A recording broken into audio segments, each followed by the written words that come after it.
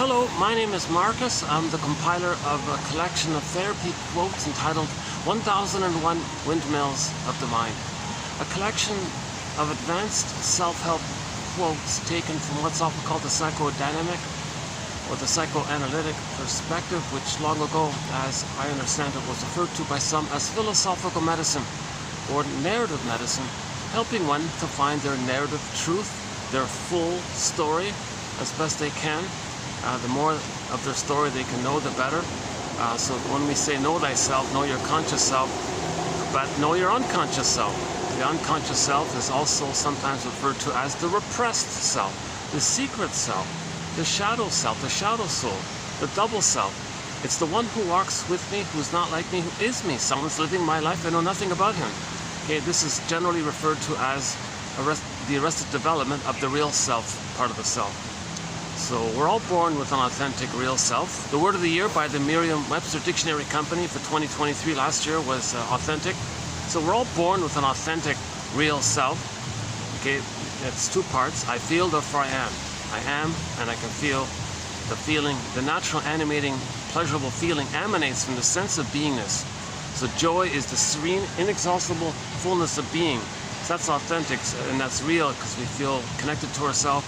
Sense of self, that's called the ontological self. You have the feeling self, I feel therefore I am this self. It's the inner life, so we feel the wide range of feelings, needed feelings, appropriate feelings, the golden ball. It's hard to get these birds with the blue beak. They're so flighty. There's these little gray birds here, but they move so quickly it's hard to see them. But they have this kind of cool blue beak.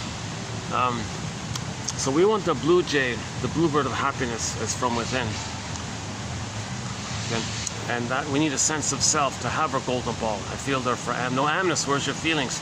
Now when we say feelings, we mean feelings from the mammal side of us. The second brain, second line consciousness. Okay, the chimpanzee brain, the mammal brain, the monkey brain, the middle brain. So we have three brains, the famous triune brain or the 3-in-1 brain. We have three brains. We're sort of mainly like that first old ancient brain, okay? We're mainly that second brain, and then the thinking cap that we recently grew about 150,000 years ago. That's sort of mainly us. And that back brain, that first brain, about our physiology, and it monitors our vital signs, and you know, it's related to the functioning of the vital signs, you know, the body temperature and the stress response. But that survival brain, that first brain, is important because if the baby's traumatized, and he thinks he's not going to make it. If the child has like a life and death experience in the uterus or at birth or shortly afterwards, or the mother's platoon are not around, the child's terrified, he'll remember that in that first brain. And that can create like an imprint in there, like a primary neural circuit. And that circuit is a memory system between the baby and the mother. And it's considered unfinished business. So he'll be afraid to love life in the present because he's still scared of what happened in the past. By the way, that's one theory about anxiety. That anxiety or generalized anxiety traces back to some time in the perinatal time, in that critical time before the age of 3.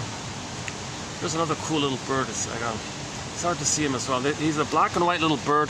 He's just under the... Yeah, you can't really see him, can you? Oh, there he goes. Hopping along. Yeah. It's fun to find these cute little birds here. I'm sort of at the entrance this time, so you might see me a little distracted once in a while when people are coming and going kind of thing. I just want to try this end out for a while.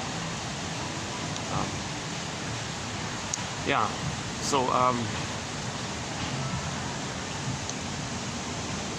so yeah, Janoff's main line is that we have three brains, right? So that first brain, it's mainly the language of the first brain. It's biological, neurochemical. There's no words in there. There's no even pictures or warm feelings. Like there's no pleasure or affection. There's no oxytocin. There's no love. That brain is just about survival. They sometimes call it the survival brain. And because some people nickname that brain because it only cares about survival. Some people nickname that first brain of ours the salamander brain, the crocodile brain, the lizard brain, because those cold-blooded creatures only care about the instincts only for two things, survival and reproduction. And there's no play and generativity and family and love and affection and curiosity and the more quote unquote human. That part of the brain only cares about like that ancient billion-year-old time from evolution from long ago, right? Just cares about survival, reproduction. But we've billions of years, millions, billion, whatever. We grew into the mammal line, so we're part of the whole mammal line, and it branched off to the hominid line, and the hominid line is sort of an advanced version or evolutionary version of the mammal line, the hominid line, and the hominid line had branches, but only one hominid kind of adapted, the one that was in Africa, Northeast Africa. That's us. We're all from that massive family back there, and that's when we became. And then that was called Homo bodoensis by one theory, and it took us, as Homo bodoensis, a previous version of us, Homo sapiens. It took us a million years to become our current us, Homo sapiens, and then this transition took place about 150,000 years ago when we grew the cortex, the thinking cap, the third brain, called the human brain, the third brain. Now we have ideation, now we have concepts, language, understand time, have theories, and we can write, and we can think about, invent things, and so on. Right? So that took place 150,000 years ago. So we called ourselves Homo sapiens as an update of our previous state of Homo bodoensis, which was basically us minus the thinking cap. Right, minus the thinking cap. So we grew the third brain just recently, 150,000 years ago. But we're mainly from that hominid line, the Homo bodoensis line, right? A million years like that, and before that. Whatever hominid we were before Homo bodoensis, I don't know. Again, it's just all theory, by the way. There's a little group just in front of me here. Let's let this, give me a minute to let this activity in front of me pass by so I get a little distracted here.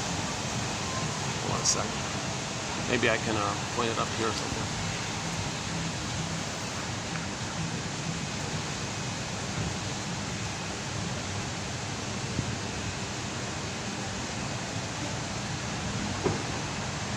Yeah, I've just realized this is not the best spot. If I'm going to be near the parking lot, the entrance.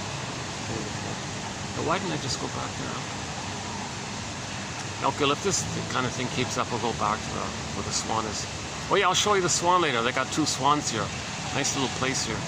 This is like a landmark, and it's historic kind of landmark, kind of a place here. I don't know the full story, but there's some ancient significance about this little spot here. And now it's a restaurant with 2 stories. They hold events back there. They have this garden kind of area. And oh, look at that bird. He's just okay. Sorry.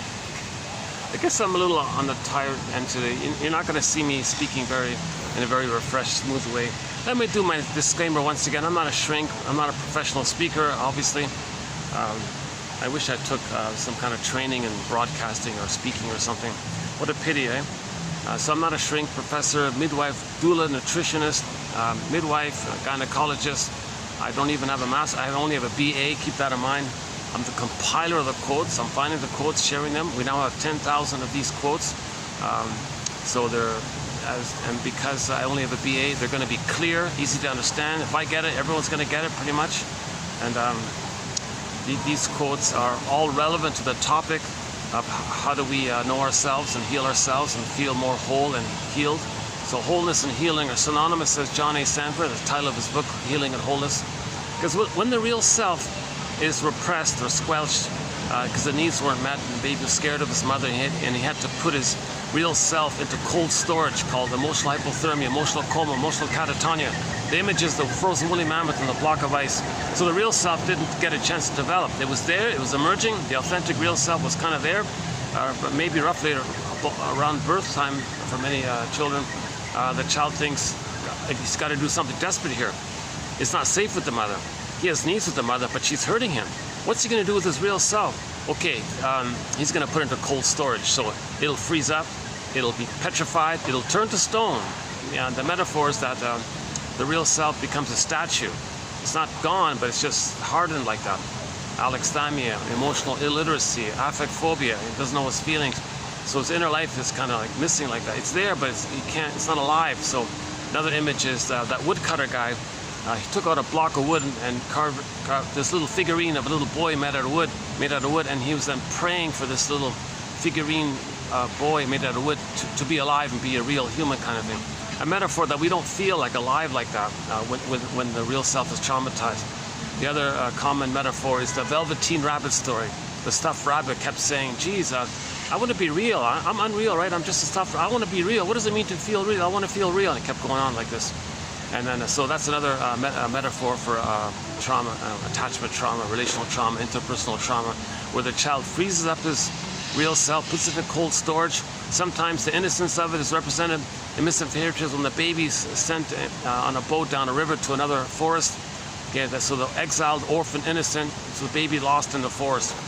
And then one fairy tale is called Go I Know Not Whither and Bring Back I Know Not What, because we're not fully aware of what we lost. When we lost something, got to find ourselves.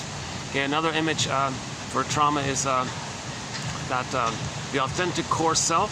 Okay, imagine the Greek myth of Miss Core, K-O-R-E, right? The earth opened up, and Miss Core got yanked down into the underworld.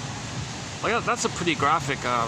That's one of the best or most vivid graphic images of trauma. Okay, Miss Core, the maiden on the field there. Suddenly the earth opens up, and the guy with the horns yanks her down like this. Yikes. Okay, that's just a metaphor. Myths and fairy tales are metaphors, all metaphors. Okay, nothing real. It's all metaphors to approximate, to describe, to talk about, to highlight, or to teach, or to explain, using metaphor on what's going on inwardly. So what happened inwardly? The child had his authentic self. It was emerging. It was there. It was trying to come up, and the child had to repress it. It got pulled down, like yanked down like that. So that means it went down into the first brain. The three brains, right? 1, 2, 3. It couldn't develop up. It went down to the first brain. So it got recorded in the brainstem. So that repression means it's buried in your unconscious. You don't even know it's there. So that's how down it went, right? And then so the backdrop of the hell scene is the baby felt shamed by this. That's his identity. Mother said mother was soul blind, or mother didn't see the child's needs, or didn't care, or maybe she resented that she's supposed to give love when she herself never gave it. Now she's supposed to give it. Or maybe she thought she had the right to use the baby to parentify her. Or maybe she's going to do to her child what her mother had done to her because she wants to tell the world what her mother had done to her. Oh, cunning tale. So if the mother didn't have that kind of respect for the child's needs, and she was misattuned, malattuned, or absent, or resentful, or wanting to repeat, to communicate what happened to her, or wants to parentify her out of entitlement that someone should take care of her, or she's angry because the pregnancy was unwanted, or it interrupted her career, or whatever's going on. Oh, cunning tale, whatever's going on. The child doesn't get his needs met for secure attachment stuff, for a lovely, warm relationship with the mother called a maternal holding environment, a positive maternal experience, mother's attunement, mother's reverie, mother's presence, mother's care and warmth and affection and hugs and skin-to-skin contact, loving gaze, and just being there for the child feels it. And if the mother soothes the child can soothe himself. The mother sees the child can see himself. The way the mother treats the child, he's going to treat himself. So he needs like a positive experience to internalize, to keep on, to have as part of him kind of thing. So human connections lead to neural connections. So the baby needs what's called blissful oneness with the mother for the first 4 to 5 months. The baby had a blissful oneness with the mother in the uterus. Humans come out too early. They need an extended blissful oneness. Okay, that's called sometimes called Garden of Eden, Shambhala, Shangri-La, Nirvana, Avalon, any kind of paradise kind of place. It's a blissful oneness, unico mystica. He's one with this big mystery. The power of the mother is his power. So he's got his authentic self. He's got his golden ball. He's one with the mother, and the power is his power. So he's happy, alive, strong, and it's all about him. Everything's for him. Everything serves him. He's in a state of solipsism, not knowing where he ends and begins, where the mother begins and ends. He thinks it's just all him in there. Is he like the whole universe, or is he like the center of the universe, and the universe just there to take care of him? Is he so special? Is he like a king on the throne? Is he like a special chosen one with this big power? Or Jenna Paris keeps saying, yeah, he's on the throne. Just think of him as being on the throne. Another one says he's a magic sorcerer. Someone called it infantile omnipotence. Bergler calls it infantile megalomania. Karen Horney calls it the glorified self and the idealized self. Others call it ego ideal. That's not too helpful. And There's others, generally we might call it egocentricity or primary narcissism, so where the person thinks it's all about them, everything's for them, and they don't have to like give anything. It's just like they're receiving everything, and they're entitled to receive everything. And the mother's in a blissful, perfect condition, so his needs are met automatically, unconditionally, because the child's a little god, right? So whatever he needs, it gets met automatically. Food gets sent down automatically. Okay, for the baby's waste elimination, it spirals up the 2 veins in the cord to the placenta. Placenta takes care of everything. The child thinks he's magic man. Everything gets taken care of him. Hence the idea he's like a little king and all this. So the baby has the blissful oneness. He's happy. Robert Bly jokes times were good. He also jokes that the baby's in ecstasy, like a paradisical, happy, blissed out state. He's not addicted or anything. He's just extremely blissed out and happy, blissful oneness. So that kind of Garden of Eden, we call it. Yeah, this kind of paradise is meant to continue for the first 4 to 5 months. Skin-to-skin contact, because the emotions in the child are going to communicate with the emotions in the mother, and the skin is the bridge. So you don't put a towel. You keep the room warm. Skin-to-skin contact. Okay, and breastfeeding. Child expects. Okay, there's a little group coming in here. The child expects skin-to-skin contact, breastfeeding, a mother's loving gaze. Okay, you know what? I'm not gonna. You know what? I'm not gonna run through the 5 parts of the secure attachment style, because that was just done yesterday. Yesterday, I kind of spent maybe almost an hour running through what's called a secure attachment style. So the baby has a basic primal need, No baby expects to be betrayed by his mother. It's called a betrayal trauma.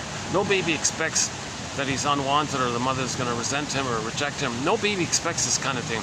Okay, if the baby doesn't get his primal needs met for a secure attachment style, that's called attachment trauma, relational trauma, interpersonal trauma. And for safekeeping, he puts his soul, his real self, into cold storage. He freezes it up in the freezer in cold storage, and it's flash frozen in a timeless frozen scream. He can't scream. It's a silent, voiceless scream. So imagine the scream painted by the artist Edward Munch, right? Imagine a baby kind of like that. He's just can't scream, but he's got to scream, but it's frozen, but it's timeless, but it's frozen because he can't. So it's stuck like that. That's a pain. So he's in pain, and now what happens is with that image, there's a neurochemical flashing light, says John Off, saying the baby's in pain, unloved, betrayed, pain, mother misattuned, didn't, soul blind, used me, pain, needs unmet, unloved. So when they say unloved, he means needs not met. So needs not met, unloved, it's blinking, it's timeless, it's infinite, doesn't stop, all time, there's no time, so all time is the time, so that happened, it's just continuously. So it's like this never-ending, forever, infinite, non-stop, it just, right, until it's addressed. So it's this constant blinking of the baby in pain, and what that does is, what happens is the mercy, okay, the swoon, as a mercy, the brain's going to send the person endorphins. This is like a numbing swoon kind of feeling. It's like a spongy numbing, and you don't, like you're drunk or something, you don't feel it. It's a way to make you not feel the pain. One example was the guy stubbed his toe. He felt the pain. He felt pain very. At the first millisecond, he felt the pain, but then noticed and very quickly he felt the swoon, this kind of eerie kind of numbing. So he didn't feel the pain. That's the endorphins coming in. So when we have pain, we get the endorphins. Pain, endorphins. And it's Janoff's idea. So we just, by the way, just finished 26. We did a 26 special video run on the work of the famous psychologist from the 70s, Arthur Janoff. Excellent writer, very clear writer. We did 26 videos. I highly recommend that batch, that set of quotes for each video, 26 all in, beginning from 2745 up to 2770. Those 26 videos. Plus, I would also include the past 3 videos as a supplement to those 26 videos.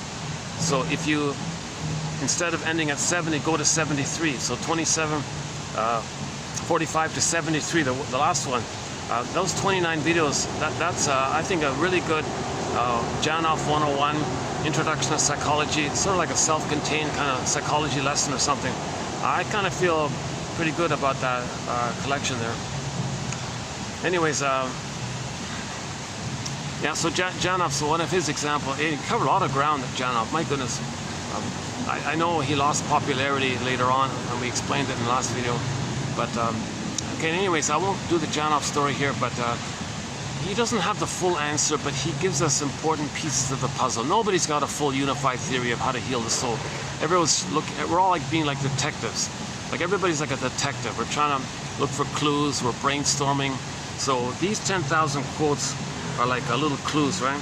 So in each video we post you know, something like this. Actually today's a little unique.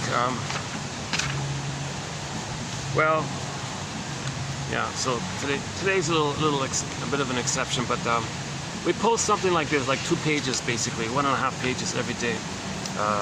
On average 10 quotes a day. Today's an exception. There's going to be like 20 or like 25 quotes or something like that, but most of them very short. They're like one-liners, they're short ones.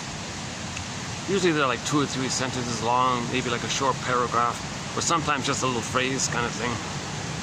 So in each video we post on average 10 quotes like this. And we have 10,000 quotes or 2,000 pages, single spaced. An exciting collection. Nothing like it out there. Okay. Yes. Oh yeah. Back to Janov. So yeah, in that 26 batch, his example was, well, think of your brain. He said, like an inner pharmacy or something, and the pain in you is sending in the order. Give me order, I want to order. Now the brain supplies endorphins. It supplies endorphins.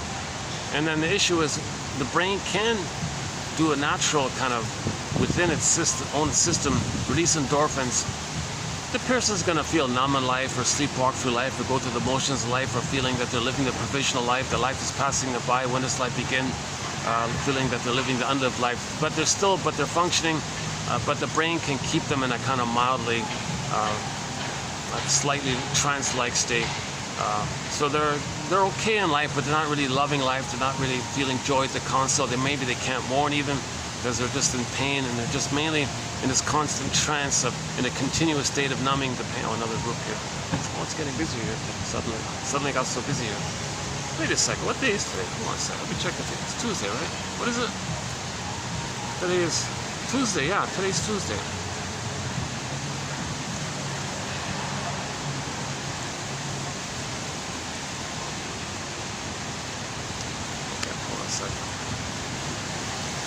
Let this group pass by here. Yeah, I'm having second thoughts. You know, I kind of like this little spot here. I get more breeze here. It's a little more open here. I feel like I got more space from the other guests here. Like this gives me the maximum space from the other guests. At the same time, I'm right in front of the parking lot and all this. But hold on a second.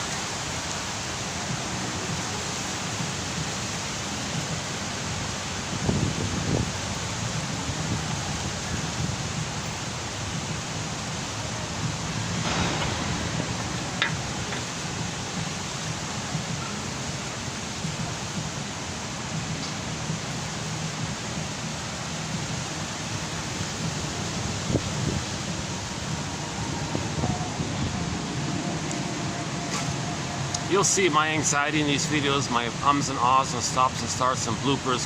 I haven't been analyzed. I have anxiety and all this. So I'm trying to learn this perspective. I'm trying to quote unquote abreact bit by bit in small doses. I mean, feeling, accept. What you want to do is you want to release some blocked feeling and have a belated understanding of it all. So there'll be a belated experience of your feelings, but it coincides simultaneously. If you have a belated understanding, you need both, as discussed in the past 3 videos. So the past 3 videos, you know, it might sound a little, it's an important point. I tried to clarify this confusing term called abreaction. Okay, and so I spent 3 videos on it. Now, the first time you hear that word, oh, what's that? Who cares about that? No, that's an important term. That's the whole, that's what we're looking for, kind of thing. We're looking for an abreaction. Like, we're looking for emotional freedom from our past trauma. That's called abreaction. But it can only happen if you have like a belated understanding of it. You got to link your conscious mind. You got to link all three. All 3 brains have to be involved in healing. You can't heal without the scarecrow. Yep.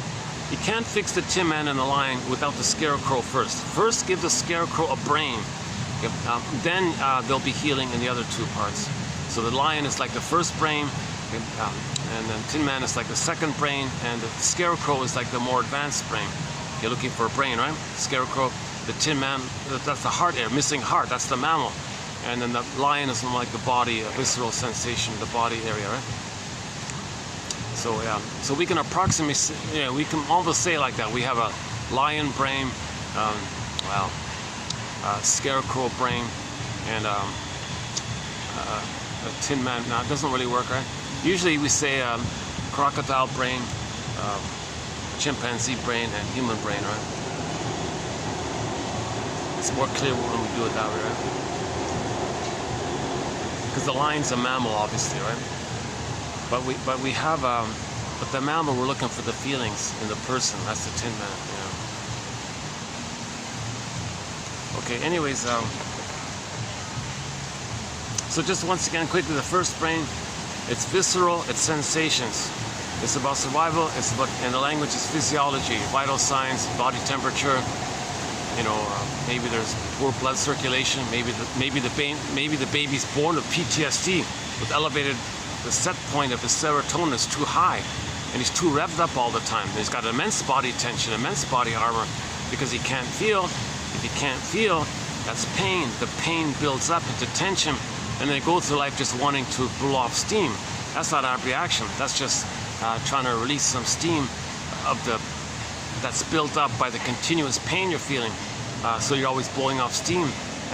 You only heal if you can feel and abreact from the memory of the trauma and release it that way. It's a deeper experience. If you're afraid to kind of face that kind of thing, or the fear is so great around that, then there's all this pain by not feeling. So when we don't feel, we feel pain, and the pain leads to tension, that's steam, and it's painful to have all that tension. So you blow off steam kind of thing, you know, in whatever form. It doesn't heal. So a person can go through life always blowing off steam. That's not healing. So there's a difference between a genuine catharsis, Freud called it abrié-rung or abrié-ren, like a belated release within from what happened externally, like an external trauma from the mother. Baby froze up, then there's going to be a release. But with the release of feeling the feeling, you need a belated understanding to accept the feeling. You see, psychoanalysis looks for an egg in a basket that's missing, so we need the basket to have the egg. The basket's like the elevated consciousness, and then there can be a belated feeling by having a basket. So first weave the basket, in other words, right? So these 10,000 quotes we have in a collection are an attempt to weave a basket, to give the Scarecrow a brain, to give us night vision, to give us a lantern to see the unconscious, etc.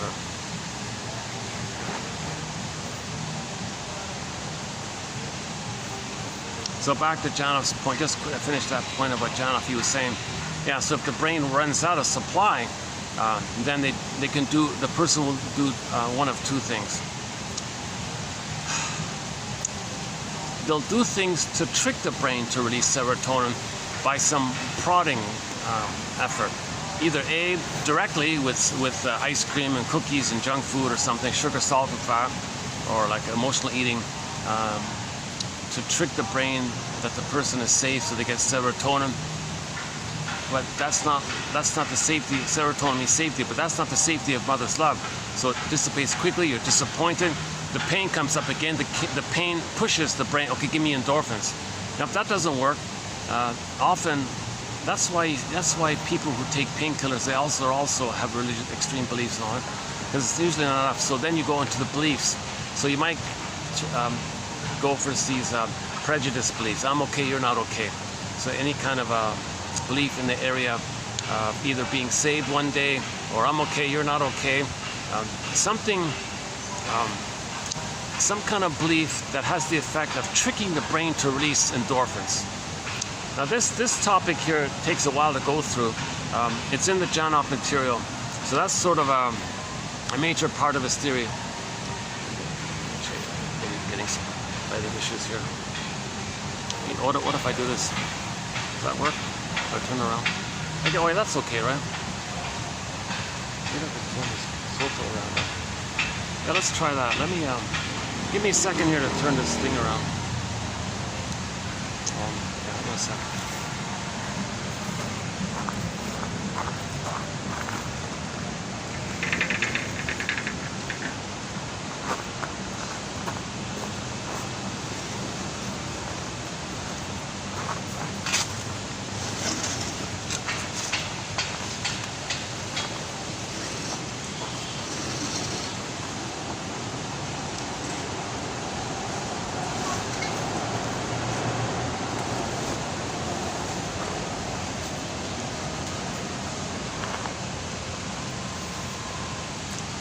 How's that? Is that okay more or less? Oh, not really.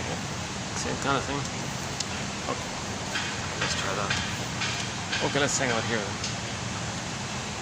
Oh, but I gotta see all that.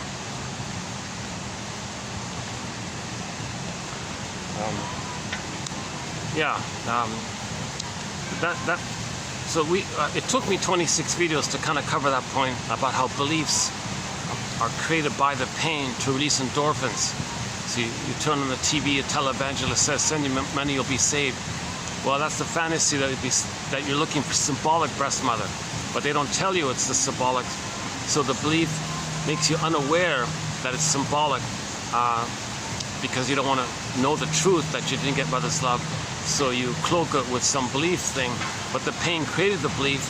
At the same time, the belief represses and makes you unaware that the pain created it. And the pain's about not getting mother's love. So this whole kind of topic about the beliefs, Janov dedicated an entire book, his final book before he passed away, called Beyond Belief. Very good book if you can find it. Oh my God, hard to find book. Luckily I managed to. That's a very hard book to find. His later books are hard to find. So among the earlier books are easy to find. So of the books I was able to access, I plucked out the best, roughly 300 quotes from his material that I could have. I think I captured the main points of it all. He does a helpful thing by giving new life to the concept of repetition compulsion. He calls it symbolic acting out. So beyond the critical period, beyond age 3, if the person didn't get mother's love, they're never going to get it. That memory's in there. It goes to the third brain. The third brain's responding to get mother's love. So it's in the first brain, that's the survival brain. It goes to the third brain. The third brain is being motivated or driven by this unconscious motivation, unconscious determination, this unconscious drive, like a puppet master kind of thing. It's got more energy there. The unmet needs, that's the push to all of the child's life forces to get mother's love in the beginning, right? So that goes to the third brain. The third brain is being driven by this cycle to get mother's love, but it doesn't know it. It doesn't know it, so it ends up searching for something that ends up being something symbolic of mother. Now, nothing symbolic of mother can be the actual needed mother that was needed back in the nursery. So it never works. So now we're into searching like cookies and fame and prestige and status and money. And now you are unloved by this, so you say others are no good, and you preserve your narcissism because one symptom of trauma is that when the child loses his feeling self, he says others are no good, to not feel the pain of feeling no good, and then reverts back to the archaic, ancient time in the uterus when he was on the throne. And out of that delusion, he thinks he's a little king, so he says, I'm okay, self-sufficient, superior, don't need anybody, and all this. And his humanness he rejects by having proxies to hold or see his unloved self, and they say they're no good. So that distracts him from feeling the pain of being unloved when he says others are no good. So there could be a belief like prejudice. I'm okay, you're not okay, like that. Yeah, that's a sign of trauma. So prejudice, of course, is a sign of trauma. Either or thinking is a sign of trauma, because either or thinking. Okay, that was discussed in the last video, so let's not redo that. It takes a while to go through that one. So that wasn't too bad. The last video, the first part of it was okay. I thought it was okay. I had a new experience. My usual favorite drink is unfortunately I'm looking for a new nourishment. Like the companion beverage for me in this collection was guava juice, like the good one, like the fresh pressed one. Unfortunately, it's virtually impossible to find now. I'm down to one shop that sells it, and they usually don't even carry it. Jesus, so I buy what they have and freeze it kind of thing. But my goodness, so now I'm trying out coconut water. But that's like too much sugar for me. So yesterday I took a half a liter of that coconut water, and I felt a little charged up by the extra boost of the sugar. So I was speaking a mile a minute kind of thing. That only lasted for like an hour and a bit, then it kind of dragged down a bit. But during that 1 hour, I try to cover a lot of material. I was speaking quickly, like a little bit like now actually, but see, if I have guava juice, I feel calmer. I can go for 10 hours on half a liter of guava juice. It's kind of like what spinach was for Popeye. It's a natural. It's my body loves. Maybe it's the lack of. Maybe it's the nutrition that maybe it's the missing nutrition. My body is just so relieved to have whatever is in the guava juice. Maybe it's missing. Unfortunately, I can't. Oh, it's such a disappointment that it's. The guy said sorry. That the supplier gave me this watered down stuff. You know, this apple, this constant water, a little pineapple, and a little bit of guava. It's all, you can't drink it. Kind of like Kool-Aid, one of these fake kind of things. So it's kind of gone, right? Jesus Christ. Yes, you can, if you're willing to pay a ridiculously overpriced, you know, like if you drive a fancy car like these guys, you can maybe buy it.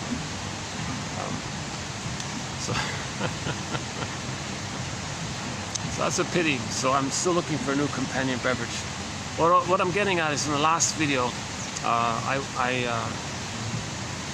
went through the secure attachment style and a little bit about Janoff's material.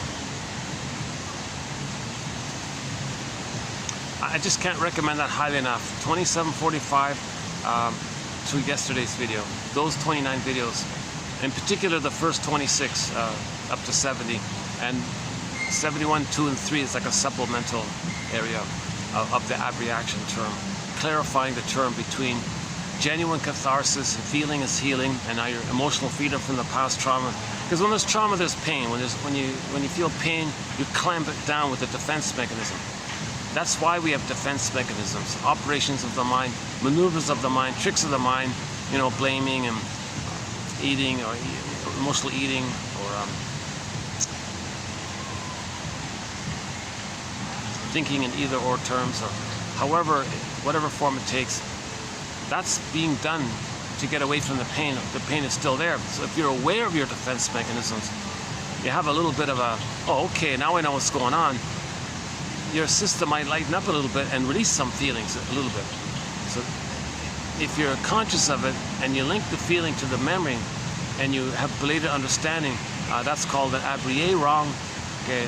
So the reason it took me 3 videos, because when they translated the German word, when Freud came up with that new term called Abriierung, he wanted to emphasize that catharsis, the positive side of catharsis. Because sometimes there's a failed catharsis, sometimes there's a tragic catharsis, where the person wasn't ready to feel it, and then he reacted and he hurt himself or was useless, and sometimes actors on stage do this fake display of emotions, but it's not real. So they would show a fake catharsis. So there was a genuine catharsis and a fake catharsis. And this topic of catharsis has been around for 3,000 years, and we've been talking about it for 3,000 years. So Freud wanted to have a term to maybe focus on the positive, genuine healing catharsis, and the talking cure is going to be like a cathartic method. Okay, first they made the mistake of hypnosis. It doesn't work because you got to be conscious of what's going to integrate and accept your feelings. If you're out of it in your hypnosis, you may release something, but when you come to, it's back to where you were before. Maybe you're worse off. So they gave up on that quickly. But anyway, so then they went to the talking cure. So Freud just started out learning from a previous guy about hypnosis, and that led him quickly to realize, no, you can't do this hypnosis stuff. That's useless. You only heal when you're consciously have a belated understanding of your trauma, and you can accept the pain of it, and you have some kind of model and construct of understanding, and you know what's going on, and you're connecting to yourself. Okay, and then that kind of it communicates to the old feelings that it can be released now. that you're not in the past, that there is a present. So you build a scarecrow, you give the scarecrow a brain, you realize more that you're in the present. Now, if you're in the present, that means you're not in the past. But in trauma, you always think in the past. So find the reality that the present isn't the past. But if you don't have that reality, ego, too much, you're still dwelling in the past, living in the past, transferring the past to the present. The present is sometimes called the presenting past. Okay, you're transferring the past to the present and seeing the present in terms of the past, reliving in the past is the present. So that's unfinished business with the mother, struggle with the mother. So in the present, you find symbols and to recreate the past, try to master the past, undo the past, change the past, get the love that was needed in the past. And so that's why we're always stuck in the past, dwelling in the past, because we never had a proper past, so we're dwelling there. That's called pathological nostalgia, this pathological reminiscing, because you didn't have a past. If you had a past and you were loved, you can enjoy the present. If you didn't have a past of love to enjoy the present, then you're stuck in the past. Well, what happened in the past? How do I release it? How do I forgive it? What happened? Why don't I have memories of being loved so I can enjoy life in the present? So you're dwelling with this issue, this mystery of what happened in the past. You're stuck in the past. You can't enjoy the present if you don't face this past and heal it, I understand it, and have the release of it, and lay the ghost to rest, they say. So if you understand what happened in the past, you can capture it, give it a time and a place. The trauma is given a time and a place, so you can identify it as the past. That means you have a consciousness about it. That lays the ghost to rest, and your life force doesn't have to be stuck in the past, still searching for mother's love. Your life force can be for the present and for yourself, real self that's now appearing and re-emerging. So the woolly mammoth can run now on the field. Okay, Miss Core down in the underworld can come up, and she became Persephone. Odysseus got back home to Ithaca and was reunited with his feeling called Penelope, and so on. The golden ball came up, and all these stories where the person found their inner home and got back the golden ball in whatever form he takes.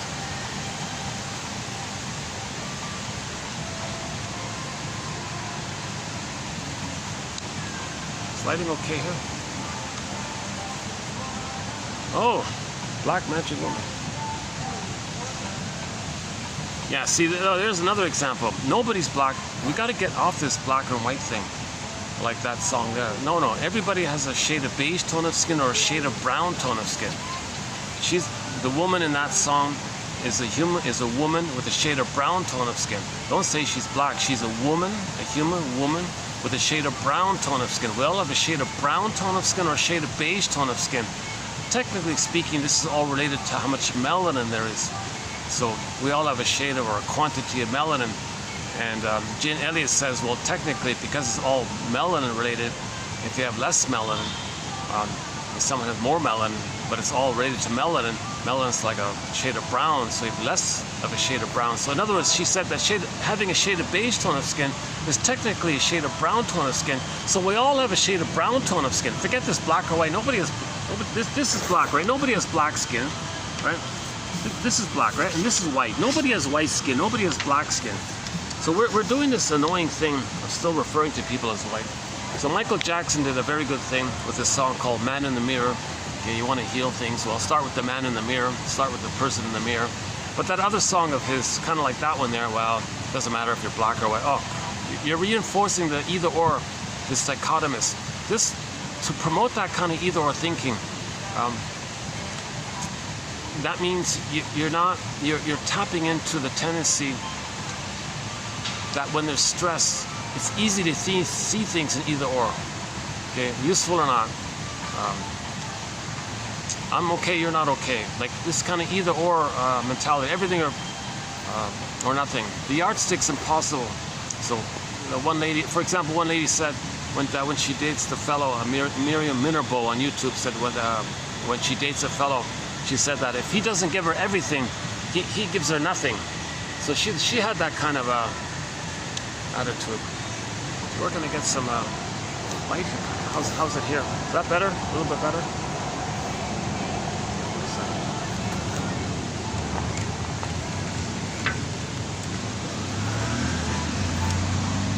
Is that a little better? Let's try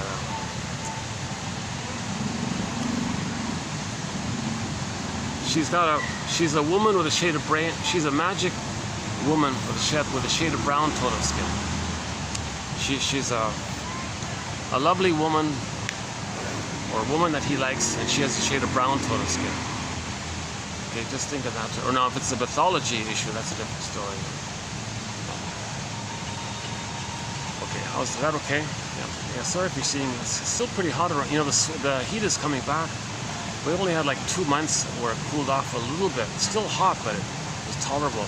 I think now it's starting to get back into the whole 40s kind of thing. So I don't know if I'll be able to come here or not. It's hard to do these videos when I'm drenching in sweat. Hold on a sec.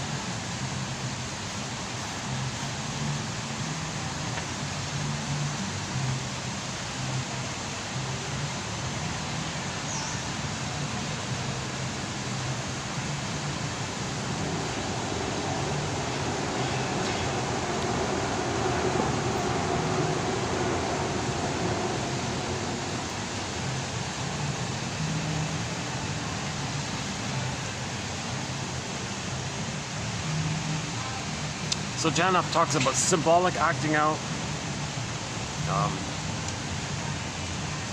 searching for symbolic love, but we're not aware of it. Okay, through direct means like cookies and all, and ice cream and all that, or cigarettes or whatever.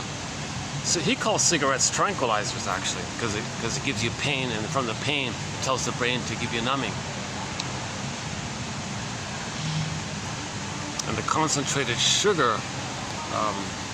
The alcohol,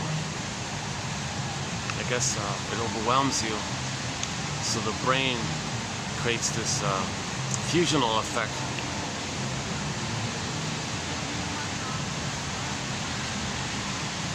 Where you repress the pain and you escape from yourself, kind of thing. We don't really have a threat on alcoholism, but maybe in the future we will.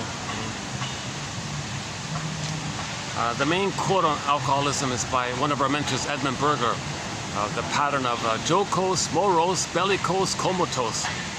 He means you're repeating the repetition compulsion of the disappointment with the mother. So when there's a disappointment with the mother, we can keep on repeating it, either directly, like that, or find others to play the one who's disappointed, and we are the rejecting mother and reject others who stand in for us, who was rejected by the mother. So this whole topic of identification with the aggressor, okay, was discussed in the last video. So that wasn't bad. So well, yeah, that's what I was trying to get at. If you go to the last video, in that first, maybe, let's just say that was a 5-hour video. The first 2 hours of that video, that wasn't bad. I think if you go to the last video, 73, the first 2 hours, I think I crammed in a fair bit. That was maybe one of the better stretches of delivery there.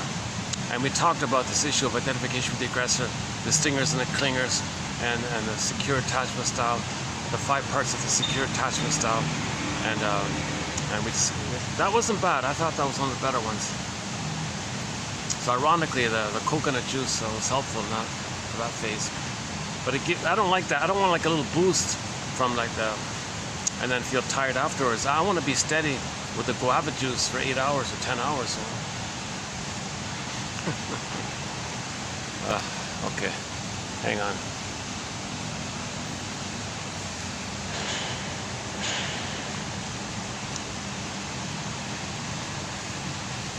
Okay, so since a pretty good introduction to some of the core points of 1001 Windmills of the Mind was recently just done, maybe I'm going to kind of skip the whole thing this time and maybe just lunge into today's quotes, which are kind of interesting.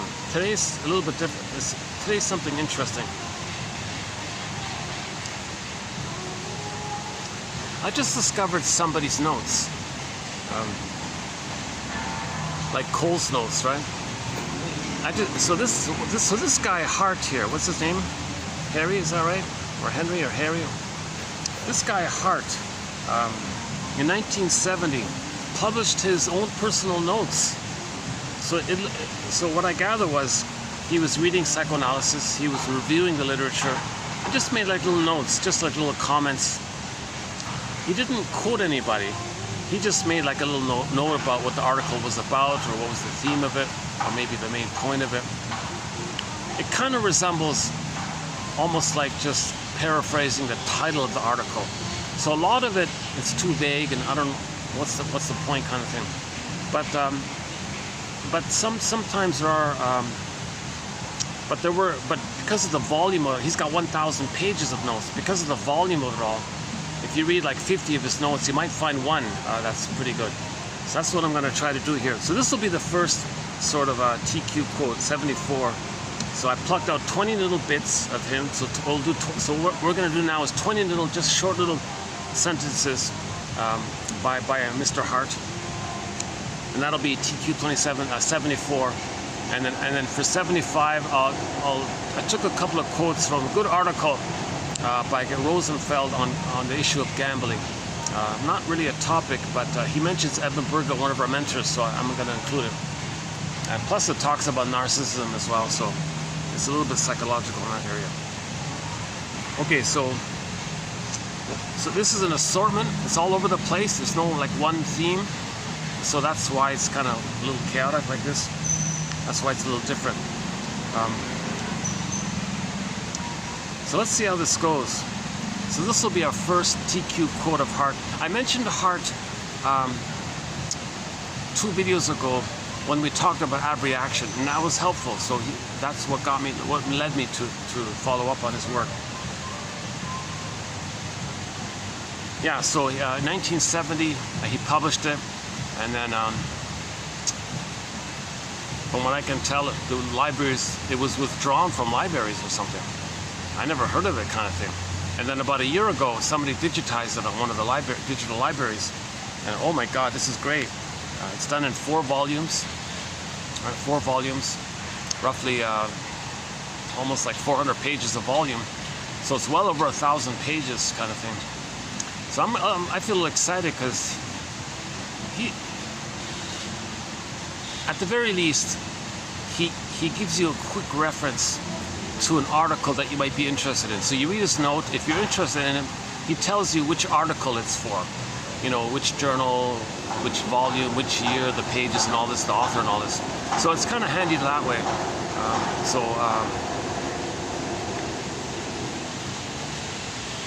Now, 1001 Windmills of the Mind is the actual quote from the author. I'm not paraphrasing or what the author is saying. I'm just taking the direct quotes. So it's usually just 1 sentence long or 2 sentences long kind of thing. So I think that's the meat and juice of psychoanalysis is here, right here in our collection, 1001 Windmills of the Mind. So I'm going to experiment with Mr. Hart's notations here, starting now. Okay, let's begin. So let's begin. So here they are, basically, these ones here. So you can see it, they're just 1 line long, right? And okay. The first one is interesting because it reminds me of the comic Psychoanalysis. In 1955, a comic called Psychoanalysis came out. Every 3 months they put out 1 issue, but it ran for 1 year. So there were 4 issues, jam-packed with psychology. The best introduction to psychoanalysis, hands down, the best introduction to psychoanalysis is that comic called Psychoanalysis. It's 12 therapy sessions, 3 with 1 client, 4 with another, and 5 with another. They cover emotional eating, the overeating one, the womanizer one, separation anxiety, self-defeating behavior, they also cover this kid who was scapegoated by his parents. So I'm building up to the first hard quote here. So there's a story of Freddie, like a teenager kind of guy, or his 20s or whatever, early 20s or teens. I don't remember exactly. So what it was the mother and the father both had a narcissistic personality pattern. Okay? Variations of it, but they both psychologically had a narcissistic personality. She was clinging and demanding in that way, and he was more overtly aggressive and demanding, and she was maybe more covertly clinging and demanding. So they both were soul blind to the needs of Freddie.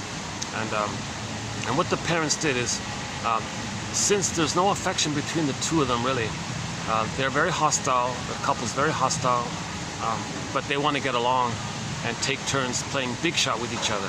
So the husband says, all right, you can play big shot, I get a turn playing big shot. No affection, no tenderness, no vulnerability, no real feelings, no I statements, no intimate, just, we're too afraid of that. She's angry and he's angry. So they covertly and sneakily fixed it so that one of their children, in this case Freddie, would be scapegoated. So how it worked was, the mother, first of all, wouldn't meet Freddie's needs as a baby. So he would be angry. They wanted to make him angry. They wanted him to feel shame, so he'd be angry. Okay? That's evocation of a proxy. If the child, Freddie, can show his shame and anger, the parents can sit back and say, oh, okay, I don't feel shame and angry. Freddie has it. He's expressing it for me. It distracts me from feeling it within. The mother's doing the same thing, and they collude this way. But that's just part A. Okay, so they create the conditions for Freddie to be like this and let it happen on purpose. That's just part A. Now the child's naughty and being difficult and all this. That's done deliberately so the parents can have an excuse to discharge their tension, not at each other, but towards Freddie, so they can get some relief. So poor Freddie was being scapegoated like this. Now, in that comic, it started to reach a point where accidentally, Freddie got some relief. He discovered a way to get relief from this. If he can find some way to get his parents to argue amongst themselves, he can get a breather. Because whenever the mother was frustrated, she'd attack him. Whenever the father was frustrated, he'd displace and discharge onto him. Mother did the same thing. And the father and mother just kind of kept quiet and looked at, they didn't face each other. They just scapegoated. So when they feel angry, the famous kick the cat kind of thing, right? The guy's angry at work, doesn't want to lose his job, so he goes home and kicks the cat. So they kicked Freddie kind of thing, metaphorically speaking. Oh, the father actually was physical, So Freddie was desperate to get some relief, some pain relief from the overwhelming, clinging, demanding, smotheringness and manipulation of the mother and mother using the child and all this. Not seeing the child, respecting him for his own rights and his needs and his development, his needs for life. That was all rejected. The mother wanted to make child naughty, okay, so that the two of them can say, look at our son, how naughty he is. Now we feel justified in the right to discharge our anger onto Freddie.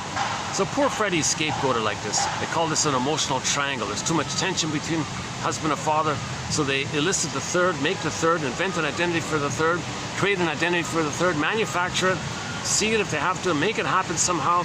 If Freddie's not like that, just imagine he's like that, and then create some excuse in your imagination that you're going to be angry. So you want to ultimately create the excuse where you feel justified to release your anger, because they have got so much steam, they got to blow off steam, they got to blow off tension, right? So if Freddie somehow magically wasn't naughty, they would just say he wasn't and be criticize him anyways.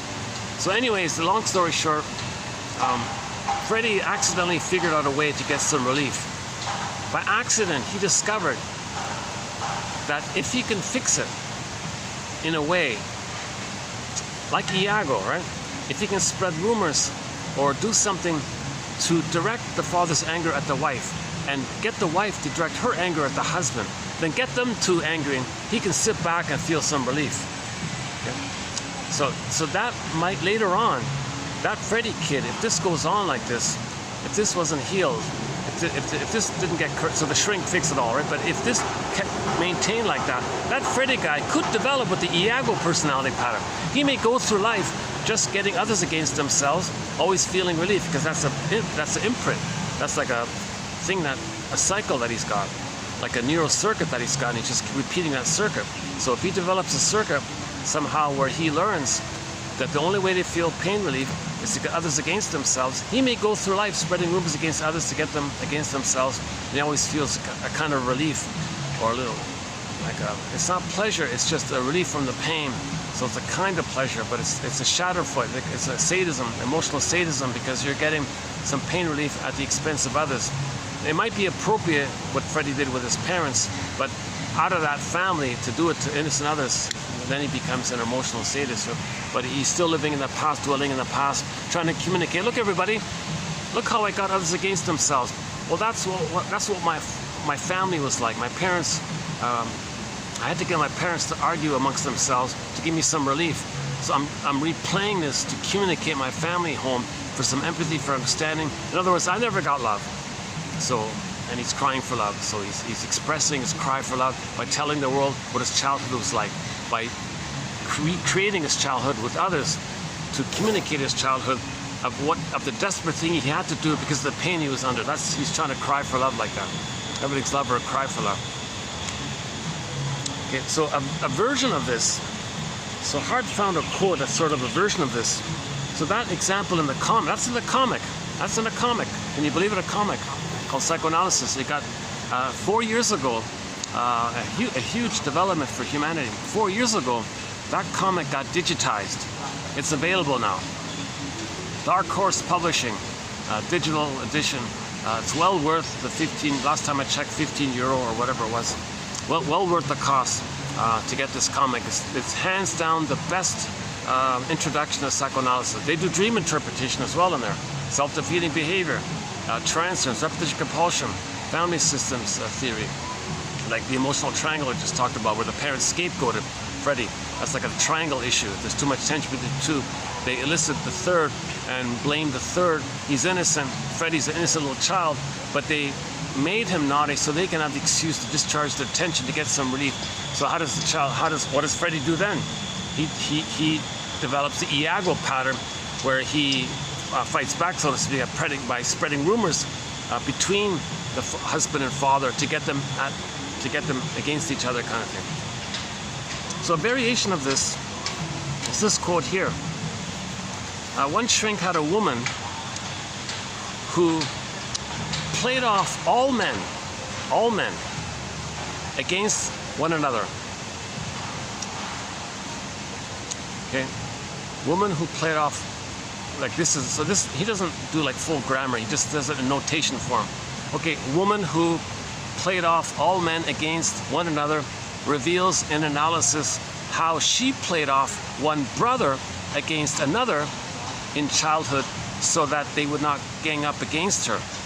It's a variation of the theme, same kind of thing. So there were 3 kids in the family, two boys and a daughter, and for some reason the 2 sons would pick on the daughter. She was the weakest one, the most vulnerable one, and the 2 guys, I guess, didn't want to fight with themselves, so they got some pain relief if they picked on the daughter, kind of thing. So they would tease or taunt the daughter all the time, and the 2 brothers would laugh at her or make jokes about her and all berating her all the time. So finally the daughter got this idea, how does she fight back, kind of thing. So she found a way to pit the 2 brothers against themselves, and she got a relief. That became a cycle, a pattern. She learned how to get pain relief. She's always in pain. The only way to get relief is to do this. So she went through life getting guys against themselves.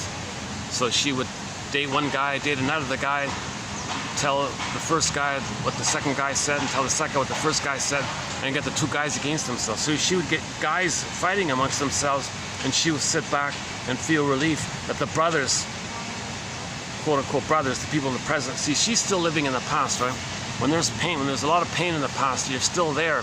You're just recreating the present to try to undo it, get a better result.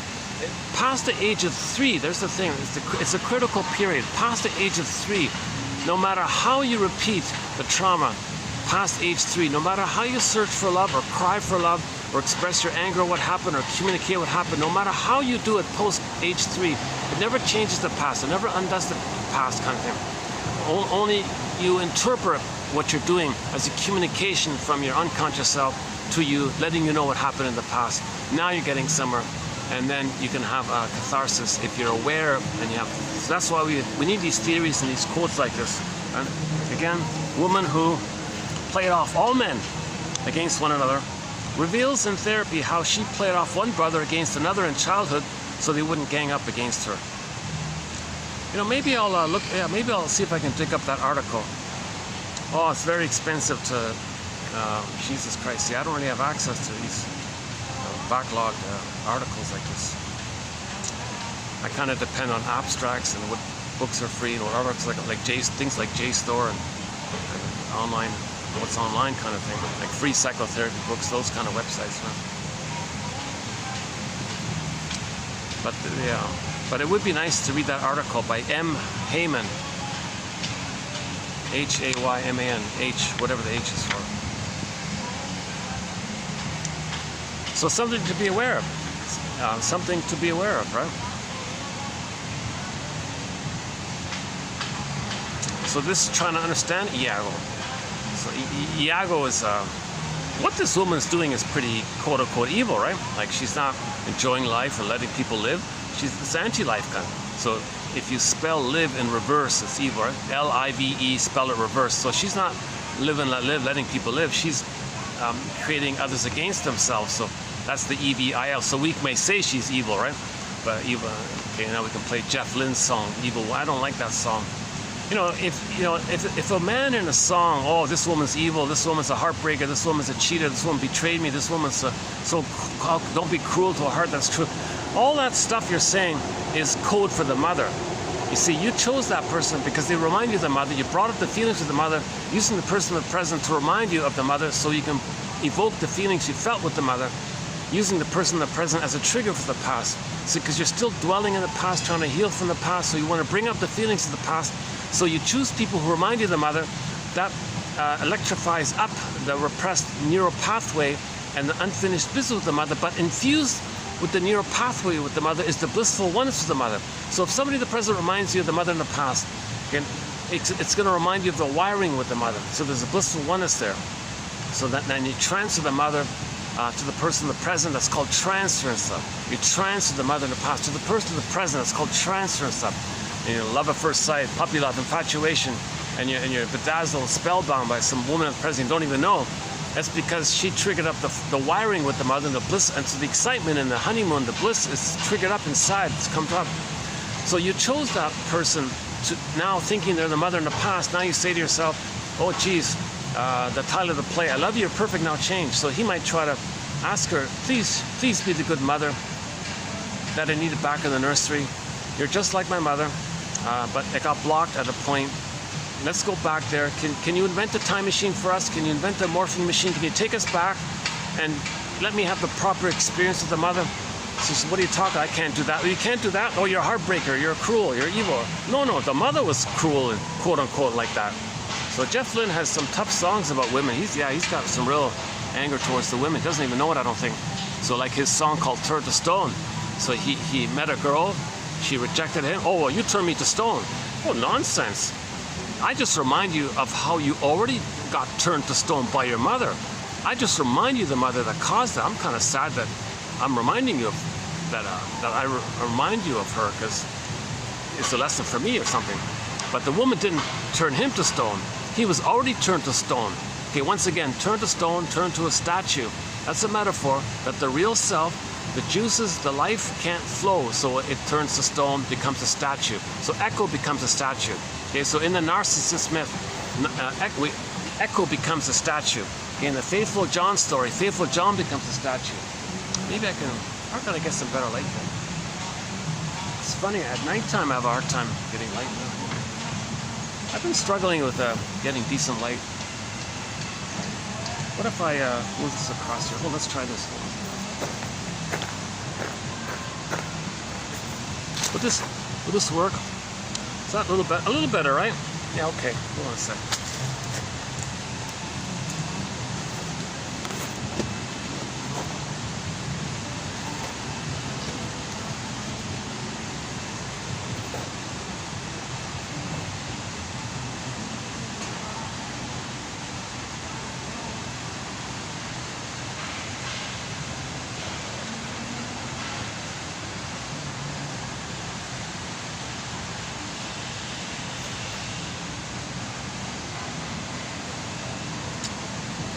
Is that a little better? Yeah, that's a little better, right? Okay, so once again, the baby's relating to the mother. It's an interpersonal relationship between the baby and the mother. It's a human interpersonal relationship. But by that relationship, the baby's laying down neural circuits, neural pathways, according to that relationship. Now, if there's a problem with that relationship, the memory is going to record that. And he freezes up because it's so painful. That's considered unfinished business because he's stuck there. Janov calls it, now there's going to be this constant struggle with her. So if somebody in the present reminds the person of the mother, it's going to bring up that electricity inside. And part of that electricity inside, electrochemical connection, attachment, okay, is that blissful oneness.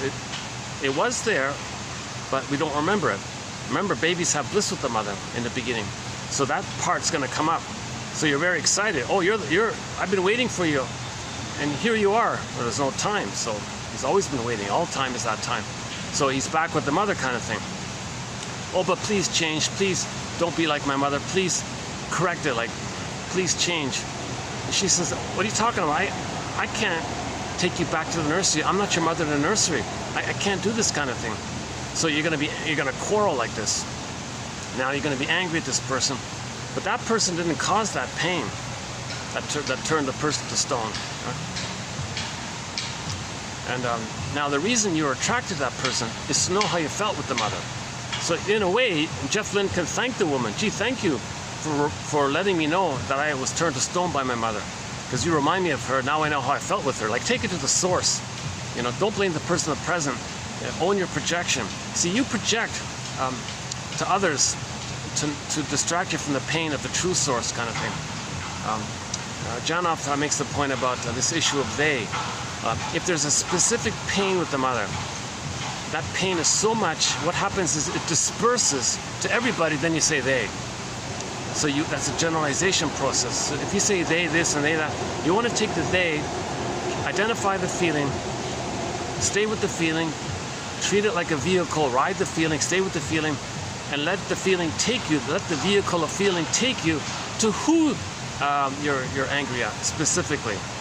Okay? So the belief of the they is a defense against the pain of the specific. That's sort of my little sum up of that point there. The belief of they something, okay, is a defense mechanism against the pain of the specific pain with the mother. To not feel the specific one pain with the mother, you disperse it and say they. Well, from the they, take it to the who kind of thing.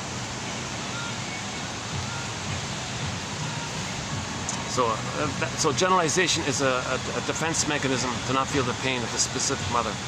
Okay, that point also was discussed in yesterday's video, the coconut water video. You know.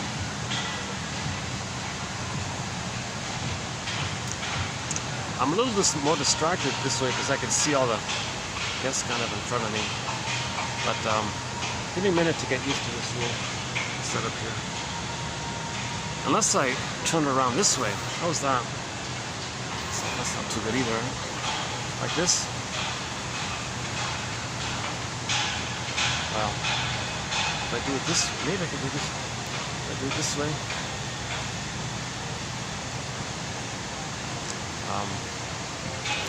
I'm trying to get the best lighting here. Let's just keep going.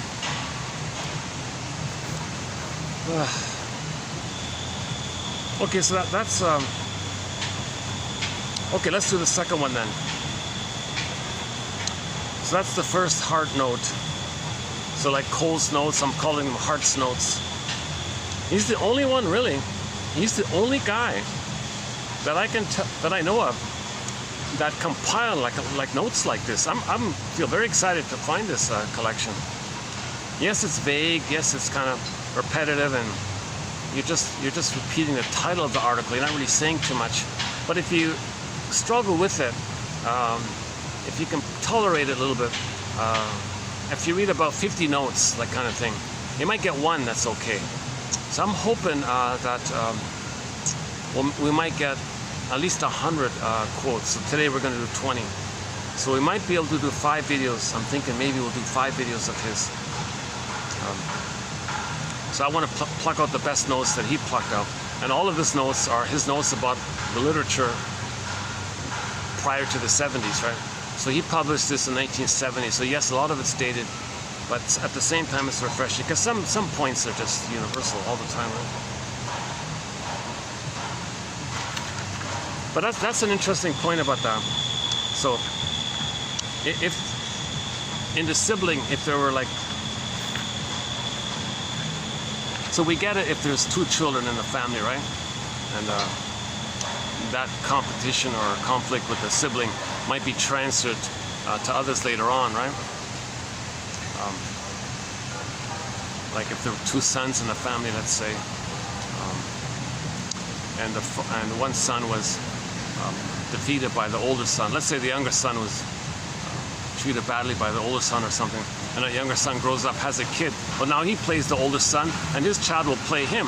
And now he's repeating the thing to say, look, when I was a child, how he's treating his son is how he was treated by his older brother. So we can kind of, it's easier to see it that way. But what if there are three kids, and within the three kids, two picked on the one, and the one managed to fight back by divide and conquer, right? Spreading rumors against the two to get them against each other. That's what this woman did. She went through life constantly playing men off one another. She had this giddy glee to go through life to trick men against themselves, mislead men, like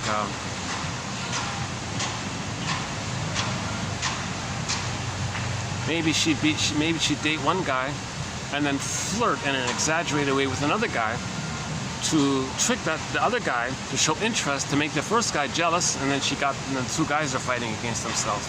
And she got glee at that because she's recreating the pleasure she felt.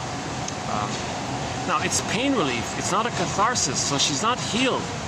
She's just blowing off steam. So in other words, every time she does this, it's not a genuine catharsis. She's just blowing off steam. She still has the steam. She gets men against themselves. She blows off some steam, but the thing comes up again. Remember, the steam is you can't feel. Right? So if you feel, you're okay. If you don't feel, there's steam. The pain, the energy of the pain, the steam, tension. So she builds up the tension, pressure cooker model, right? So she gets two guys against themselves. She feels she blows off some steam kind of thing through seeing them. See, he's angry and he's angry, and she feels safe of the memory of being left alone by the brothers. So she feels a little pain relief, less steam. So she created this, so she feels a bit of relief by remembering how she once upon a time felt relief by getting the brothers against themselves. So she got the two boyfriends, her two boyfriends against the two men against themselves. So, but that just is a valve thing. When that's over, the steam's going to build up again, and she's going to do it again. She's going to go through life blowing off steam by that first way, by that prototype of how she learned to get some relief from the pain. So she gets relief from the pain by getting men against themselves, the way she managed to get the two brothers against themselves. So for more on this, like once again, Dark Horse Publishing, Psychoanalysis, the story about Freddie. There were four therapy sessions with Freddie. And you know what happened was the thing with Freddie got out of hand or something. So the parents took Freddie to the shrink, and the shrink said, he's the symptom. You guys are scapegoating him. Freddie, go home. Here's a quarter. Play with the pinball machine. Go buy an ice cream. Just get out of here. Take a break here. It's between the parents. The parents had the issue. They were hurting the child and scapegoating the child. First give Freddie a break kind of thing. And then, yeah, he needs therapy, of course, but he has to get the parents into therapy. And they were enraged. They had this narcissistic, what, me? I'm the world's greatest mother. I'm a perfect father. What are you talking about? This is nonsense. How dare you? So the whole drama like this. So finally so the father realized he needs therapy. The mother realized, you know, she had a real arrogant attitude, right? So she finally realized, what, me? I'm the world's greatest mother. How can you think I did nothing wrong? And the guilt trip, you know, the sneaky little guilt trip tactics that she can use, you know. Jesus Christ. So, anytime a mother doesn't love her child, she's trying to use the child to meet her unconscious needs in some way or another. Some mothers want to parentify the child by hurting them, create a trauma bond to make the child dependent on her so she doesn't feel alone. She never feels alone. Someone's there for her, responds to her, takes care of her. The child wants to please the mother, save the mother, cure the mother. The mother loves this attention. The mother loves feeling important by this. So some mothers do this kind of thing.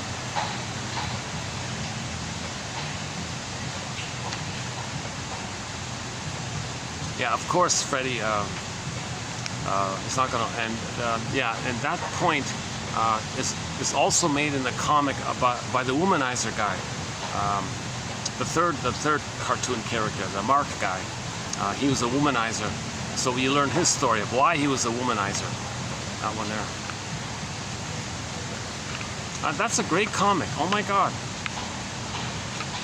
unbelievable! It was out of print for decades, hard to find. It was, so I think that's an excellent offering when it got digitized. You know, I think slightly in a similar sort of spirit. When this Hart's Notes came out, I think that's a huge boost. I think when that Disney film Inside Out came out in 2015, I think that's a huge boost. I think 1001 Windmills of Mine now being available through for a price of half a coffee. For a minor admin fee, one can get this 10,000 quotes for just a minimal administrative fee through the coffee page. Okay, let's do number 2 here. That's number 1, right? Number 2. The unconscious is sort of... The unconscious is a sort of illegitimate child of the conscious mind, which psychoanalysis has restored to its birthright. All right. So this is your exiled, inner wounded child of the past. Exiled, unwanted. Well, you want to self-reparent. You want to adopt yourself. Your own exiled feelings, your own lost babyhood innocence, buried down a tunnel, down a cavern, wounded, starving, hungry, in the forest, in the mountain, down a tunnel, starving, cold. You want to find your buried wounded feelings, frozen, hurt, wounded feelings, and you want to make it legitimate. You want to adopt him, reparent him. So the one self-help exercise, our cartoon was the feelings are speaking, and the feelings said to the person, like within, so now that you found me, what are you going to do with me now? You're going to throw me away like before? Oh, no. I'm not going to throw you away like before. I'm going to adopt you. You're going to adopt me? Yeah. You're me. I'm going to adopt you. You're going to adopt me? That's right. I'm going to adopt you. I'm going to adopt you. So we have to adopt ourselves. The unconscious, okay, is a sort of illegitimate child of the conscious mind. It means it's repressed. The real self is repressed, it's frozen, so it's like unwanted, illegitimate. I don't want it. Like, who are you? Like, but psychoanalysis has restored the unconscious to its birthright. So we make it legitimate. So the unconscious is legitimate. The unconscious is real. We do have memories in the first brain. We do have memories in the first 3 years of life, although we're not aware of it. It's there. There is such a thing as knowledge of the womb. There is such a thing as childhood amnesia. There is such a thing as childhood trauma. Although we're not aware of it, we know it because the language of it is through the physiology of too much stress in the sympathetic response. Okay? Too much laid backness in the parasympathetic response. The body temperature is too high. The heart math rhythm is off. The back is slouching. Person sweating too much, maybe, etc. Or they got body armor, very, very tense in the body armor. Or physical symptoms, or personality traits, or whole personality character, etc. So it's communicating to us. That's called the inferring mind, which comes from the non-reporting brain. The non-reporting brain, so the part of the brain that would like to communicate to us information about our past, but when it can't, we call it the non-reporting brain. So we then call it the inferring mind, because the non-reporting brain is going to click in with the innate drive for healing, and the innate drive for healing is to orchestrate in the present something that metaphorizes the past so we can know the past. So in the present, we can play ourselves and find others to play the rejecting mother, and know how we reject it by coaxing others to reject us. Okay, you make yourself difficult, give people impossible demands, impossible tests, prod people, coax people. Okay, yeah, there's a pregnant lady just walking by. So we had a part of the secure attachment style. Part 1 of that 5-part secure attachment style. Part 1 is the babies need a welcoming womb. That pregnant woman just walked by. So the baby inside needs paradise. So when a woman's pregnant, no smoking, no drinking, no meds, no painkillers, no Tylenol with codeine, especially that one, or no, not even like no arguing or no scary things or no fighting or with the husband or something. Just got to be relaxed in an easygoing way, friendly, with the attitude of, baby, I'm here for you, where we're one. You can see me as the mother who's attuned to you and there for you and who accepts you. Okay, so the physiology's got to be peaceful. So the mother has to eat well and no caffeine, no wine, no beer, no booze, no of any kind, no meds of any kind, no smoking, no cigarettes. And she probably should be careful with secondhand smoke. You never know. It's just, so the pregnant woman, her job is to make sure her baby inside has paradise. Paradise. So she can't go to a heavy metal concert and the baby's scared with the loud noises and starts kicking. And while the baby's kicking, he's in a panic. And what if the mother says, hey everybody, feel inside. Little Junior inside is going to be a soccer star. Okay, that's misattunement. She's soul blind. The child twisted the cord around him. He's not getting enough oxygen. He's in a panic. He's kicking. He's trying to escape. And he might even freeze up thinking if he makes another move, he's a goner. So what happened? Okay, he stopped kicking. Oh my God, he's in hell. His rage at the cord, the first mother inside is the cord, 3 veins, placenta, he creates as a sea monster. Now he's fighting with the sea monster. That's an Odyssey, right? Jim Henson, the Muppets people, the Muppets company, they created the sea monster in the Odyssey. So that's a separate topic. So I want, once again, this 5-part took me about an hour to run through it. So the first part is paradise in the uterus, natural birth, Laboyer and all this, house and kennel, that's a big topic. The first 4 to 5 months, okay, the extended blissful oneness, 4 to 5 months to 18 months, the world is my oyster phase, and then 18 months to 36 months, the now Voyager seek thou forth phase, where the mother functions as a secure base, teaching the child that he can know himself and he's not going to lose her in the process of doing so. So she does communicative matching, a little improv, that kind of thing. And at 18 months is a critical time. That 18 months is a critical time. Mothers really got to get their children loved past 18 months. If they freeze up prior to 18 months, they're going to identify with the aggressor and treat others badly the way the mother treated them.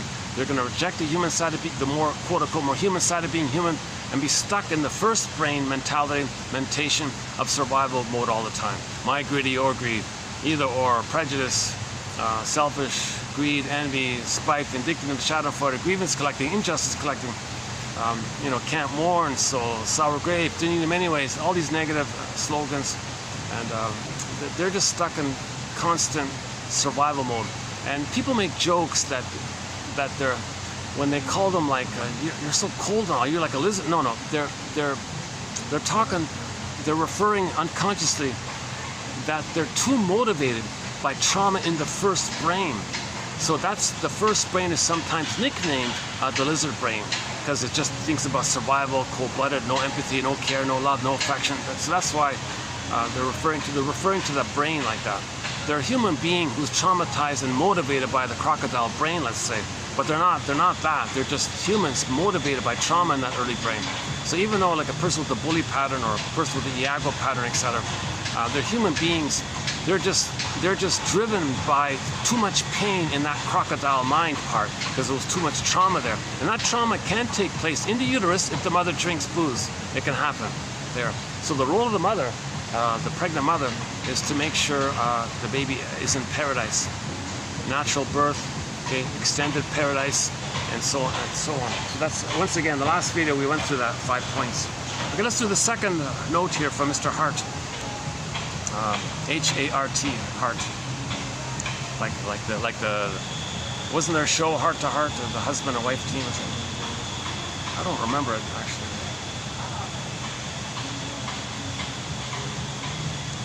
I don't remember a single thing about that show. I don't even know if I even saw it. But I remember it being on TV, right? The Heart to Heart. Okay, maybe he's related. No, what am I talking about? That's a TV show. This guy's real name is Hart. Okay, next one here. Okay, let's do the third one here. So we're looking for narrative medicine. We're looking for our story. Now our story is all fragmented. What happened here? Make an inference here. What pattern here? What are we doing here? What are we communicating by how we're repeating things? Are we trying to know how our mother treated us because we're treating others in that way and that's how we know?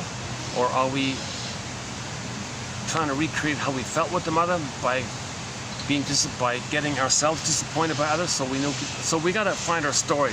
This process of piecing together our story, the shrinks called construction or reconstruction. Okay, finding your story, narrative medicine.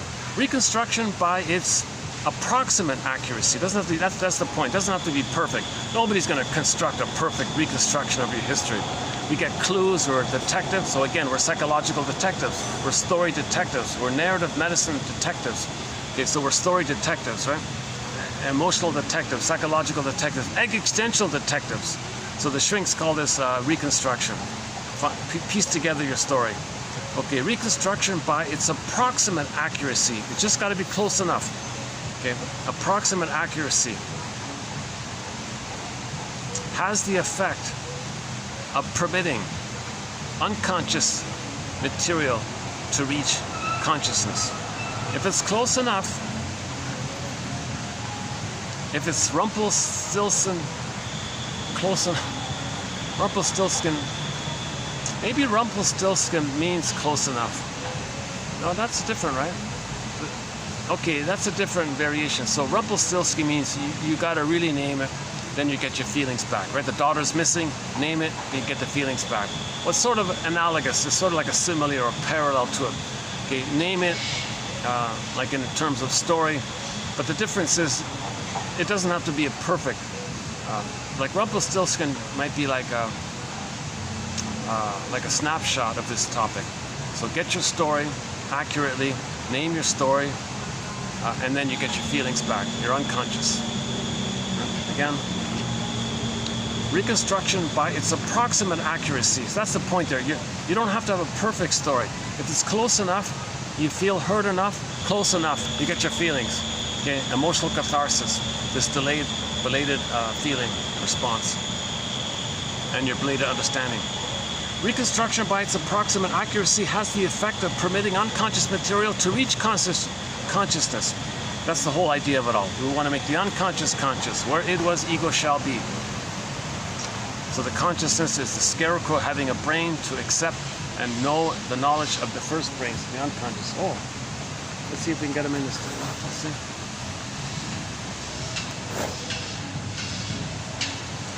It's so hard. It's so. I have yet to get them on camera.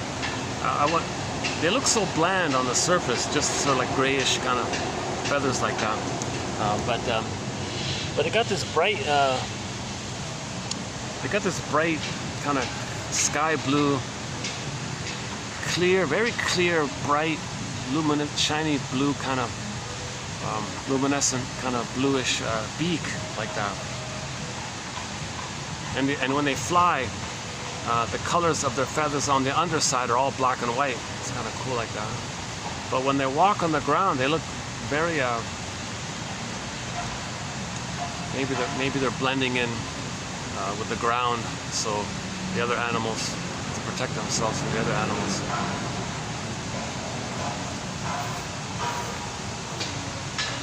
Now let's find out what those birds are called. Yeah, let's add them for our collection. We have a few birds in as companion animals. The blue jay for sure, the crow for sure, the heron, the loon, and a few others. Oh, the pigeon. Let's not forget the pigeon. Yeah. Okay, let's do the next one here. The best way to make every hour count is by making conscious to the client the unconscious central theme of every single session.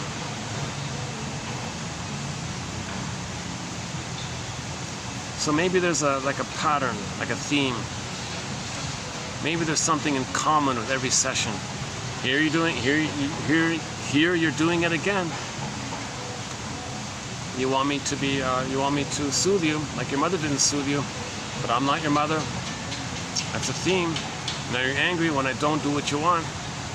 and you say to me, oh, hand me my jacket, or hand me this, or give me a buck. Like, here you're doing it. You want me like to take care of you. Let's interpret this. You didn't get those needs met. I can't be that. You're transferring the past. Okay, so that's the theme. And when I point this out to you, you get enraged. You're still demanding. You're still expecting, mother, and you're having a hard time letting go and admitting the greatest hurt of all. The truth will upset you free. The greatest hurt of all. Mother failed you. Okay, she didn't give you a secure attachment style. She didn't give you a paradise in the uterus. She didn't give you a natural birth. She didn't give you blissful oneness in the first 4 to 5 months. She didn't give you skin-to-skin contact. She didn't give you breastfeeding, maybe, or insufficient. She didn't give you loving gaze and contact with the eyes and all this, and so on. So maybe there's a theme. The best way to make every hour count is by making conscious to the client the unconscious central theme of every single session. So what's he repeating? What's he communicating again and again? What's his symbolic acting out? What's his transference acting out? What defense mechanisms does he keep using again and again? Remember, if he's whining all the time, for example, that's a dispersal. He wanted to cry with the mother. He had a complaint with the mother. He had a genuine complaint with the mother. Too painful. That pain disperses into complaints about every little thing. I don't like this, I don't like that, I don't like this. All these like complaints about little things. Okay? That's a dispersal of the true complaint with the mother. But the pain, you can't deal with it, so the pain bottles up and it leaks out onto every little thing. Maybe that's their theme. Whatever the theme is. Okay, next one here. Oh yeah, about back to the idea of the unconscious is a sort of illegitimate child of the conscious mind, which psychoanalysis has restored to its birthright. I like that one. Sort of similar here by Otto Fenichel. The accused criminal consciously conceals the truth. The client unconsciously. So the truth, we unconsciously conceal it. So just to make that point, he says, well, the actual criminal and real. So let's take the show Amos and Andy. One time, the Kingfish, he was doing a criminal kind of thing. I remember of trying to steal somebody's inheritance, and if you point it out to him, he'll conceal it consciously. So he knows the truth, but he'll consciously conceal it. So the criminal consciously hides the truth, consciously. Okay, now in therapy, this truth, we hide it unconsciously. That's what he means. Dream analysis is the real instrument of psychoanalysis. Dream analysis. Here's an interesting one. This guy says, I just interpret dreams because it is a psychic byproduct independent of the client's consciousness. So you don't have to wade through what he's talking about. Just give me the dream because I trust the dream. Just accurately report the dream and we'll interpret the dream. That's what he said. So once again, a dream is like a message from Poseidon, your unconscious. Okay, so all of the energy in the unconscious is sometimes called the id. Okay, a personification of all that energy. The id is sometimes called, in the Odyssey it was Poseidon. So Poseidon might say to Hermes, the messenger, okay, deliver a message to the person, to the conscious mind. So Hermes flies across to the consciousness and you get a message, it's from your unconscious. So if you get a message from Poseidon, it's like saying, oh, don't you want to read it? Like, if you get a letter from your soul, don't you want to read it? If you get a letter from a god, don't you want to read it? Okay, metaphor for your unconscious. So you wake up in the morning, you got a message. Whatever you remember, that's the message. You make some notes of what you remember. Don't push yourself, just whatever you remember. That's great. One self-help author does TTAQ, title, give the dream a title, T. The second T, the theme, major theme again. What's like a pattern, like a theme? Maybe like a recurring theme, or what's the theme of the dream? A for affect, what's the main emotion that came up in the dream? Maybe it's that point when you woke up, because it was so much, that's why you woke up.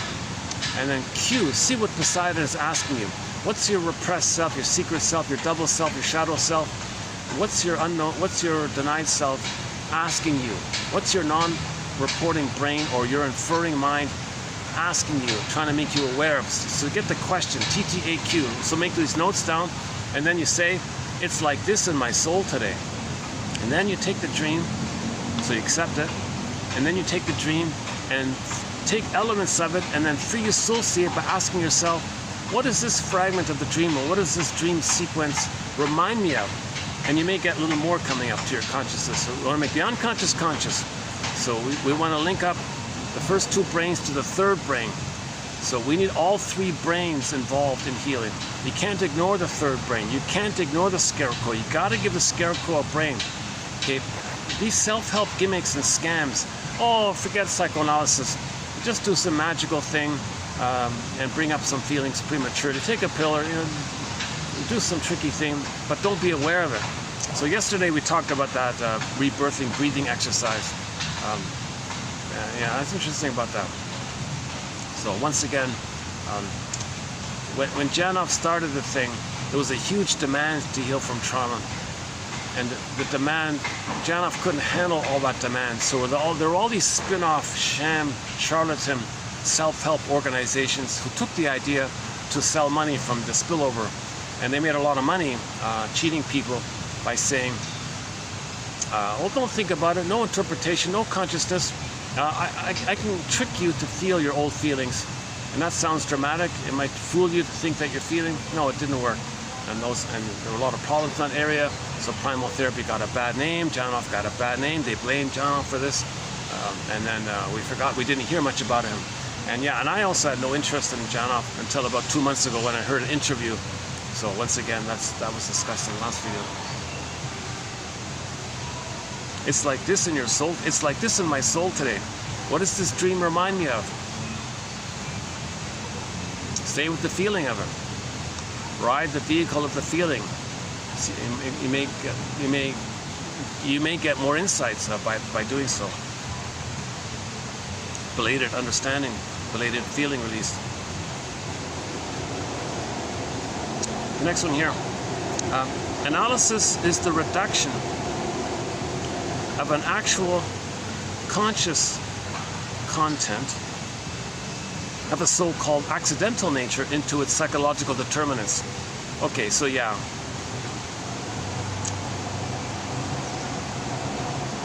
So the mystery of why we're doing what we're doing, well, instead of saying, I don't know, well, look for the unconscious motivation more and more. So the puppet master is treating us like a puppet. That's the unconscious determinant.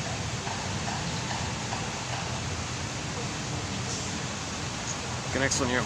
Acting out relates only to the present and does not make the person conscious of being dominated by the past. So Janov would say this.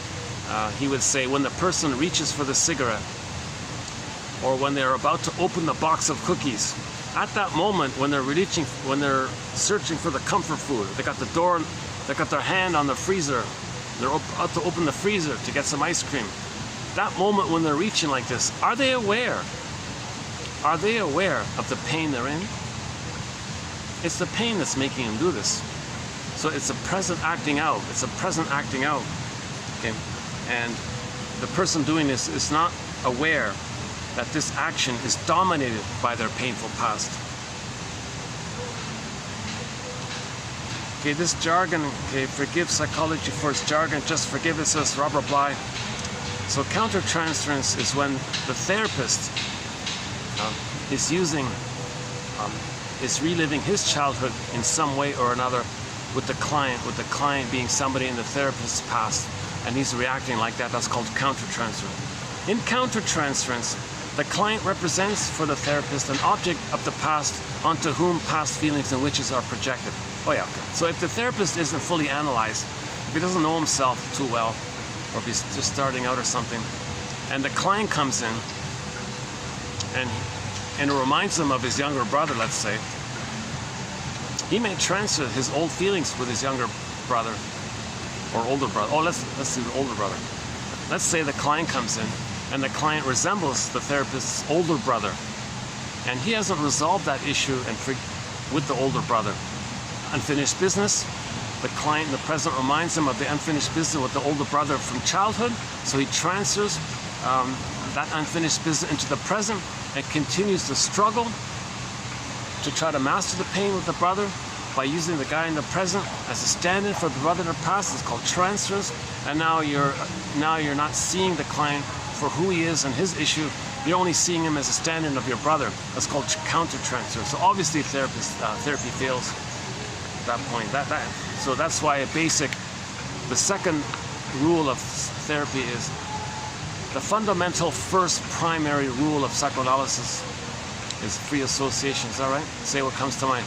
The second primary fundamental rule of psychoanalysis is that every therapist must be fully analyzed themselves. It's a continuous, lifelong process. Every 5 years, I got to go back and to do an analysis kind of thing. It's never complete. No one ever is perfectly 100% healed or something. But for the most part, they got to grieve their past, forgive their parents, have come to terms with the past, and not use somebody in the present as a stand-in for somebody in their past. Are they emotionally in the present to use their wisdom gained from their past to help the person in the present? And can they be a soul doctor so they got to heal their soul first if they're going to be a soul doctor, in other words. Another one on counter-transference here. Here's a client, a candidate. So here's a student therapist. So here's a student therapist who's both in therapy himself and is working as a new therapist. So he's sort of in the middle like that, right? So here's a young therapist who has clients, but he himself is a client as well to the senior one, right? Okay, so candidate involved in his own analysis maintained a counter-transference to the client, his client, as a projection of his own problem. Oh, well, that's a different one. Oh, okay. I was thinking about, we have another one. Is it here?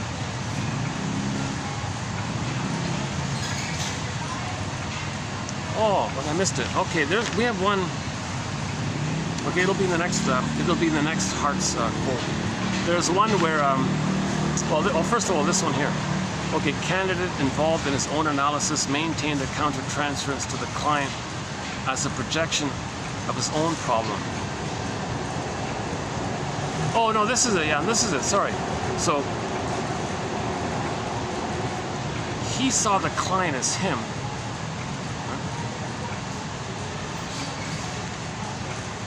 The candidate involved in his own analysis. Oh yeah. I think that if I understand it correctly, it's like this. When he himself, when the young student doctor is a candidate, right? A training. A guy in training to be a shrink. He's in training to be a shrink. So when he's being analyzed by his shrink, there's that memory of that interaction. So then when he plays the shrink for his client, he identifies with his shrink and projects his unresolved leftover issues onto the client and sees himself as the client and pretends to be his own shrink, treating himself seen in the client. That kind of thing.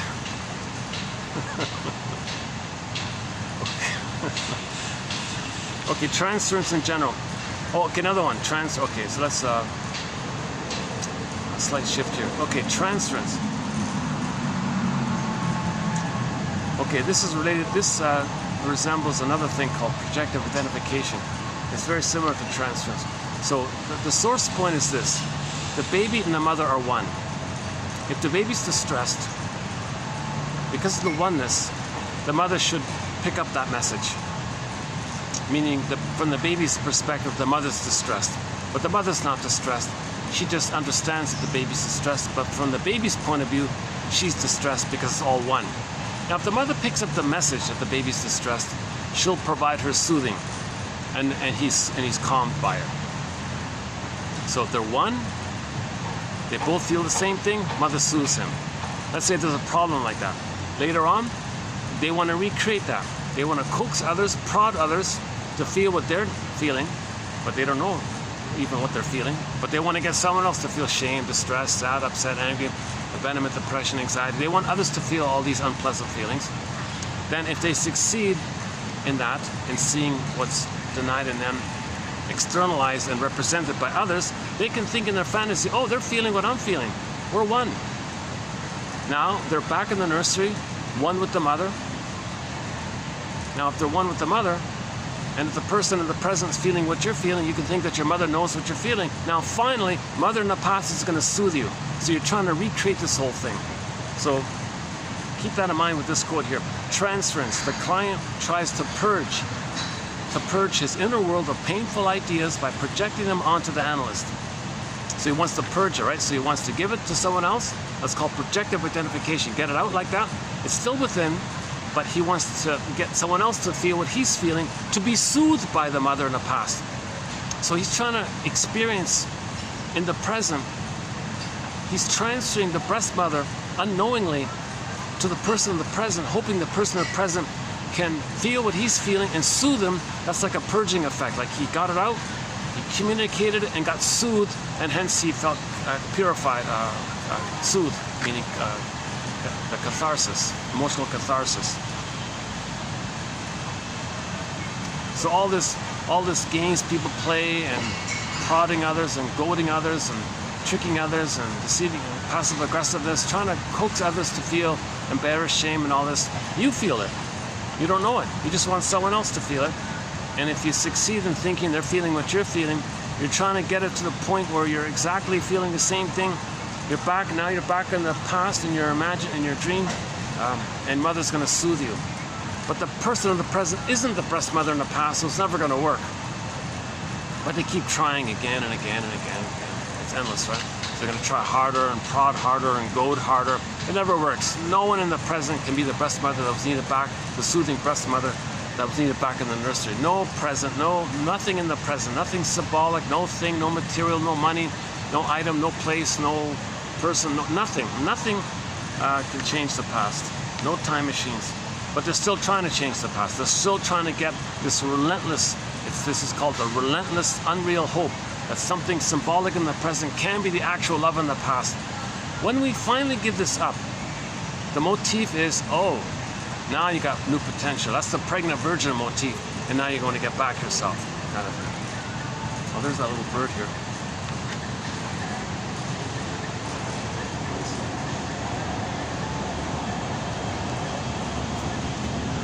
Did you get him? No?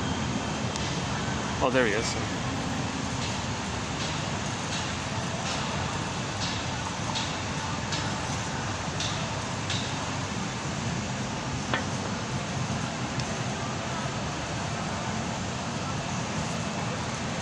Well, this video is turning out to be not so bad. I started this video in another hotel, and guests were coming and going, oh, I quit. Oh, just come here.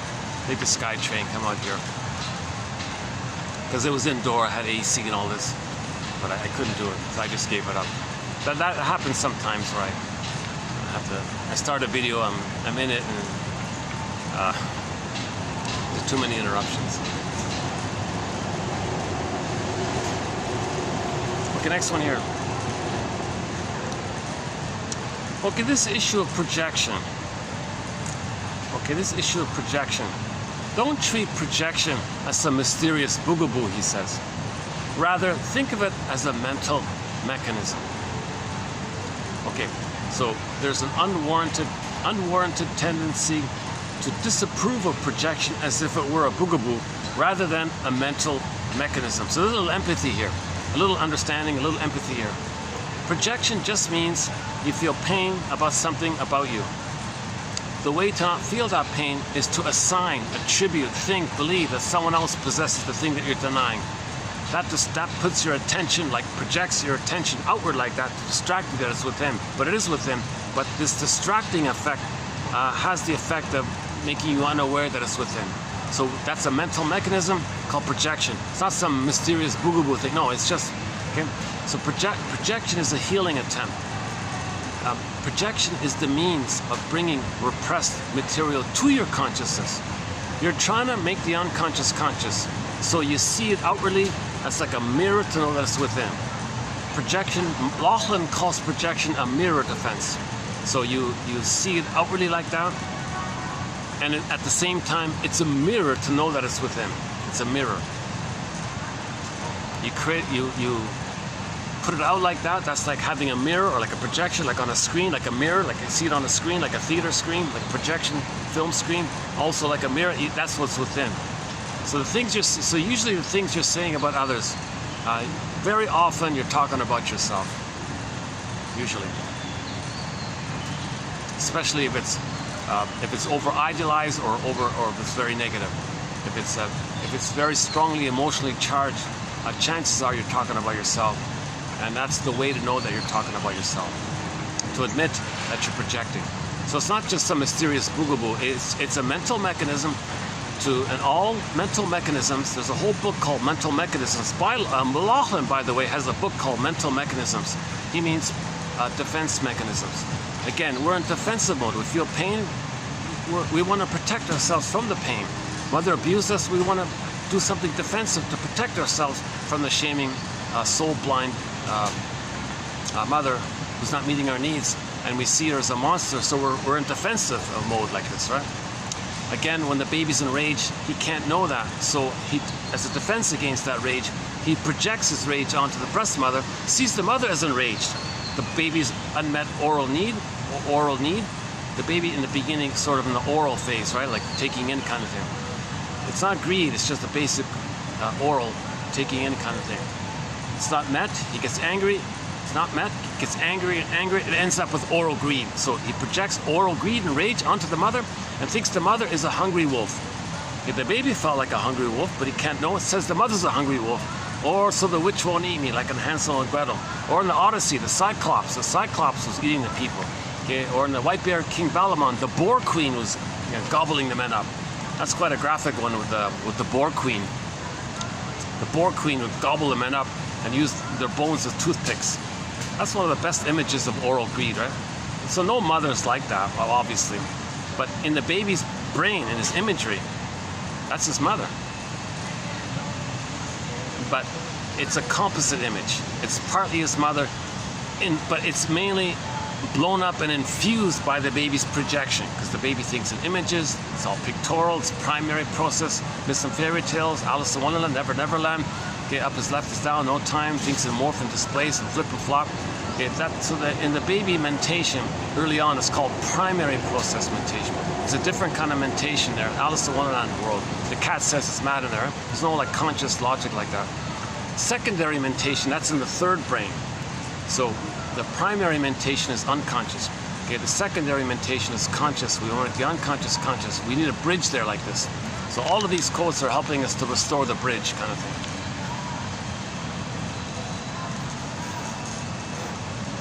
Next one here. Woman of 32, unable to handle her anger with analyst for not gratifying her dependency needs, gets a cold and stays away from treatment. So it seems to me that this woman was always being taken care of by the children. The woman was always playing dependent child. Now she's 32, that implies the children got married and left the home and all this. So she goes to the therapist. Oh, take care of me, therapist. Before my children took care of me, now they're gone. They ran away. Now you take care of me, you be the mother. That's not what he does. He doesn't do that. So she got stressed by that, a pain by that caused stress, so she got a cold.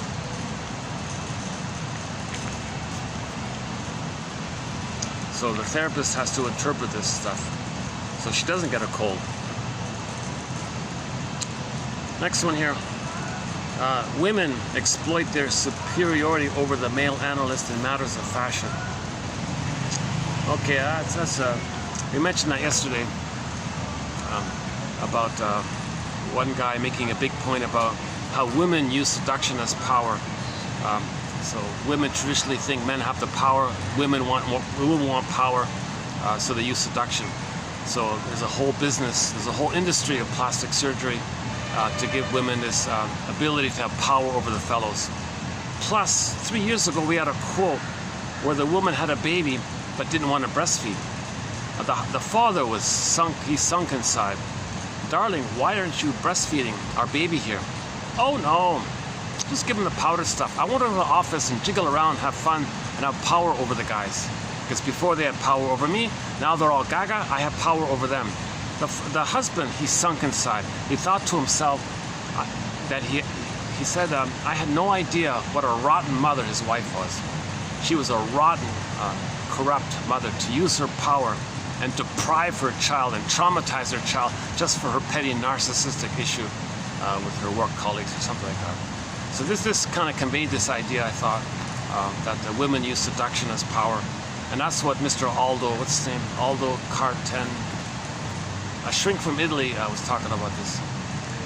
So yesterday we talked about, I made a comic about the plastic surgery, and I'm guessing, if I'm paraphrasing somebody correctly, maybe one theory is that the woman wants to have the mother.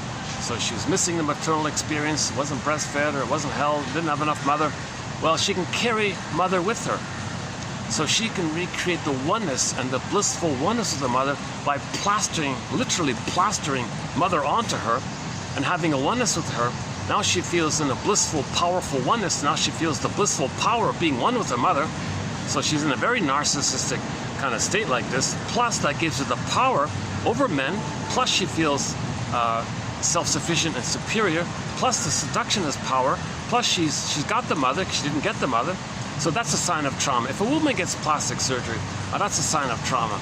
That should be a clue that there's trauma if a woman's going to do that kind of thing. I don't know, show business might be a different story, I don't know. But Dolly Parton made the joke. I don't know if they're holding me up. I don't know. So I don't know if I'm holding them up or if they're holding me up. You know how expensive it is to make me look like this? So she has a sense of humor about the whole thing. We don't have a thread on the plastic surgery, but maybe that's a part of it. To get the maternal mother and have her around, just like the guy with that quote about the guy with the beer belly who wanted to carry his mother around with him. So he was an overeater, had a beer belly, and he felt that all that belliness, he created that as like a body, like a part of the body he can treat like a teddy bear to the mother, linked to the mother, the extra food to the mother. It's like someone, like an extra thing that's there, like a teddy bear, and he can carry mother around with him all the time. So maybe because he couldn't admit the loss of mother, he needed the mother died, he freaked out, so he grew a belly. Oh, there's mother. And Woodman interpreted to the guy, yeah, you're carrying your mother with you everywhere you go, kind of thing. I was kind of surprised. I always feel surprised by her that she was so direct like that. So maybe women are doing something a little similar to that end. I'm wondering, not just wanting power, a seduction, but maybe it's a deeper issue of feeling that mother's with them, that they're in mother's bosom, and they can carry mother's bosom with them, and they can always feel that they have mother's bosom with them. On some level, maybe they're thinking that way. Plus, they're addicted to the grandiosity of the power that they have over all the guys, whatever. Now, guys who are drawn to that, that's a symptom of their love deprivation if they're going to deny reality and think that the petroleum waste byproduct converted into some kind of jello concoction thing stuck on it. And they're going to deny reality. That's feminine. We don't. Yeah, maybe in the future we'll get into that kind of area. I'm just sort of sticking with the basics first. We have 60 topics on the go currently, but we'll add some more topics down the line.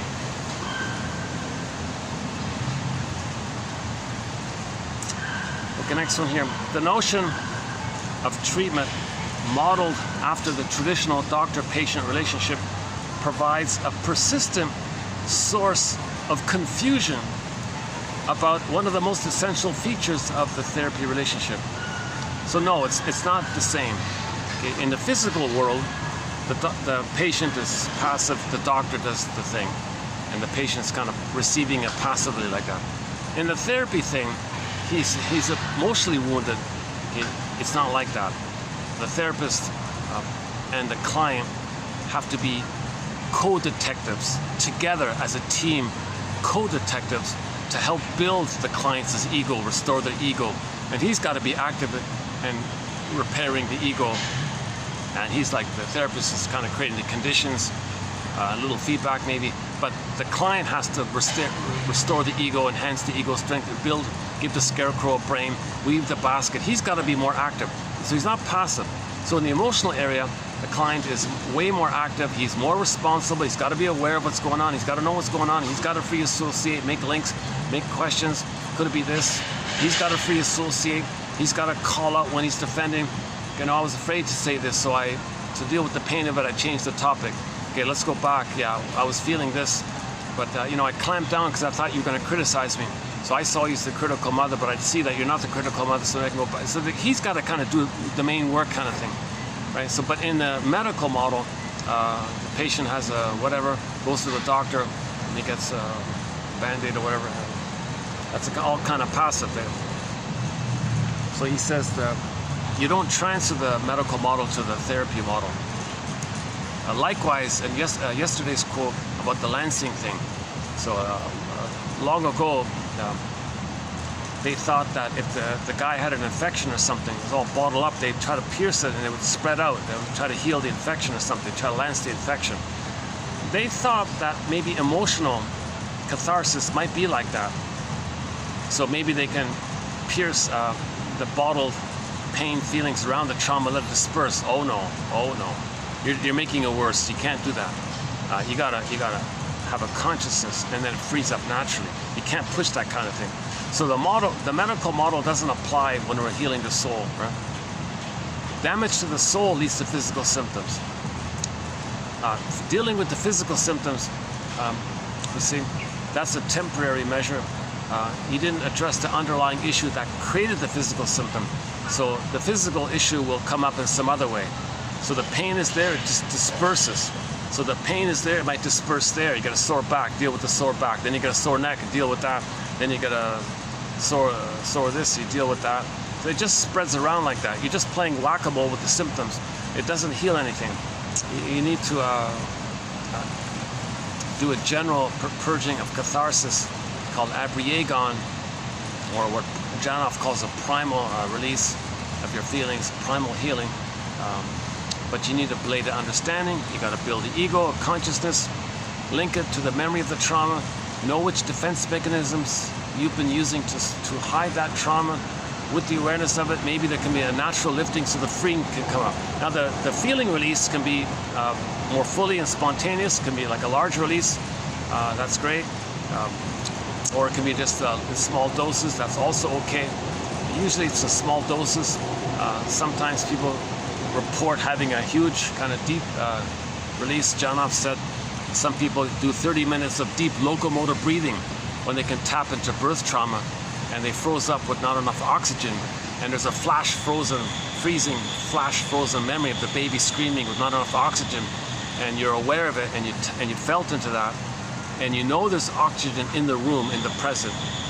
There is obviously oxygen in the air, in the present. You're in the land world, you're not in the water world, you're not in the canal. So you transfer the present to the past. You give the present to your past, right? To help the past, because in the present there's oxygen.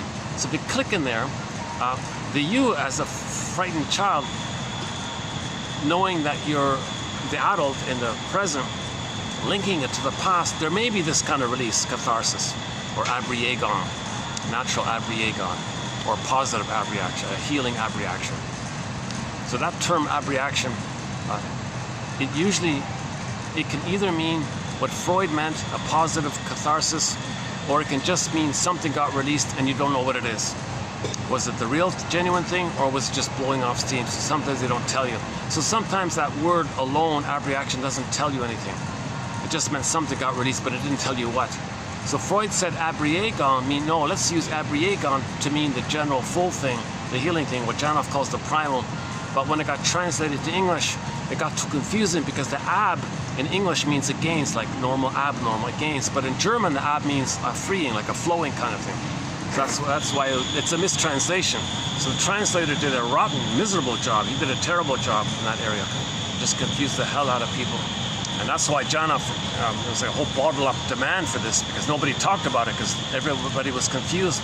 So when Janoff created the term primal healing, everybody hopped on an airplane for help kind of thing. So this interest in genuine catharsis has been around for 3,000 years. It's a fresh interest every spring. Just like there's a spring, every spring, fresh. This topic is always fresh, even though it's 3,000 years old. We're trying to heal. That's what the past 3 videos are about. The past 3 videos are on this topic.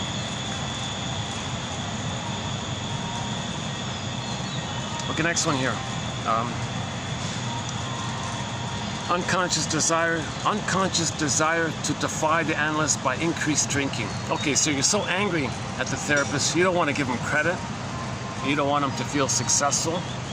So you sabotage your own therapy to spite the therapist, i.e. to spite the parent. So you increase your drinking, making it more difficult for the therapist, making him fail because the father failed. And you resent the idea that you don't want to forgive the father. You want to show up the father that he failed, so you make the therapist fail because you're so angry and you want to show up that the father failed. The therapist is the father, so you want to make the therapist fail because you want to show up the father. This whole area.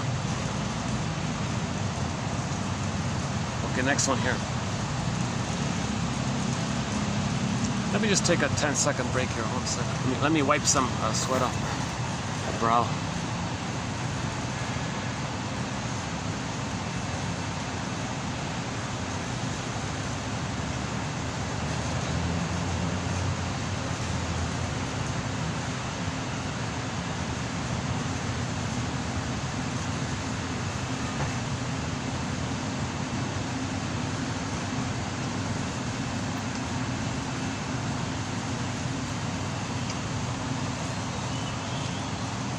Hey, if they're gone, maybe I can go back. Oh, okay, let's just take it right here. I'm not getting the breeze here for some reason. Okay, that's okay. I need the breeze. You don't see it, but it's with the heat index, it's in the high 30s here. The heat index, I guess. Okay, next one here. Man of 55 with alcohol and barbiturate addiction has telepathic dream and premonition at time of last reassertion of thought omnipotence and dependence on mother's magical breast. So there's a regression. So this quote I thought maybe, let's see, it's a regression, right? They want to return to the blissful oneness of the mother. So somehow this guy had some kind of dream where he remembered being breastfed and how good it felt and how important he felt and how omnipotent and strong and happy he felt. So that's a wish fulfillment fantasy. And he used alcohol and barbiturates to get there, I guess. Because he's got a lot of pain, he wants comfort. He regresses back to the time when he was breastfeeding. The guy's 55 years old.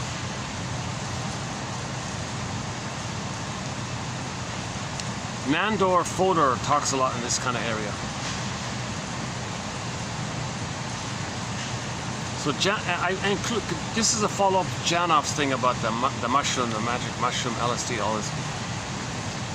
The theory about that is you bypass consciousness and you push aside your defense against the pain to deliberately bring up all your pain suddenly to provoke your brain to do wild fantasies and dreams where you're one with the breast.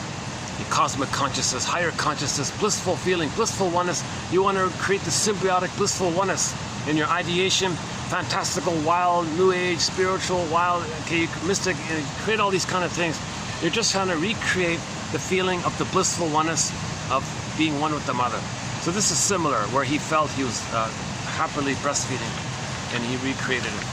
So he got a more clear, vivid of it. But usually people get a more abstract, blurred version of it. He got a more clear version of it. Okay, next one here. The predominantly male analyst may not be fully alive to the dynamics of a strong fixation to the mother's breast in a woman client. Yeah, so there it is there. That's back to that we just talked about. Why does a woman buy discarded petroleum waste, processed into some jelly jiggling concoction, and then plastered and then glue it on their bodies? So maybe that woman has a strong fixation to her mother. Unfinished business, want a mother's bountiful breast, and maybe male clients are clueless to this, but the female client might relate to it. Just put that there. All right, next one here. The love that the regressed client wants is that of the baby at the breast. Oh, I got this out of order here. Okay, so this one here was a follow-up to the barbiturate one, right? The love that the regressed client wants is that of the baby at the breast. So he's regressed, he's in pain, under stress, pain, fear. You regress to the safety of the time at the breast, like the guy did with the barbiturate thing. All right, next one here. Personal analysis is not regarded as a depreciation of the character or reflection on the competence of the analyst.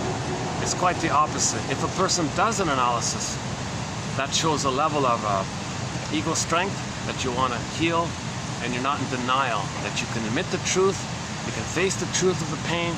It's actually a strength of character. So if somebody said they see a shrink or something, your first reaction, oh, what's wrong with you? It's quite the opposite. They're so healthy that they can admit there's something wrong with them, whereas others are too much in denial of it. So there's nothing wrong if a therapist every 5 years goes back into analysis. Here's a new group coming in. Oh, hold up. Hopefully they'll sit at the back there. Okay, okay, here's the last one here. I tried to end on a humorous note here. Psychoanalysis is not a, quote, magic breast. Psychoanalysis is not a magic breast. You don't go to therapy. The therapist is not a magic breast. He's going to feed you with the milk of interpretations, the words as milk, beautiful words as magic words, milk, and you're going to be, it's a magic, and you're going to be fed. You can't treat the present as if you're still in the past. The therapist is not a magic breast. That's a good one, yeah. Therapist, psychoanalysis is not a magic breast. Okay, that's it for Mr. Hart, yeah. What do you think? Yeah, not bad, huh? It was fun kind of bouncing around with different ideas and having some new metaphors here, like the criminal one, right? The accused criminal consciously conceals the truth. The psychoanalytic client unconsciously conceals the truth. We unconsciously hide the truth. The truth will upset you free. We're afraid of it, so we hide it. And the other one, the birthright. The unconscious is a sort of illegitimate child of the conscious mind, which psychoanalysis has restored to its birthright. So we're gonna accept our feelings as valid. It's real.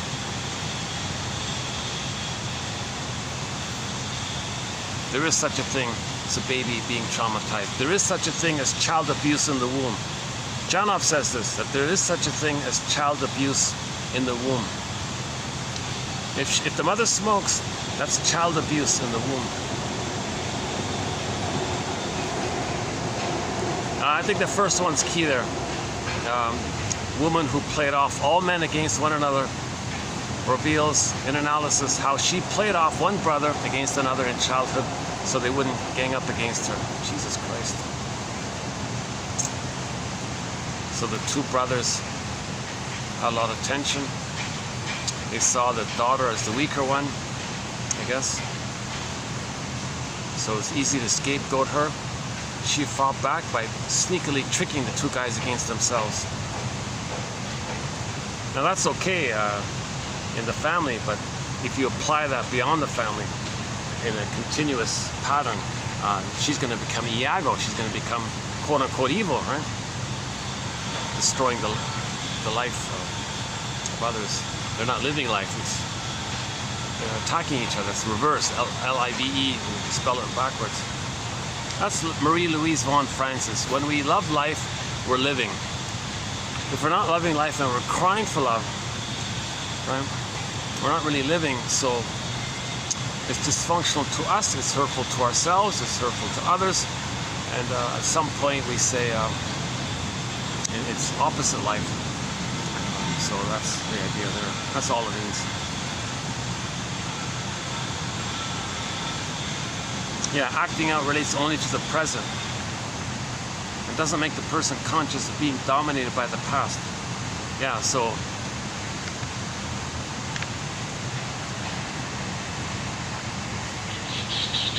yeah. So when the guy reaches for the beer, he's about to open the beer or whatever, does he realize he's in pain? That the pain is making him do this? That's Janov's point. That's the past. Okay, let's just leave it there. So that's TQ 2774. Our first sort of little set there. I'm going to do these sort of in 20s ballpark.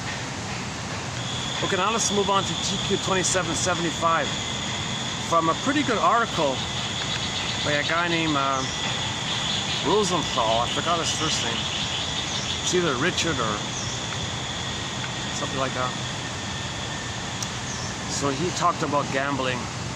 It's not a thread in our collection, but Edmund Bergler, who's one of our mentors, we have a few quotes of his, and he refers to gambling as a repetition compulsion of the disappointment with the refusing mother. Mother refused them, go to the casino's mother, and they're refused again. The slot machine is this cold-like machine, and he's refused. As if to say, my mother was cold and she refused me. See, I'm doing it again. And he's repeating the pattern. Now, really, you think the slot machine can somehow magically be the good, loving mother that was needed back in the nursery? No, so he's just caught in this repetition compulsion of symbolically trying to get the love by wanting to win the jackpot. Even if he wins the jackpot, he's not going to. If he does, it doesn't change anything. Feel better for a minute, but it doesn't. Nothing is going to correct the past. But he's stuck crying for love, crying for love. Mother said, no, mother, I need love. Crying, okay, goes to the slot machine. Slot machine, give me love. Rejection, pain, but it connects him to the mother, so it's familiar. Okay, it's familiar, so it's familiar, like family. Okay. The familial, so the familiar is the familial. So he feels that emotional masochistic attachment to the mother. So he's reunited with the mother. Mother shamed him, replays it, oh, mother shamed me. Now he's trying to get now Bergler thinks he wants to keep doing this to make the mother ridiculous. Aha, you shaming me, you shame me.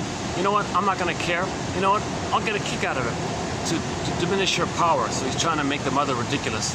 So he's trying to somehow magically convert displeasure into pleasure to deal with the pain of mother hurting him. That's all messed up. That's a Bergler's theory called psychic masochism. A challenging theory. A lot of people have a resistance to this idea. I also have a hard time with it myself. Okay, and Bergler talks about Lady Luck, that's mother. Come on, and Bergler also talks about the infantile megalomania. You feel important, you're rolling the dice, you feel important, you're the one controlling the slot machine lever, you're the one spinning the wheel, or whatever they do. So you feel a little important like this. And you might make magic gestures and say magic little things here. So you feel important with your magical thinking, your magical words, and you want to feel important in that process of feeling infantile and omnipotent. Feel powerful. I'm going to say this. I'm going to make this gesture. Come on, Lucky 7. I feel important saying, come on, Lucky 7, or whatever. And then Lady Luck is the mother, and oh, disappointment. That's for him to know that he was disappointed by the mother. So him doing this is for him to know that he was disappointed by the refusing mother, because he goes through life and he gets refused again. Now, if he were to buy the casino and refuse others, that's another way of doing it. He just flipped it. He just plays the refusing mother and gets the victims to play how he was refused.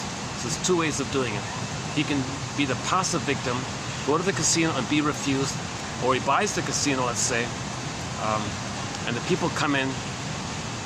He, as the owner of the casino, refuses them and steals their money the way the mother stole their soul, kind of thing. So, in the psychodynamic literature on gambling, the most widely quoted after Freud has been Edmund Burglar, 1935, 43, and 57. Burglar published some 300 articles and 24 books during his 35 years as a practicing psychoanalyst. Today he is known almost entirely for his emphasis on psychic masochism and for the psychology of gambling. So according to him, back then he's mainly known for the gambling book.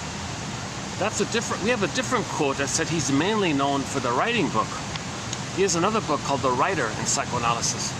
I thought he's mainly known for that because of the writer's block phrase that comes from him. And I think that's the book that got him in trouble, because he analyzed all these public relations, propaganda people, and then he kind of talks about that in his book. He doesn't name anybody or anything. Nobody knows who he's talking about. But I think he's very open about these things. Oh, there's that pregnant woman. So that pregnant woman who's about to have a seat there, let's hope she doesn't order caffeine or wine or beer or whiskey, because that'll be child abuse in the womb if she does so. Yeah, I might even be tempted, if she does, to intervene and say, by the way, if you drink that, your baby's going to suffer inside. I don't know. Or I'll say, read this quote first. Or did you know? Thanks for telling me.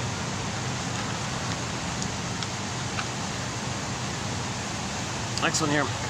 Edmund Burglar's description of the gambler's inability to let go of rejection, how he holds on to his resentment and spite and makes the world turns the world into a refusing parent, so as to maintain his view of himself as an innocent victim, full of self-pity and righteous anger. So he's still in that place of being hurt by the mother, resentful of the mother, recreates it. The casino rejects him, he's an innocent victim, angry at the casino, angry at the mother. He's still stuck in this kind of mode. So he can't forgive the mother yet. He doesn't have enough knowledge to understand why the mother refused him. Why did the mother refuse him? Oh, cunning tale. What's this cunning tale? Okay, Emily Dickinson has a poem about trauma as follows. A great hope fell. The baby had a great hope. It's okay? Oh. A great hope fell. Baby had a great hope, okay, for mother being there. A secure attachment style. Mother's attunement, mother's sweetness, mother's reverie, mother's loving presence, mother's skin-to-skin, warm rhythm of safety, positive maternal experience, a great hope, a natural great hope. It fell. Crash. You heard no noise. The wreckage turned to stone. That's a wreckage. Okay, petrified, scared stiff, freezing, emotional hypothermia, woolly mammoth, frozen. Okay, unreal, velveteen rabbit, wooden, like the wooden figurine, not feeling alive. The wreckage was within. O cunning tale that let no witness in. So what's the cunning tale here? We got to be a detective to analyze. Put the mother on the couch, analyze the mother. So get her story. Okay, so find out her favorite jokes. If they're cynical jokes, okay, that's a sign of trauma. If she's very pessimistic with negative jokes, black humor, dark humor, shaming humor, if she likes horror films or these criminal things too much, or if she's kind of negative like that, that's a sign of trauma, right? So identify her humor style. Is her humor style more of the put down humor, shaming humor? Okay, that means she's rejecting herself. She sees her unloved self onto others and shames others. She means she's shaming herself because she's playing the mother who shames her. That's a sign of trauma. So you can forgive her because now you understand her. Understanding, forgiveness, empathy. Okay, forgive your parents, heal yourself. But you need to understand them first, get their story. Barry Grosskopf says the true meaning of that phrase, honor your parents, means get their story. If you idealize them or devalue them, either or, you're not getting their story. You got to get their true human story. They're people, they're wounded people. Rosanna Deerchild says, the more I learned of my mother's story, the more of a person she became. Bruce Springsteen, okay, on YouTube, Independence Day, Toronto, the intro he gives to that song. Now, if you look it up, the guy who filmed it was way up in the rafters, so you don't see Springsteen on stage. It's all dark like that. But you can hear the audio. The audio's clear. Listen to the audio. Listen to the intro Bruce Springsteen gives to that song. Okay? About seeing the two sides of the story, seeing their humanness. Okay? They had hopes and dreams, didn't pan out.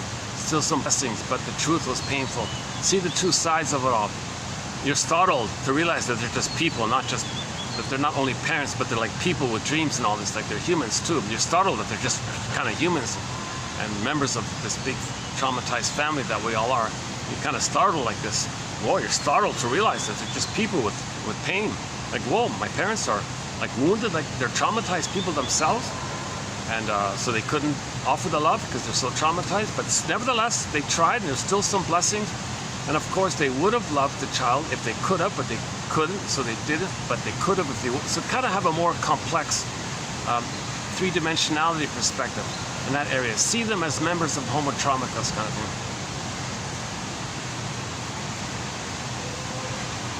Oh, no, the pregnant woman didn't order anything. She's getting up and leaving or something. You know, ironically, if there's more monitoring in that early time, there won't be billions of cameras around. Let's have cameras where it counts. Preventative medicine. Help women. Mothers need help to give their babies paradise inside. They need help and support to give the proper delivery. You know, one physiotherapist, I mentioned yesterday, one physiotherapist, okay, once again, I'm not a doctor, I'm not a midwife, I'm not a doula, I'm not a gynecologist, but I just want to point out that there is a physiotherapist on YouTube who discusses the various positions that pregnant women can take when delivering. So she's a little more knowledgeable about it, and she was kind of just discussing it. And she theorizes that maybe the way it's currently done,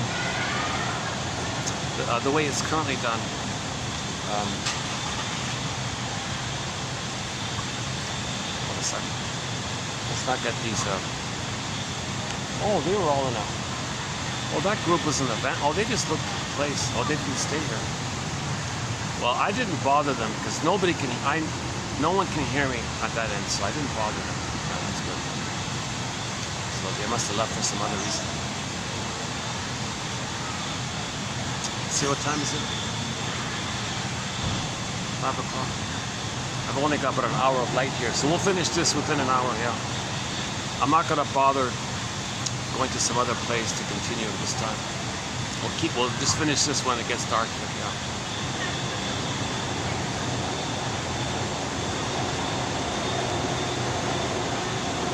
Okay, what's next? Hold on a second.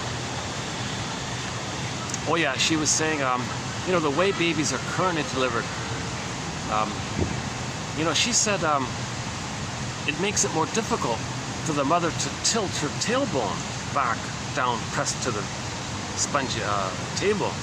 Because if the tailbone's kind of a little bit up like that, when the baby's going to have to battle against the tailbone.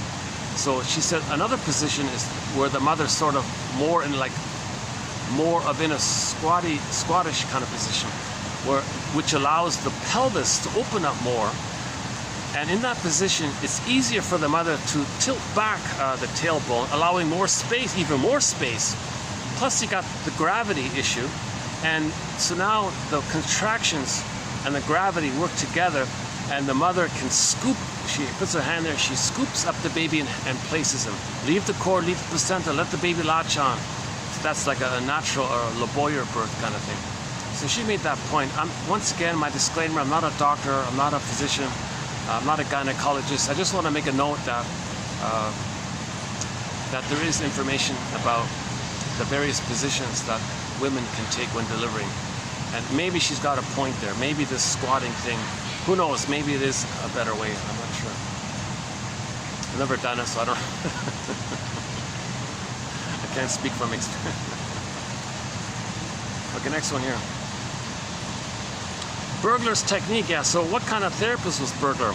Good question. He doesn't really talk about his technique, but he records a lot of his dialogues with his clients in his books.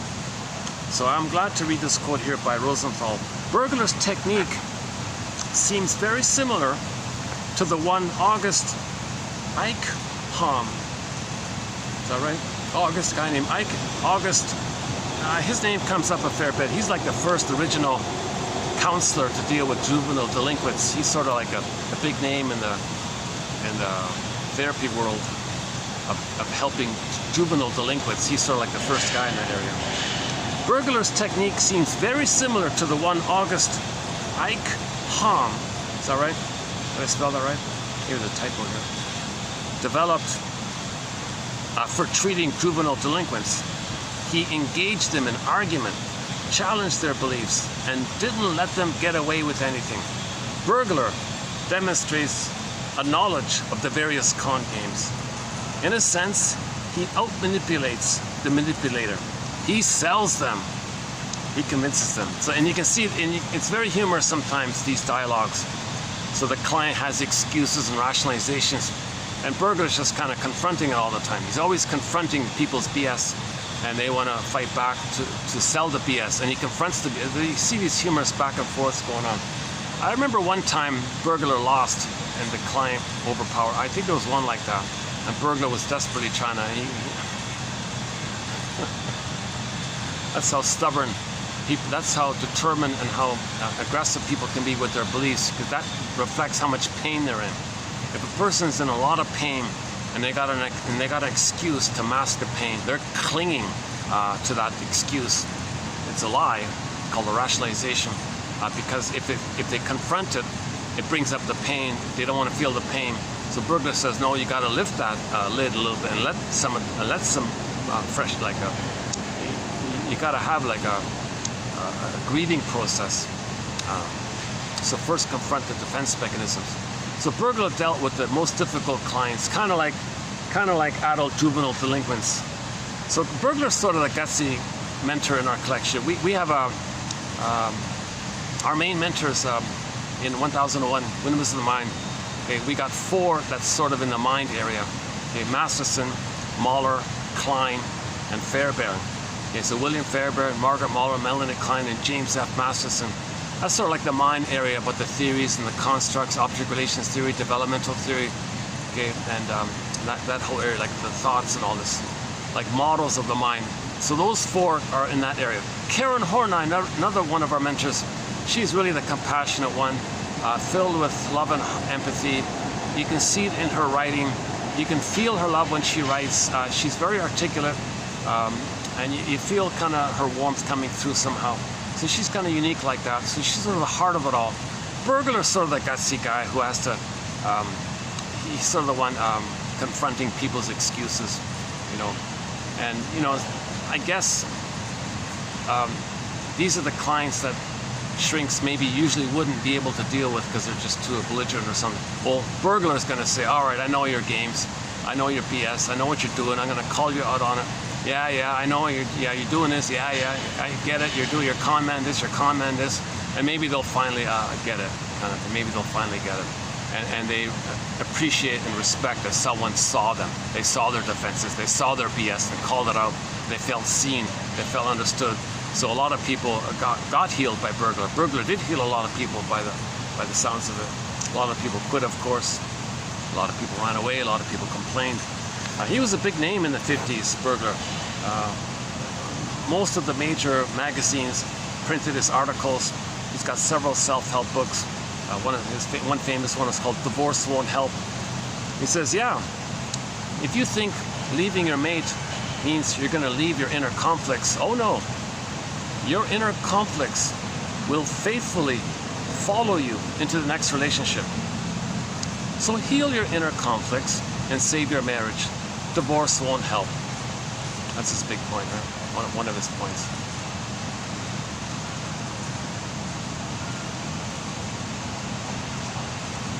I really certainly hope they were at the way at the other end. They could. I'm just wondering why they didn't settle down and have their meal here. Why did they leave? A group came, they checked out the place, and what, 10 minutes later, or maybe they just wanted to look around or something. Maybe somebody complained it was too windy or something. This is the nicest, this is one of the nicest venues I've found here. I just recently found this place. What a gem. Yeah, check it out. Yeah, what a gem of a place. Yeah, luckily, at the moment, no one's around, guest-wise. And remind me to show you the swans before we leave at the end.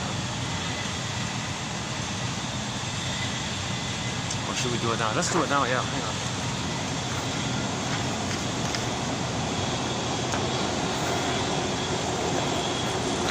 If they're there, let's see.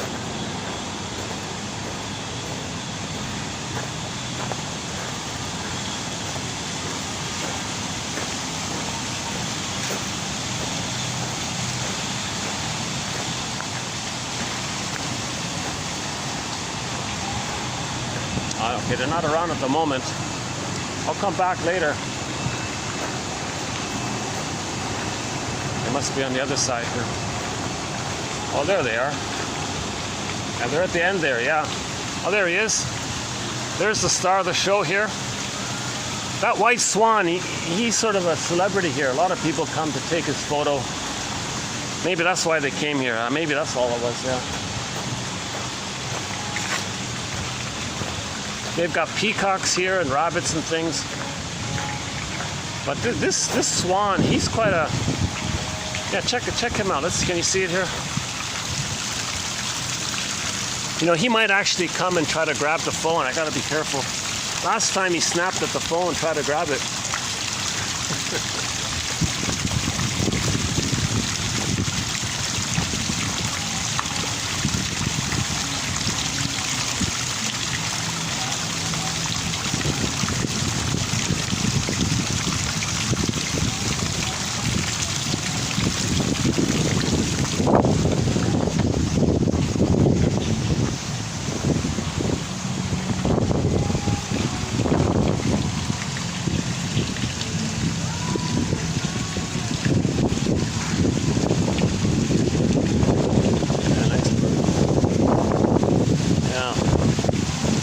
Awesome bird, eh? Wow.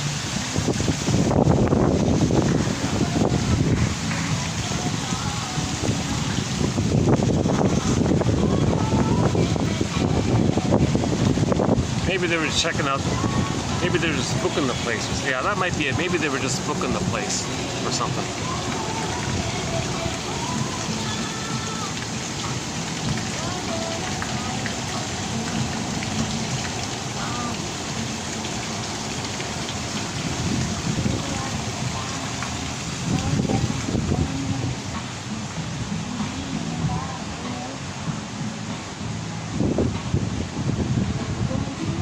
From the inside, you can get a clearer view of them.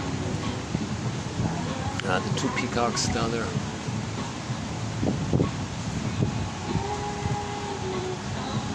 Oh, there he is.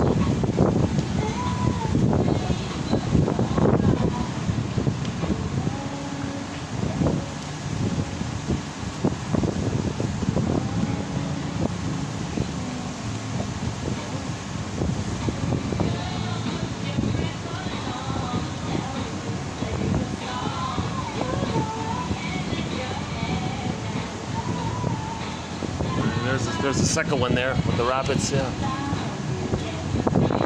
Yeah. I tried to do the video here once, yeah, that's a nice spot too. This is a great place, yeah. Some companies have their meetings here and things.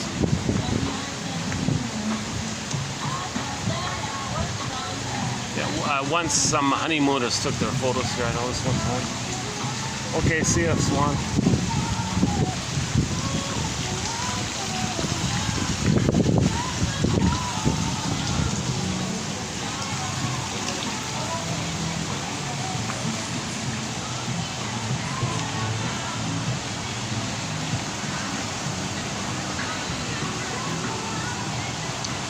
We did some of the videos on those benches there. Nice spot.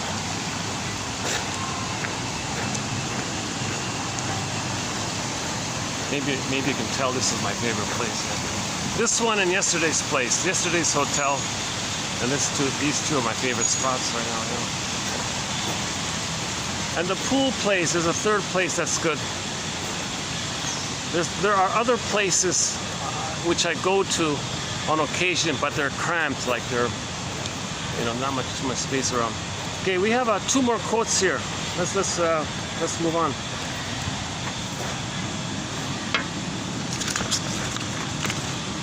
Okay, here's Rosenthal referencing Edmund Burglar. His theory about psychic masochism, a tough one here. So basically, a part of it, I still fully don't quite 100% grasp his idea. So the baby's in pain with the mother, right? He's got to have the mother. There's pleasure there. How does he accept the pleasure, but he's being pained by her? What does he do here? He's got to accept the pain, to have the attachment, but the attachment is pleasure, but he's got to accept the pain. Can he somehow blur it up to the point where he can trick his mother into believing, yeah, you're not hurting me. I'll focus on the pleasure. You're nothing. Like to regress to the self-sufficient superiority attitude of being safe in the uterus with her. Okay, and then think in that way. So he's so superior kind of thing. But he is being pained by her. So he'll take the pain, he'll take the pleasure, deny the pain. No, that's not, hang on, that's not right. No, sorry. No, scratch that. Okay, so the baby has some pleasure with the mother by the attachment, but the attachment is too painful. So what does he do? Burglar's jargon is the libidinalization of pain. The libidinalization of this pain. Meaning, make that pain pleasurable. Somehow. That's wow, psychic masochism. So that means he's going to somehow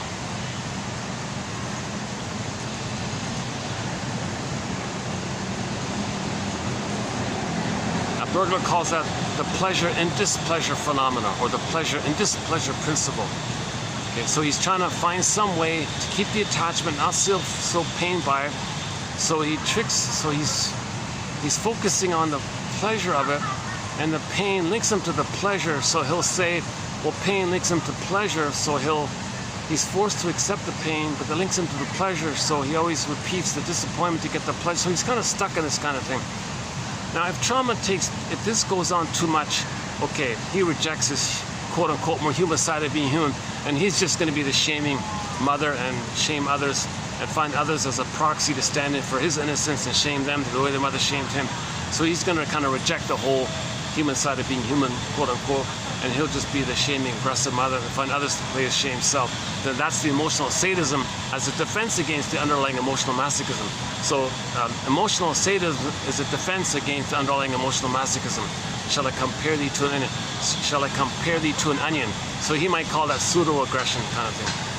So now, the pseudo-aggression is he doesn't want to be aware of this pleasure and displeasure blurring up phenomena. He doesn't want to be aware of it. He doesn't want to show it. So what he does is pretends to be rebellious. That's called pseudo-aggression.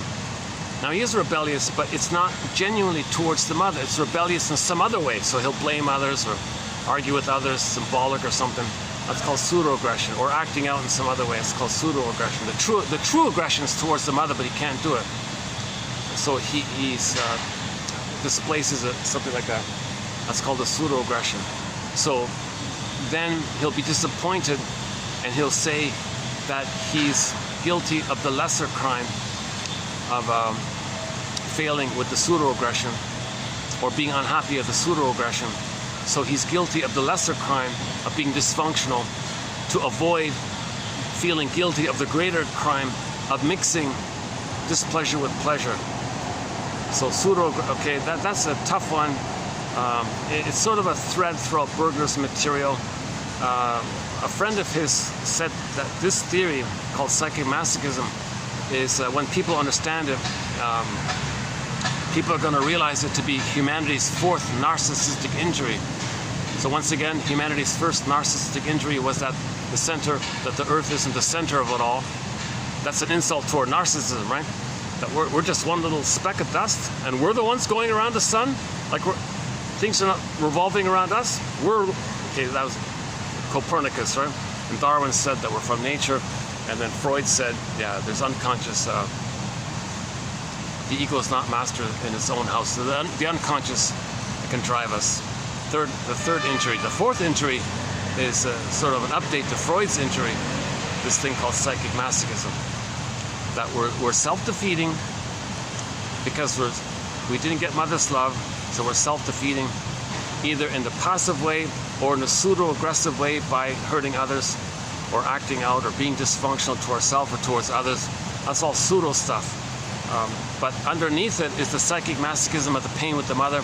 Okay, that's Freud's, that's the original idea that the child can't know himself if he's not loved by her. So it's stuck, unfinished business. This whole area, this whole mucky area is called psychic masochism. So the psychic masochist seeks out situations in which he can be refused, rejected, etc. Now that's in the case of the clingers and the pleasers. Okay, trauma post 18 months. Okay, so mother shamed them. They just create situations in the present where they're rejected by others. Now trauma prior to 18 months, they play the shaming mothers. Others can play their shame self and they do the rejecting. But it's still underneath in them. The psychic masochism is still underneath in both case scenarios. In the case of the stinger, it's just more veiled, it's just more deeper because it's masked over with identification with the aggressor. But with the clingers, it's more openly visible. It's more openly seen how self-defeating they are. Why aren't they happy? Why aren't they successful? Why are they failing? Why are they not happy?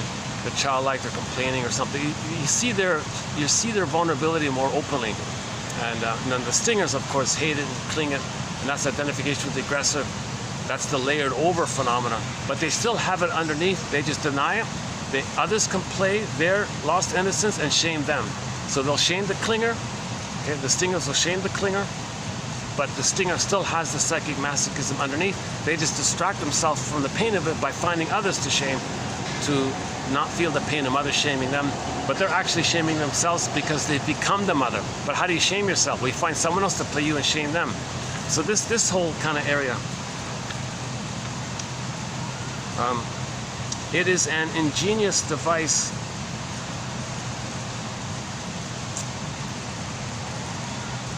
the whole notion of mother hurting you is reduced to absurdity.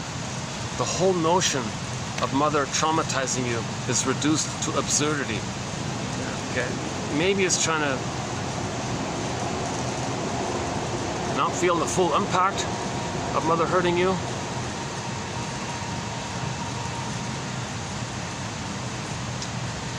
Okay, I'll update that one. It's one of our threads. I'm really struggling. I'm really grappling with Edmund Berger's theory on this one. We've got a wealth of excellent material, but that particular one, there's something there to it. It might just be like a terminology thing. Maybe we've been talking about it all along. It's just he just uses a different jargon for it.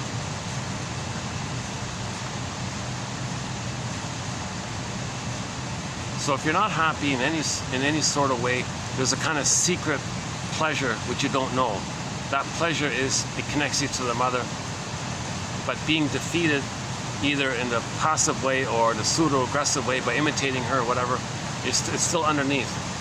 So this is the over-attachment to the trauma bond to the shaming mother, because some mothers create this trauma bond to use the child to comfort her, please her. Okay, so some mothers use their children to meet their unconscious needs. This is seen in the fairy tale of the key to the cage. Okay, so in the cage there's Iron John and the golden ball. The protagonist needs the key. He learns that the key to getting back his soul, where's the key? The key is under mother's pillow.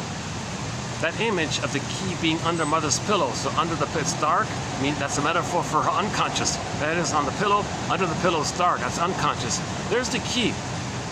Okay, she used the baby to meet her unconscious needs. Her unconscious needs was inflicted onto the child, and that's why the child lost his embodiment and his feelings. Iron John, the golden ball, was locked in a cage. Iron John story that Robert Bly likes to tell.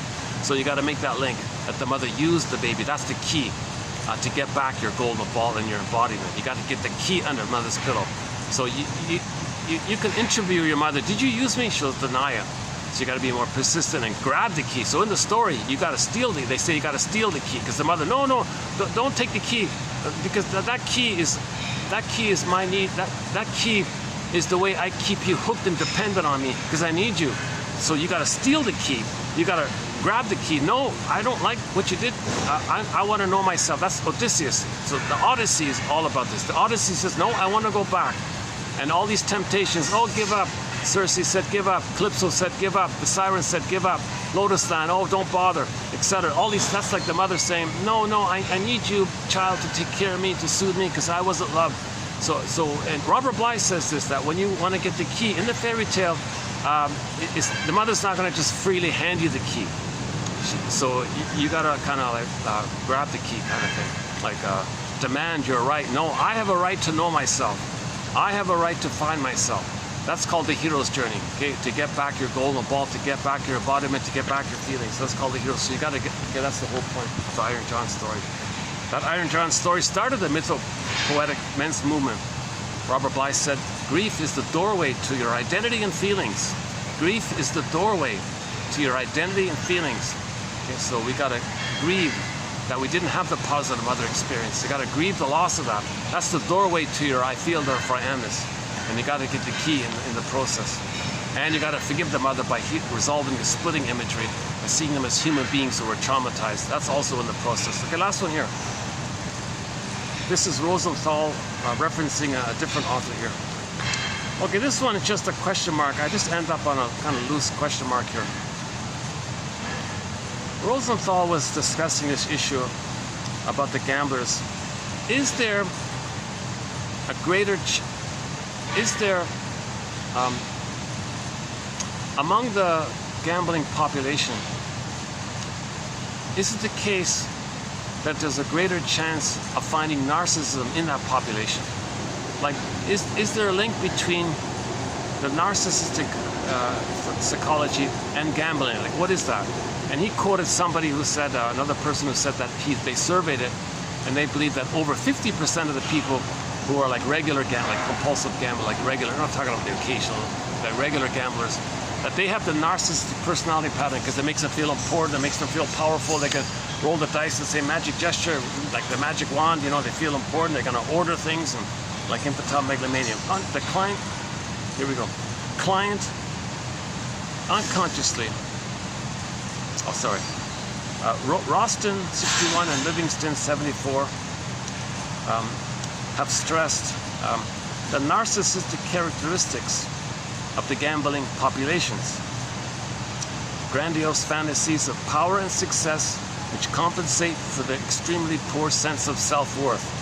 So if you have an extremely poor sense of self-worth, you can feel important, grandiose, by rolling the dice and saying, come on, come, listen to me, answer me. During that time, you feel important and grandiose. That's what he, so he says that he thinks people with narcissism, they have an underlying low self-worth, and if they're feeling stressed about it, they go to the gambling place and they restore their narcissism for the time being. But Berger says it's not really about that. It's more about, that's part of it, but it's more about replaying the disappointment. The casino's going to refuse you. The casino is a stand-in for the mother who refused you. You're doing this to know that mother refused you.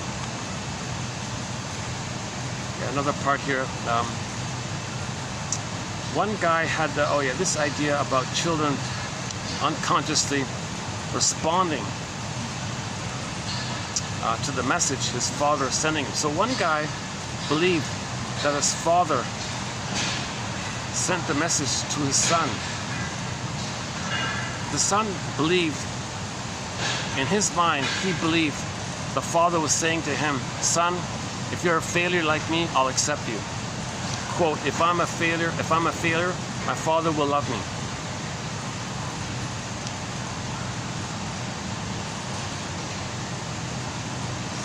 So maybe that's one way to be a failure, to go to the casino and be a failure. Maybe father will love him. Because the father was a failure. He wants misery, loves company. Maybe he's trying to get father's approval. Because he needs father's approval to separate from that shaming mother. See, a lot of children depend on the father to help them separate from the mother. Now, children can naturally separate from the mother if the mother loves them. But if there's a complication there, there's more of a need for the father to help in that area.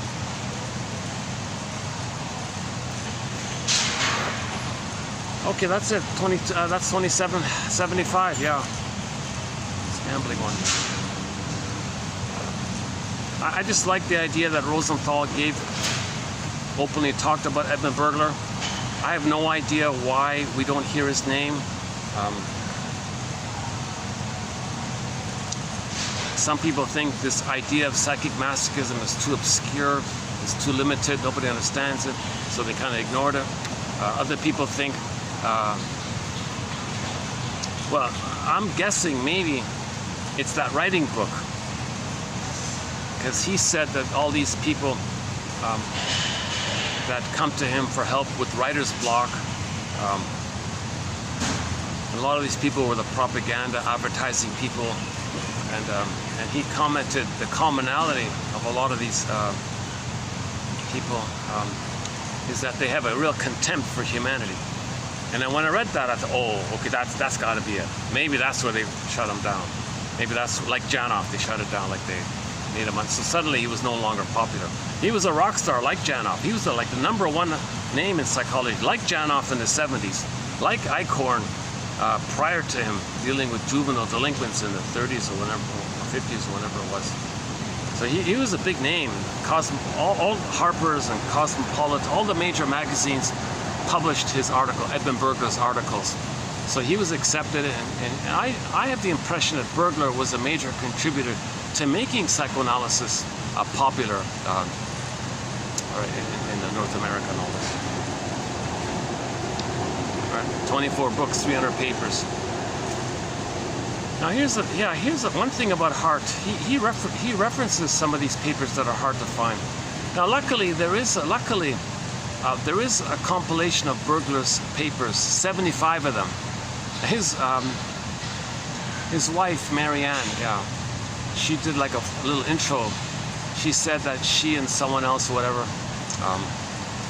plucked out 75 of his 300 articles, which they thought kind of best represented the spirit of his work. And so there's a book called The Collected Papers of Edmund Burglar, and that's pretty good, and we have many good quotes from there. But he's got 300 papers. What about the other 225 papers? Where are they? I want those articles. Hart actually referenced some of those other articles, which I've never seen. So you need a fair bit of funds to access all these old journals and all this.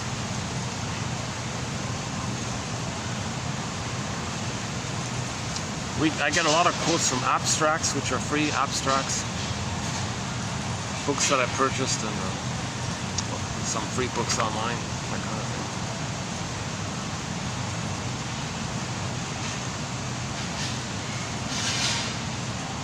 Yeah, so Burglar wrote about gambling in the 30s, 40s, and 50s, yeah. And it ended up with his final book on the topic in 1957, The Psychology of Gambling. He's got the psychology of money, the psychology of humor, the psychology of fashion, the psychology of the inner critic, the superego quote, the psychology of this, like, justice versus injustice issue.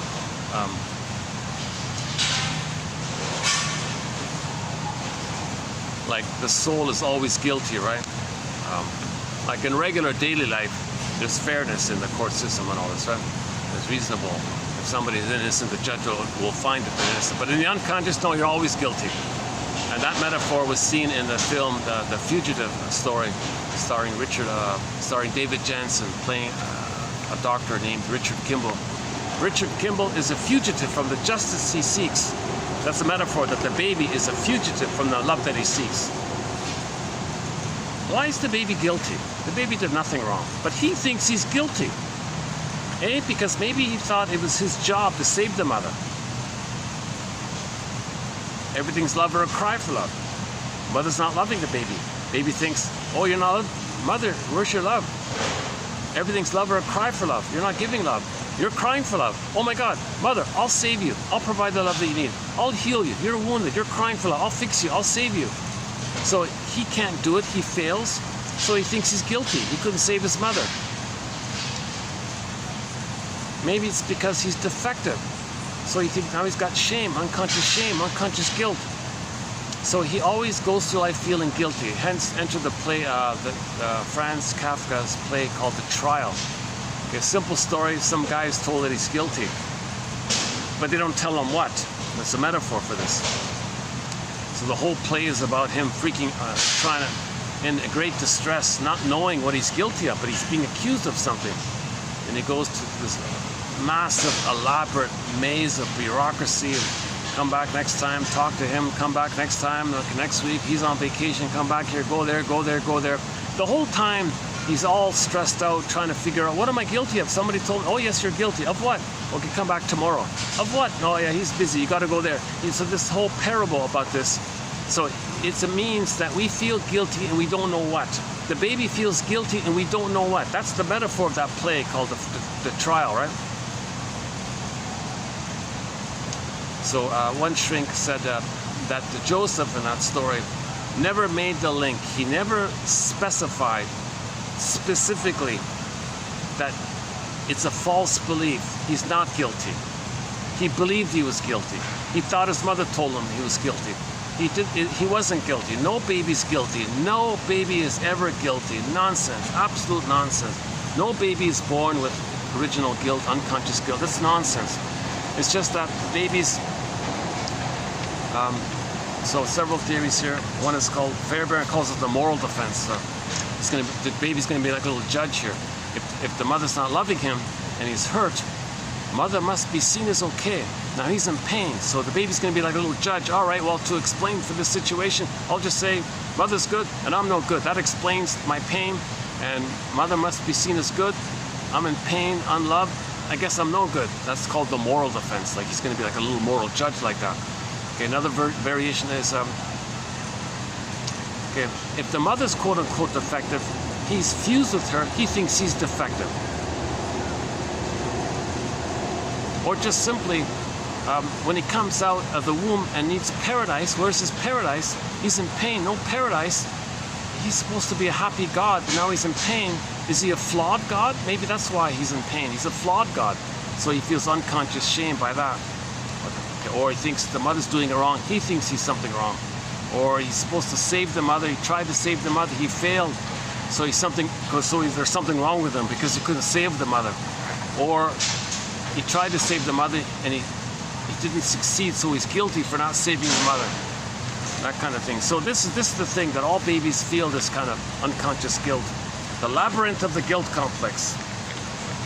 That's a fictional title of a book from the classic TV show called Spellbound, 1940 something, 50 something, something like that. Yeah, we have some quotes from that show, Spellbound. Yeah. Yeah, it's really all muddled. They really muddled it up. Apparently Hitchcock said, no, I didn't want to teach psychoanalysis. I just wanted to use the psychology jargon as the backdrop. It was just another mystery story. So that's why you don't really fully get the psychology lesson. But there are little blips of it, but you gotta like pluck it out kind of thing. So, and take it out of the context. So you're not gonna really learn it from it. But anyways, one point was, in that film,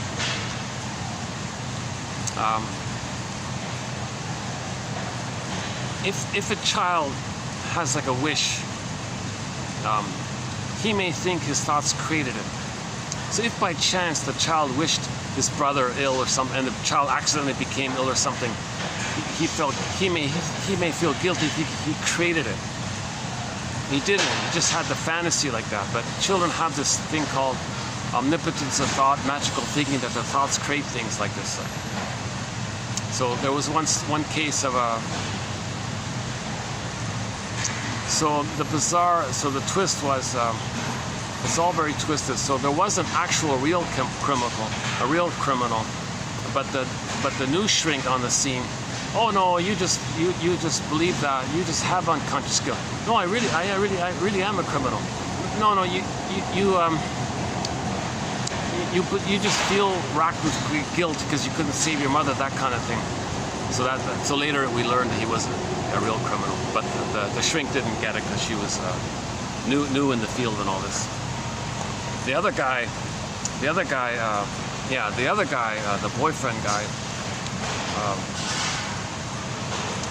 He wished his brother ill and all this, and there was an accident and all this. And actually, that's also confusing because the brother did actually, but it was an accident. Or was it? They don't tell you. So let's assume we take the back view that he just wished his brother ill, and the accident wasn't deliberate by the other kid. So he blotted it out, had amnesia kind of thing. So in the present, when he saw something that resembles the past, he developed amnesia as a defense against the pain of what happened, thinking that he created it. So if you realize you didn't create it, it was just your thoughts. But in that story, maybe the child really was wounded to do this. So it's not really accurate like this. But there are a few good lines in there, like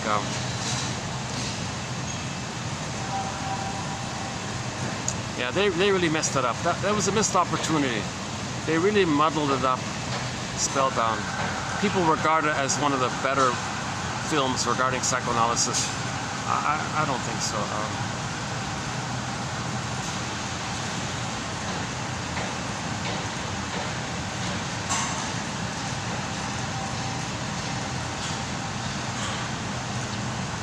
One humorous line was the shrink had some guests, and the shrink in his home, and the shrink said to the guests, "All right, good night, sweet dreams, which we will analyze in the morning." And apparently some indigenous cultures, when they meet in the morning, they talk about their dreams. They discuss their night dreams as a ritual in their culture. So good night, guys, sweet dreams, which we will analyze in the morning.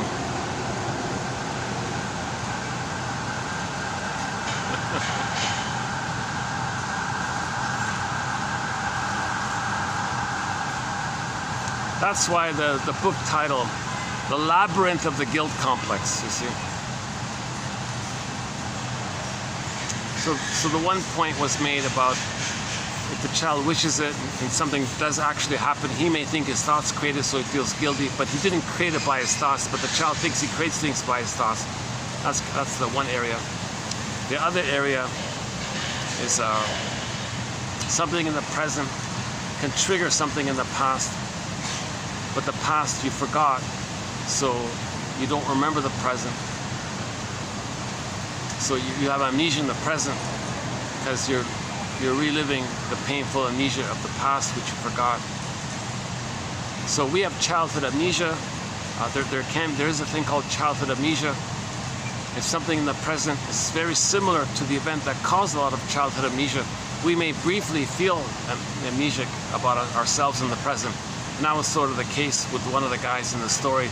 He didn't know where he was and who he was. And yeah, when he went to the shrink, he said, "Oh, what am I doing here?" "Well, I'm a shrink, I'm gonna help you." "Oh, this Freud stuff, oh, that's nonsense." "Oh, really? You don't know who you are, where you are, your name, why you're here?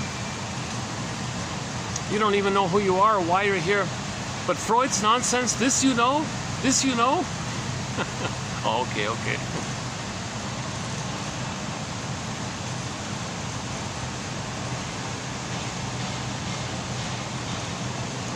Ginger Rogers and Lady in the Dark, had a good line in there. Ginger Rogers in the movie film Lady in the Dark, she said to the shrink, finally the conclusion was, I can't believe it, that me as a grown adult, a successful businesswoman with $1 million and all this, that I'm governed by my old unmet childhood needs and wishes and fears, and I'm governed by this, and I'm acting in the present as a puppet to my old childhood wishes, functioning like a puppet master, and I'm functioning by the past. I'm governed by the old childhood wishes and needs.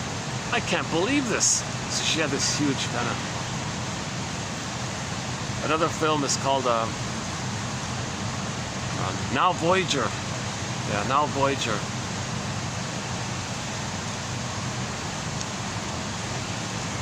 The shrink had to confront this abusive mother who was using her daughter to take care of her. So this daughter was victimized and being abused by her mother. This daughter was, her name was Charlotte, played by Betty Davis. Betty Davis played it. So the shrink had to come in and help Charlotte be free from the emotional abuse.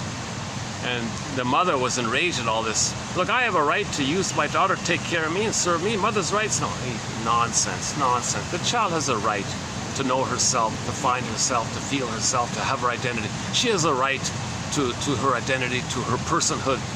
Right? So she finally came around on all this. Now, Voyager, seek thou forth and find yourself. So Charlotte was free. That's the only real good scene in that film. The rest of it, forget it. Just that scene with the staircase, the famous staircase scene with the shrink going down the staircase to confront Mrs. Vale, the abusive mother, to help free Charlotte.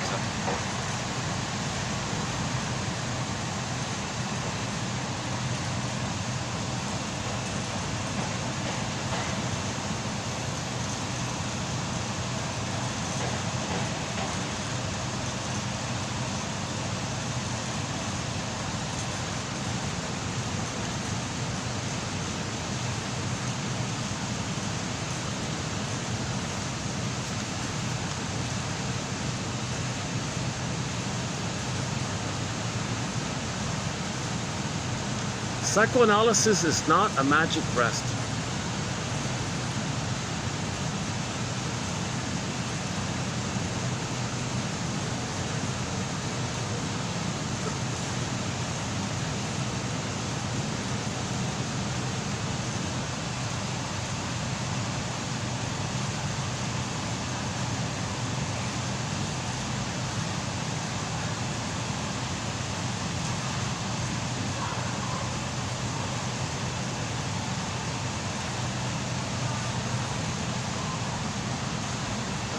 Let's check the battery here. How's the battery? Battery's holding up. 540. Yeah, this is going to be a shorter video today. Yeah. Okay, we'll be doing more quotes by Mr. Hart here.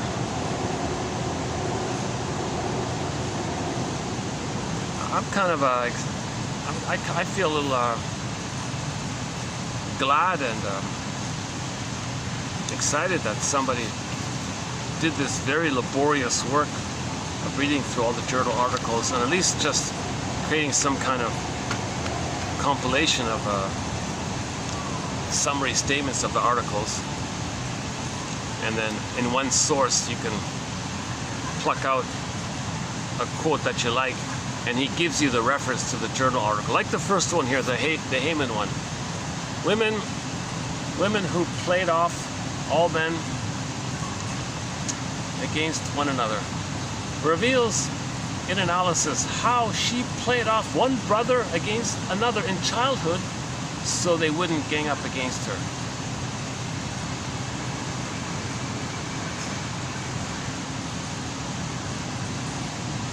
So we have to give her credit for that. Why did the guys pick on the daughter like this?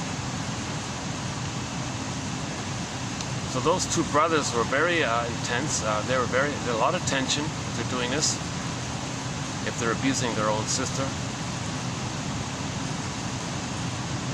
Sad, sad case. Sibling Society. Barbara Bly has a book called Sibling Society.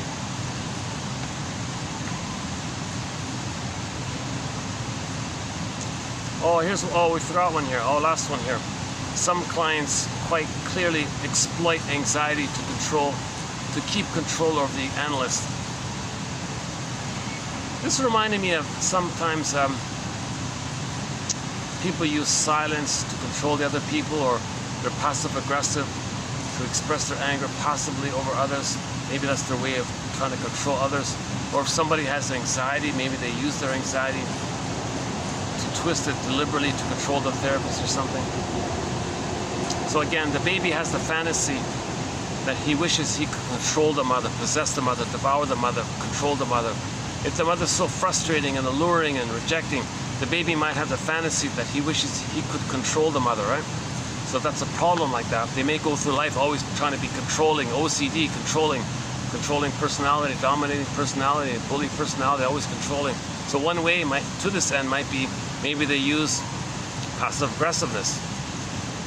Maybe they use this anxiety. I'm not sure.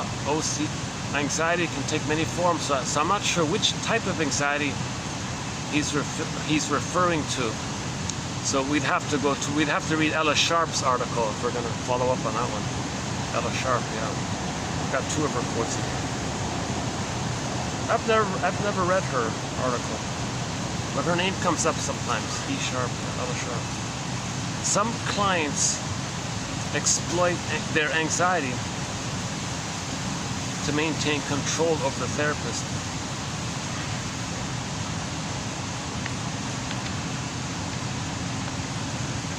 Okay, let's leave that as a question mark for now.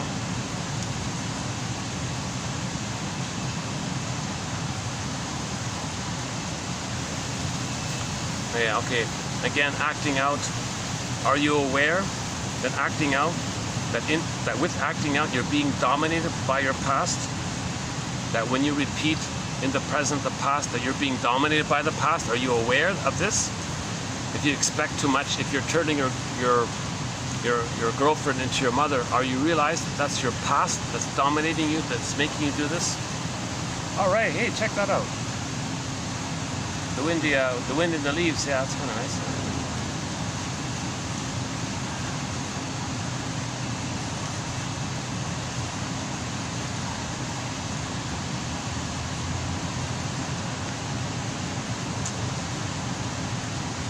Okay, I guess that's it, eh?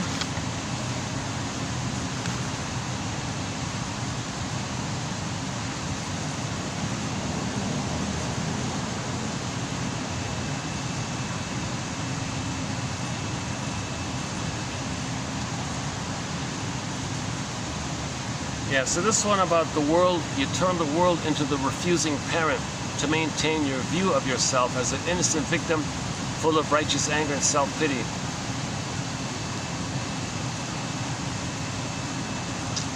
This can lead to what Bergler calls the injustice collector, grievance collecting, right? It happened again, it happened again. The world disappointed me, my mother disappointed me, the world disappointed me. Well, you create it, you see it that way, you coax it that way, you make it that way because you want to replay how your mother disappointed you. And you never want to give credit to the parent, you don't want to accept anything good, you can't see anything good because that would bring up the pain of not being loved. So you can't feel that pain of not being loved. So you maintain the struggle and the battle with the mother, because all you have with the mother is the battle with the mother. So if something good happens, and if you were to accept it, okay, that brings up the memory of all the love you didn't get. There's a lot of pain comes up, so you can't accept something good. So you're back to the battle with the mother, right?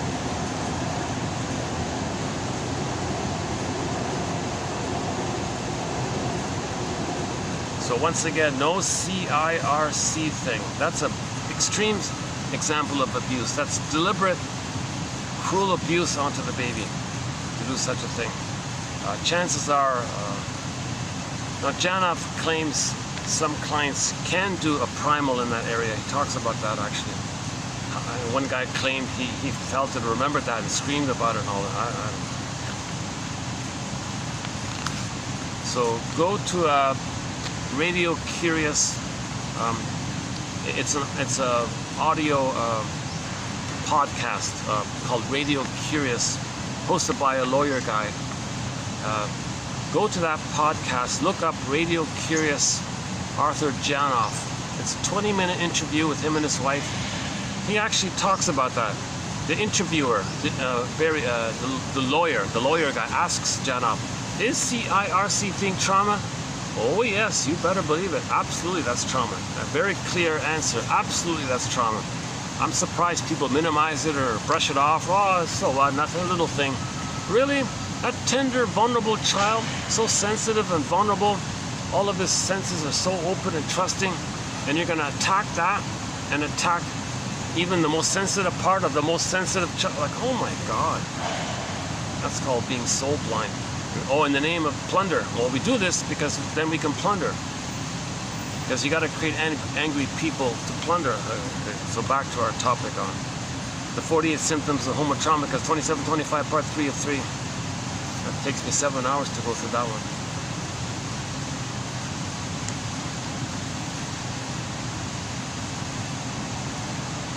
Burglar's descriptions of the gambler's inability to let go of rejection. How he holds on to his resentment and spite and makes the world into a refusing parent. So he's wanting to know that his mother refused him. If the baby comes out and the mother hands him to some stranger, here, put him on a scale, remove him from me, let him feel abandoned, and then put him in another room and inflict some violent trauma on him. Okay, the mother was very refusing. Okay, that's going to disperse onto the whole world. The whole world is refusing. Now they hate the whole world, right?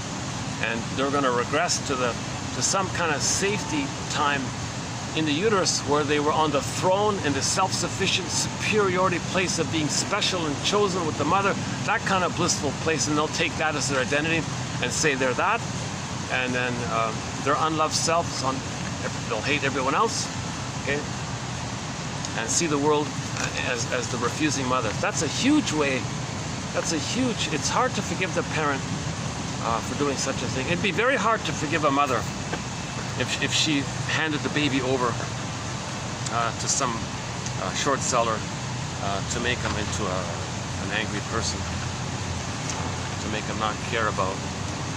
The theory is the baby's going to believe that his mother stole his soul, his inner land, his soul castle, his embodiment. We all live in a psychic house called the soul castle. It's like a home, it's like a land. So the mother stole that. You identify with the aggressor, then you steal other people's land.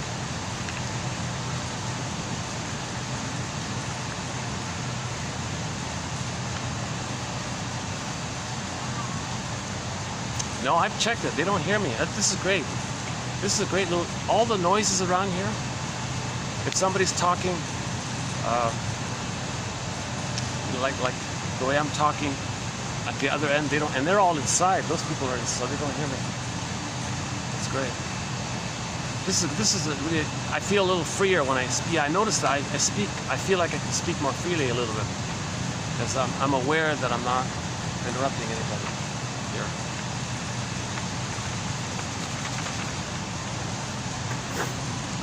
Yeah, let's stay with that point for a minute.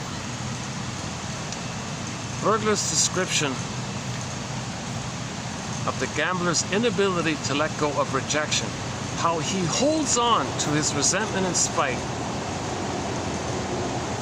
And you know, another funny thing is some people say that resentment and spite become the breast. That's his attachment. He can't let go of resentment and spite because that's his only mother. He turns his anger at his mother, that emotion of anger, and makes that his mother. And that's his only mother. And he identifies with that. That's called a hostile. So he becomes filled with anger and spite. And that's his mother, and he's one with the mother, and hence he feels bliss with the mother. Because he's got a mother, and he's one with the mother. But the mother's hate and spite and envy. So, you see, that's another thing like that. He objectifies his own emotion as an object.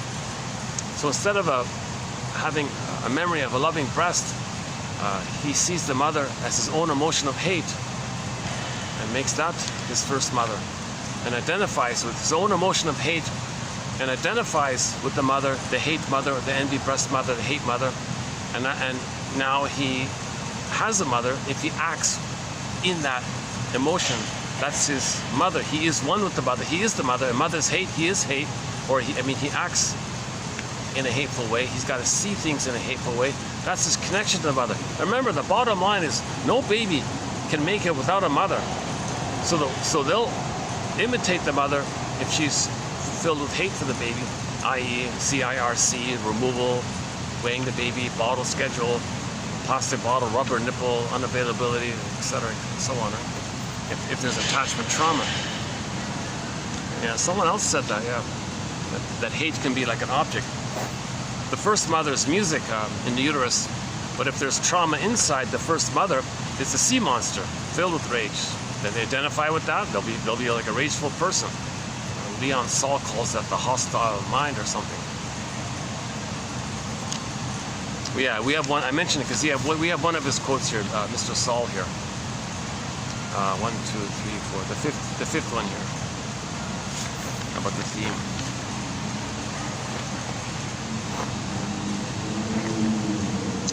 He makes the world into a refusing parent. So the pain of the refusing mother, although he is the refusing mother now, he still has the refusing mother. So it's symbiotic, right? He can be the refusing mother or the victim of the refusing mother, or see the world as the refusing mother. He's the victim while he's being the refusing mother. He's the victim of the world as the refusing mother, because it's all blurred like that. He's the victim and the aggressor, right? So as to maintain his view and his identity, that's his identity.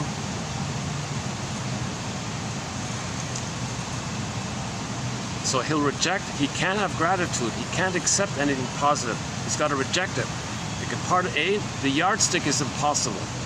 Nothing in the present can be the perfect, beautiful, safety, blissful, heavenly oneness of the mother back in the past and erase his traumas and give him the love instead. Nothing could do that. So the yardstick is impossible. He's got an impossible infantile yardstick. And he's measuring everything by that. So if it's not perfect like that, nothing can be, he hates it. He's devalued, no good. Perfect or nothing. So that's the infantile place.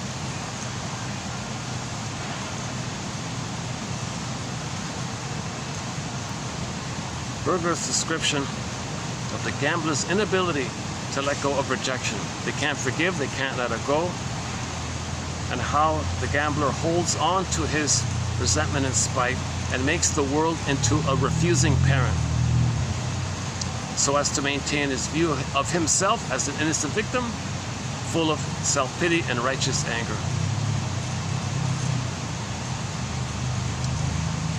So he's going to be the refusing parent onto others and reject others. He won't accept any goodness from others because he sees the rejecting mother onto the world. The world is the rejecting mother, while he's rejecting himself at the same time. The world is rejecting. So he's got a very negative attitude, right?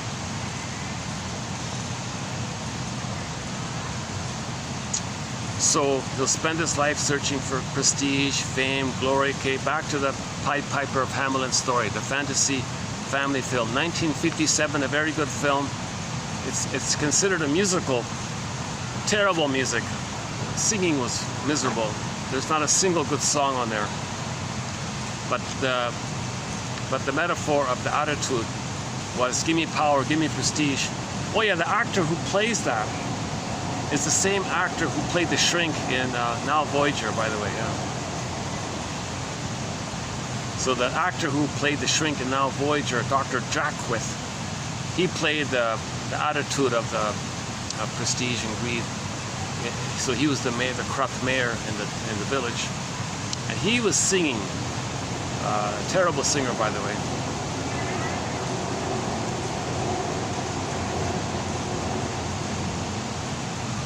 Maybe it was deliberate. Yeah, maybe it was deliberate to let him be a terrible singer. I don't know.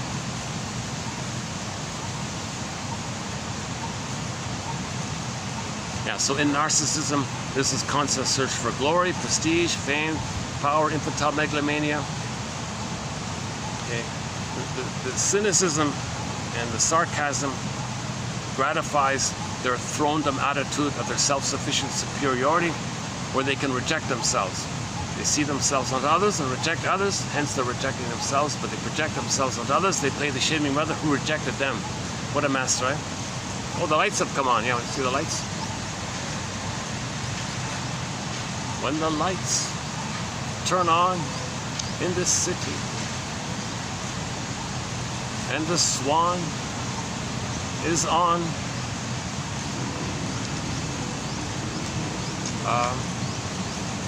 the ledge, will somebody feed him?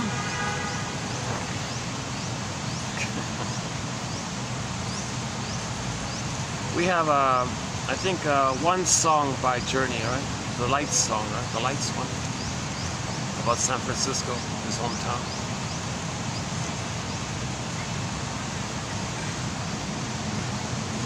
Is that right? Yeah, just one, right? By Journey, right?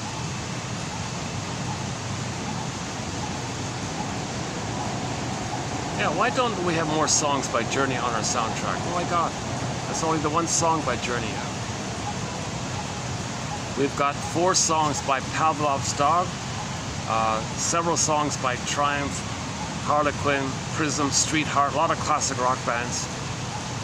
April Wine, yeah. Trooper, a couple, one from Trooper, the Janine song.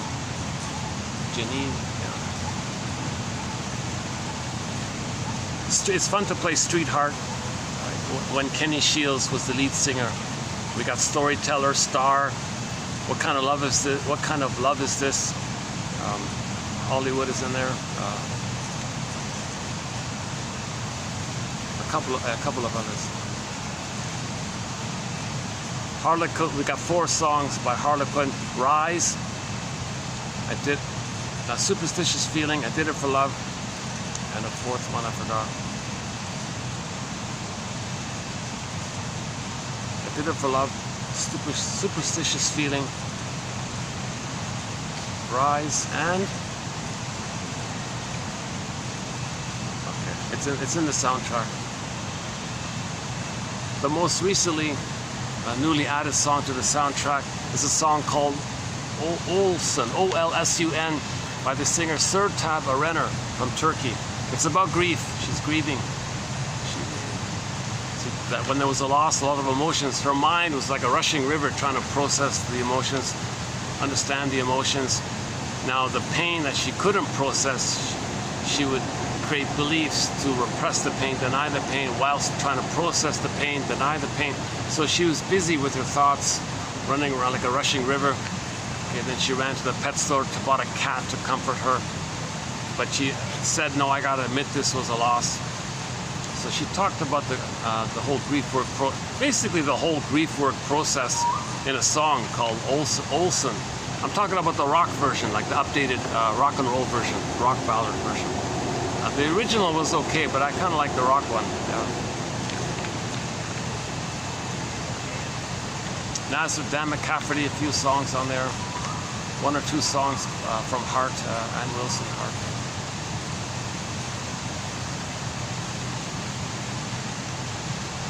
Lots of songs from around the world, yeah.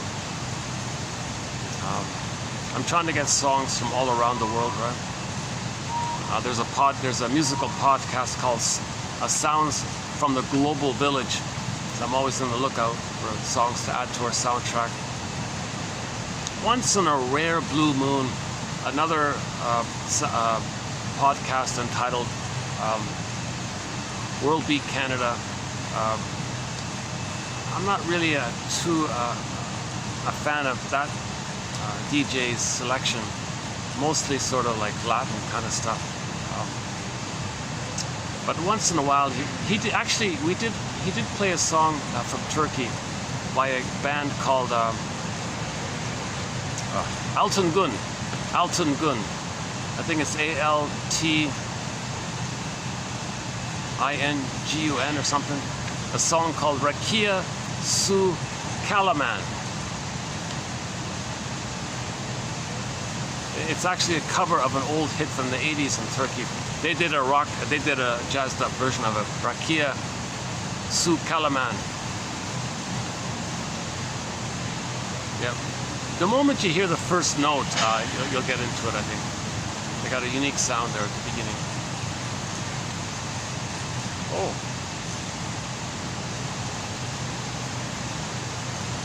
Oh, come on. Is that Easter deck? No way. Oh, no. They just finished with their Valentine decorations, right? I see the staff there with some kind of a rabbit thing. Wait a minute. It's only February. Now it's only February. It's way off.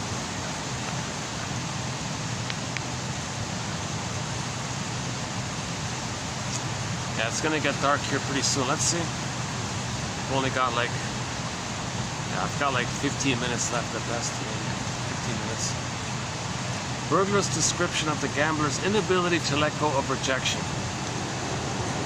That pain, you know, that pain, the chemistry, it sets, the set points in the brain are too high, right? Like the needed endorphins and the cortisol, it's all whacked in the brain. Now you're messing with the brain chemistry. How he holds on to his resentment and spite. So it can be addictive. Hate can be addictive. Greed, envy, spite, these are all very addictive. Because every time you shame others and you act like that, you're in a blissful oneness with the mother. So you get the bliss with the mother, the ecstasy with the mother, right? And the pain of it all, you numb it. You numb it. Plus, you see others express it and deny it within. It's numbed. Plus, others express it. So you distract yourself from the pain and you numb the pain, but you got the bliss of being one with the mother. What a mess, right? Jesus Christ. That's why it takes 20 years, this healing journey. In the Odyssey, it took 20 years. Odysseus, oh, who cares about this healing stuff? Who cares about, like the mayor in Pied Piper, who cares about feelings and the needs and children? Who cares about this stuff? I just want to play God. It's just a drug, just such a rush, such a drug, right? So they're addicted to the drug of it all. Addicted to hate, addicted to greed, addicted to misery. There's a book called Addicted to Misery by Anne Catherine, a self-help book. Addicted to perfection, that could be OCD and hate as well, controlling. Addicted to controlling and hate. Jesus Christ.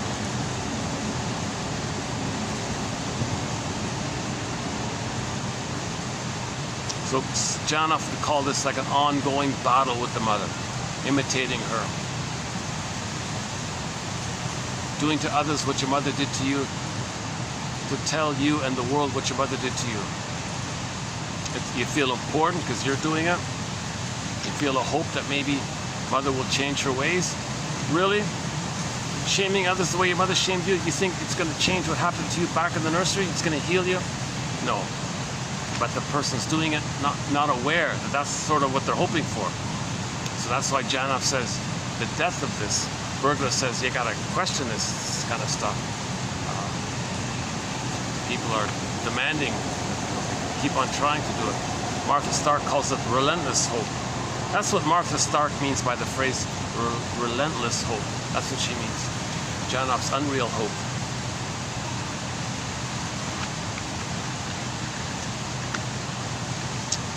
Yeah, in the 3 videos ago, yeah, the 3 video run on ab reaction from 71 to 3, the 3 videos prior to this one. There's one in there about how, in order to heal, the shrink said, for those with the stinger personality pattern, they got to give up the infantile megalomania, infantile omnipotence. That their little God, it's all about them, all the title, lack of empathy. They got to give up this thing. Difficult to do. But to admit, first of all, that the reason they have it, the reason they have this infantile megalomania is because they're taking refuge in it because of the pain of not getting mother's love. So you got to admit that you didn't get mother's love, and you'll never get it.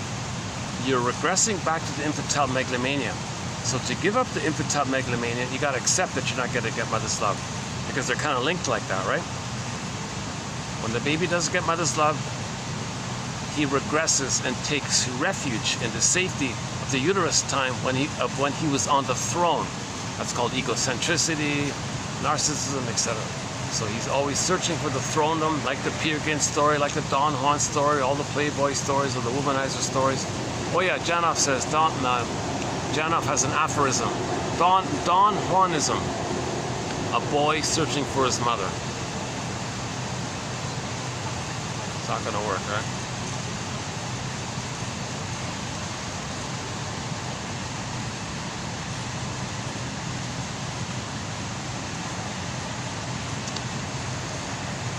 You know, they did offer me once a fan. If it does get hot in here, that means there'll be fewer guests in the sweltering heat, right? But if I can get a fan beside me, I might be able to do this like throughout the next 10 months are going to be sweltering hot. Last year was really a scorcher heat-wise. This month and the last month it's been a little tolerable like now, but everybody's holding themselves. It's going to get hotter. You know, it's funny. It's an interesting theory about it. Janov says that in trauma, a person's body temperature is too hot. Maybe we're unconsciously creating too much heat in the world, as above, so below. We're creating the outer as a mirror of the inner, as above, so below, inside out. So maybe we're creating more heat outwardly like that, because Janov's theory is that too many people are a little too hot. Their body temperatures are a little too much. He says it's not supposed to be 98.6. People think that's normal, because if you measure 1,000 people and they all have 98.6, you say that's normal. But what if they're all traumatized? Why do you say it's normal? They're all traumatized. In trauma, your body temperature goes too hot. But if you're healthy and you're healed, the body temperature is closer to, what did he say, 97.9, he said. A significant drop. Now, you don't want to go too cold. That's hypothermia. So he said when people did the primal, the catharsis, their body temperature cooled off. That was a sign of healing, that their temperature was cooler. And he claims that he measured people's vital signs, and when people did a successful catharsis, which he calls primal, a successful positive abreagon, okay, abreaction, like a genuine abreaction, like a healing abreaction, abreagon, okay, a genuine purification, cleansing, release, and all this, with belated understanding and belated feeling. The physiology adjusted, so the body temperature cooled, the heart math, the rhythm, okay, got back. The posture was better. Some people, their physical issues went away. They were healthier and all this. They felt more alive and more relaxed and more easygoing. They laughed more. They smiled more. Their voice was a little more embodied or something. They didn't have a voice that was coercing people to admire them or to make them look at me, I'm important. They didn't have that kind of controlling, coerced, manipulative, demanding coercion in their tone. Or they didn't have this booming, listen to me voice or something, like demanding a voice. They had like a natural voice that animated from the embodiment. So there was a different resonance, more musical resonance, not seductive voice. That's also that would also be corrected if the person previously had like a alluring kind of voice. It'd be more resonant with their embodiment. So in the Phantom of the Opera, that'd be she was a better singer in the Phantom of the Opera when she reintegrated and reclaimed her lost traits, personified by the Phantom character. Again, the Phantom character is not a separate outer character. It's a personification of the person's own trauma, shame, rage. So when you dialogue with that double self and you reclaim and get back, and accept these lost parts, you're more whole now, wholeness and healing. Okay, the split between the real self and the adaptive, going through life self that's pain. So you want to get back your real self, fill up your real self, get back in your embodiment. That's you're more whole, wholeness and healing. Back to Johnny Sanford's book, right?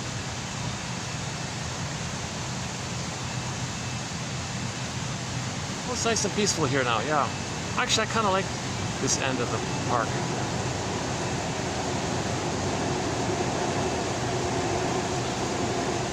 Yeah, you know what it is? They changed all the seating. That's what it was. I think maybe that's what it was, yeah.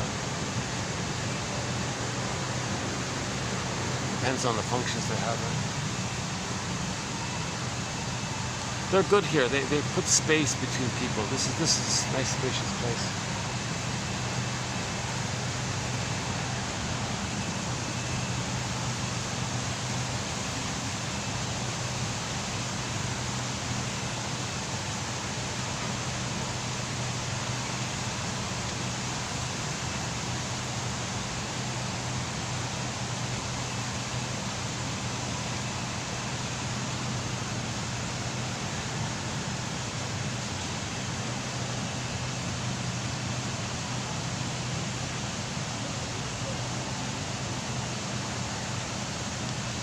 Oh, the lights above me are not on. These lights aren't on.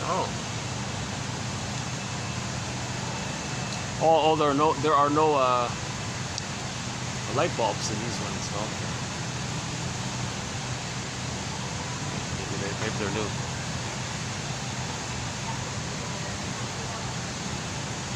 Yeah, I'll shut this video down in a few minutes. It's getting dark already, right? Let's see. 6:12. Maybe 10 minutes at best, right? 10 minutes left. Burglar's description. Burglar's descriptions. Okay, famous book, Psychology of Gambling, 1957, Edmund Burglar. Yeah, good book. Good book. We have a lot of quotes from that book in our collection. It's the writing book that I think is the most triggering, the most... I don't know, gutsy or whatever, because you see him arguing with all these propaganda people and the writers people and script writers and things, screenwriters and novelists and all this.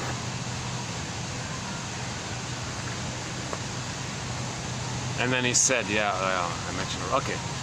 Edmund Burglar's descriptions of the gambler's inability to let go of rejection.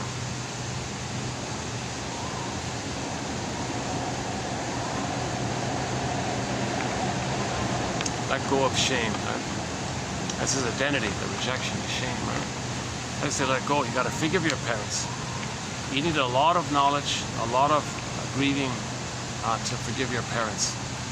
You got to. So that's why we have the 48 symptoms of homo traumacus. Because what if the mother was a victim of the pillage and the plunder system? So think about that. That's a factor as well. What if the mother came from a place that was plundered and pillaged? Right? So she's very traumatized. So maybe she's a war child, right? So-called quote-unquote war child. She's just a victim of the I don't know why they call it that. They might call her a victim of the pillage system child or something. So she's traumatized by this. So how do you blame her if she's like that? And you can feel sorry that your mother didn't have a life of herself, that she was in pain herself. And maybe that's Bruce Springsteen. She tried her best, still some blessings, couldn't do it. So you can forgive your mother a little bit in that area, right? If you recognize, if it was the case that your mother was in a place that was plundered and pillaged by the short sellers, Homo short sellicus, 10,000 years ago. When we became Homo traumacus, we became simultaneously Homo short sellicus. Baby short soul, the baby soul. Baby identifies with the short selling mother. They short sell the planet for a quick buck, and so on. Mother gave him emotional poverty. Identifies with the aggressor, give other people poverty, symbolize their inner poverty. So inside out, eyes above, soul below. This whole issue. Burglar's descriptions of the gambler's inability to let go of rejection. Mother rejected him. Why did the mother reject the baby? So we have a whole list of reasons in this area. So we mentioned a few of them already. Mother's resentment to give love when she never got it herself, and now she's supposed to give it. She feels resentment by this, so she can't do it. But she never got it, so she doesn't know it. Has the entitlement that the baby should take care of her, exploits her power, abuses her power, has full immunity, no one calls her out on it. But she's considered corrupt and quite... There's a documentary called The Corporation of Psychopaths. Is the mother a psychopath doing this? What does that mean? Like from the baby's perspective, maybe the mother was so... Holy crap. In the last video, I talked about an episode about this difficult topic, but let's not do it again. There's a tender, touching episode from the TV show Amos and Andy. I'm currently watching. Just discovered it. Amos and Andy, an old sitcom from the 1950s, 1951 to 1953. There's an episode in there called The Father as Proxy or something. So Andy was working as a cab driver, and a pregnant woman, yeah, I saw one here today, a pregnant woman went into the cab, and he kind of took care of her because the actual father wasn't around. So he was like the proxy. He was standing in for the father, hence the idea of Andy being like the proxy father as proxy, the proxy father. That was a touching episode, and Andy had emotions about it all, and he wanted to help her because he was standing in for the real father. He was the proxy father, so he felt like he's going to be the real father, and I started to have feelings like he was the real father, kind of thing, right?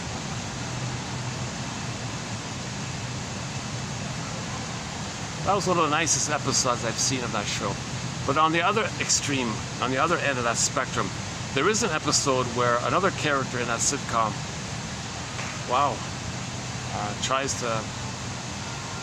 does something.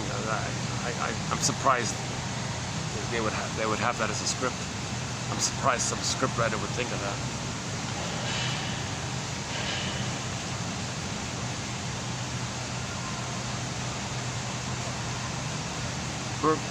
Burglar's descriptions of the gambler's inability to let go of rejection.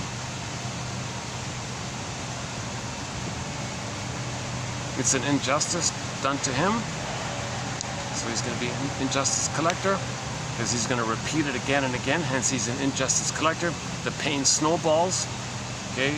When there's more pain, there's more of a demand for painkillers, endorphins. Now he gets addicted to the endorphins, and he's dependent on the endorphins because he's getting more pain. He needs more endorphins. So there's the addictive quality of it all. How he holds on to his resentment and spite.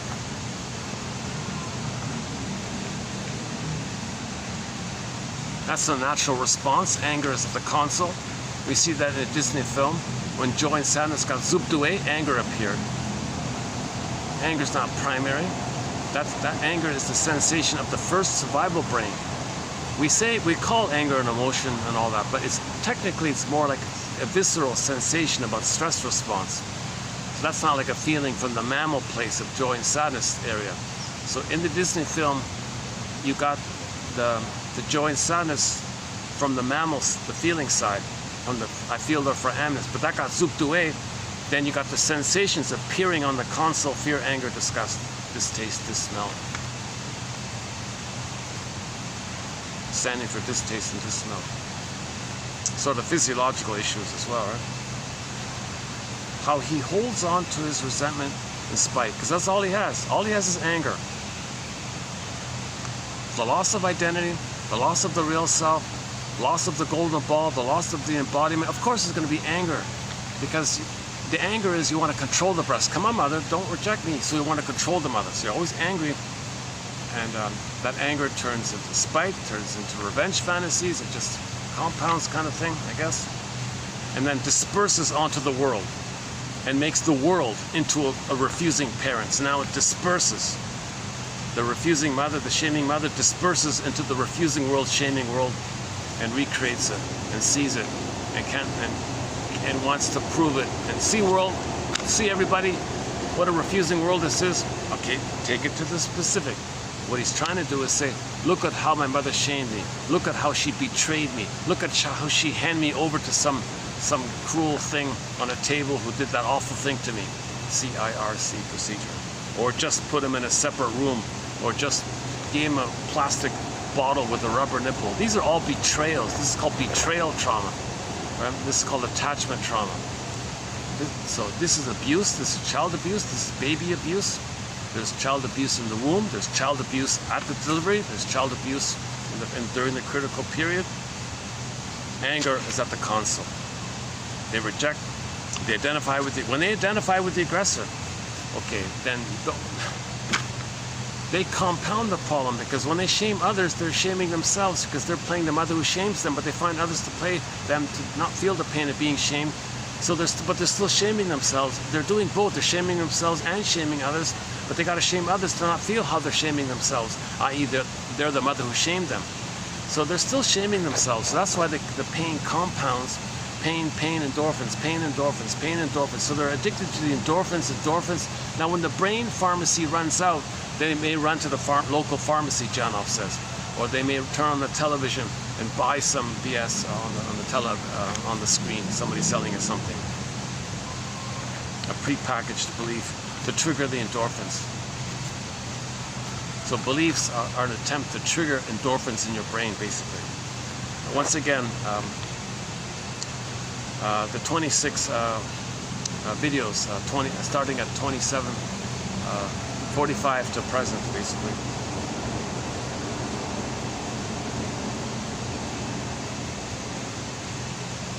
Righteous anger. And the funny thing is, when he shames others, he thinks the victim is the mother who shamed him. Now he's in a righteous anger towards the victim he just hurt, thinking he's the one who hurt him. Right? He hurts his own innocence, sees someone to play his innocence, hurt his own innocence. Flip, double think. Alice in Wonderland. The one he just hurt, morph. The one he just hurt magically morphed into the mother who in the past who hurt him. Now he's in righteous indignation towards that person he just hurt. You know, the number one the video that got the most views in this channel is a short. It's just a mini one, like 1 minute long. It's called look up the title, On Those Who Hurt Others, Who Then Proceed to Hate the Ones They Hurt. Listen to that clip. It's got like almost 1,000 views. It's got the most views in this channel. It's not the full story, but you see, they hurt the other, and then they gotta hate him, because the one they just hurt flipped to the shaming mother in the past who hurt them. Now they gotta hate the mother, but they transferred the mother to the person they just hurt in the present, because there's no time in there. Alice in Wonderland once again.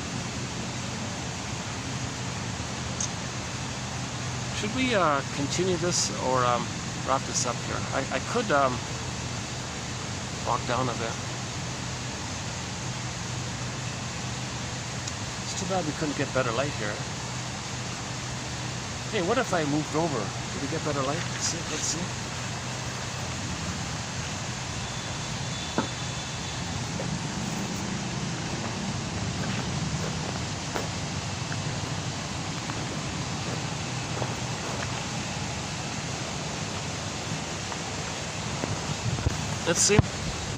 That's better. Oh, it's much better. Oh my God. Look at that. There's much better light here. Oh my God. There is light here. Why did I think before there wasn't enough light here? Because I couldn't use this end last time. Now there's nobody in this area. Oh yeah, okay. So if this area is not being used, I can come here at night. No. This place is packed at night. It's going to start to fill in later on. But during this little time, I can get light here. Look at that. Lights. In the beginning was the sound. So the baby in the uterus, he's one with everything. Grassy asks the question, if the baby could maybe consider something that's not him, what might that be? maybe the baby might consider the mother's heartbeat, the pulsating of the cord, and the blood flow, the 3 veins, the blood circulation, one straight down, the 2 the spiral up. He may think that that might be outside of him. That's not him. So in the beginning was the sound. His eyes are closed. He hears that, the movement. He hears it. In the beginning was the sound. The sound was musical. Mother, musical mother. First mother is music. So Gracie says later when you hear music, she calls music the master emotion, because when you hear music now, it triggers you back to the time of paradise and blissful oneness when you felt omnipotent and happy and ecstasy, and you had your golden ball and all of your feelings. So if music in the present triggers you to back in the time when you had all of your feelings, hence the idea of music being the master emotion, because it triggers when you had all of your emotions, i.e. your golden ball, your mammal feelings, joys at the console. Now after birth, you're traumatized, okay, the golden ball goes down the well, so you're missing it. But you hear music, it reminds you of when you had the golden ball. So music can remind you of when you had the golden ball. So we love music. We're always playing music all the time, you know, for that kind of concept. Hold on a sec. Let me tie my shoelace here. Hold on a sec.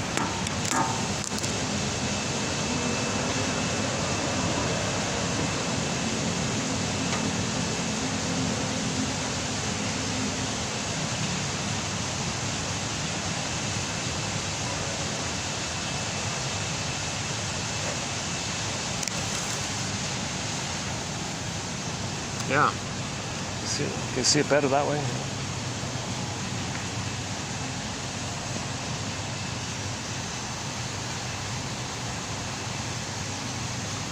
Oh, look at that, eh? We got enough light here.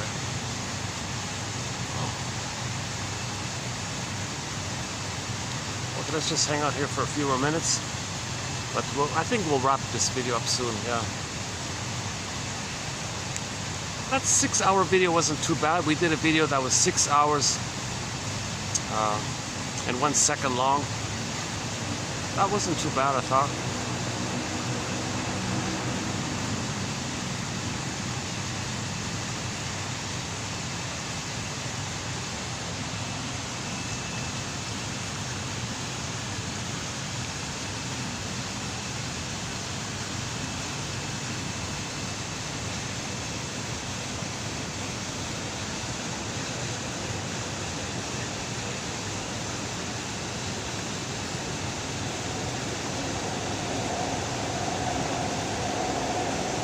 Well, I think we covered some ground in this video. I think we covered some key points in this video. I hope that if anyone may have watched this, they found it informative or helpful. Once again, we're hoping for 1 quote out of 10 to be of interest.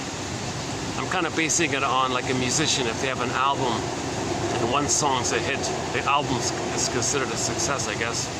So I'm kind of thinking in those terms. If 1 quote out of 10 is of interest or of help, and we've got 1,000 videos here, so there's 1,000 good quotes, I think that's enriching.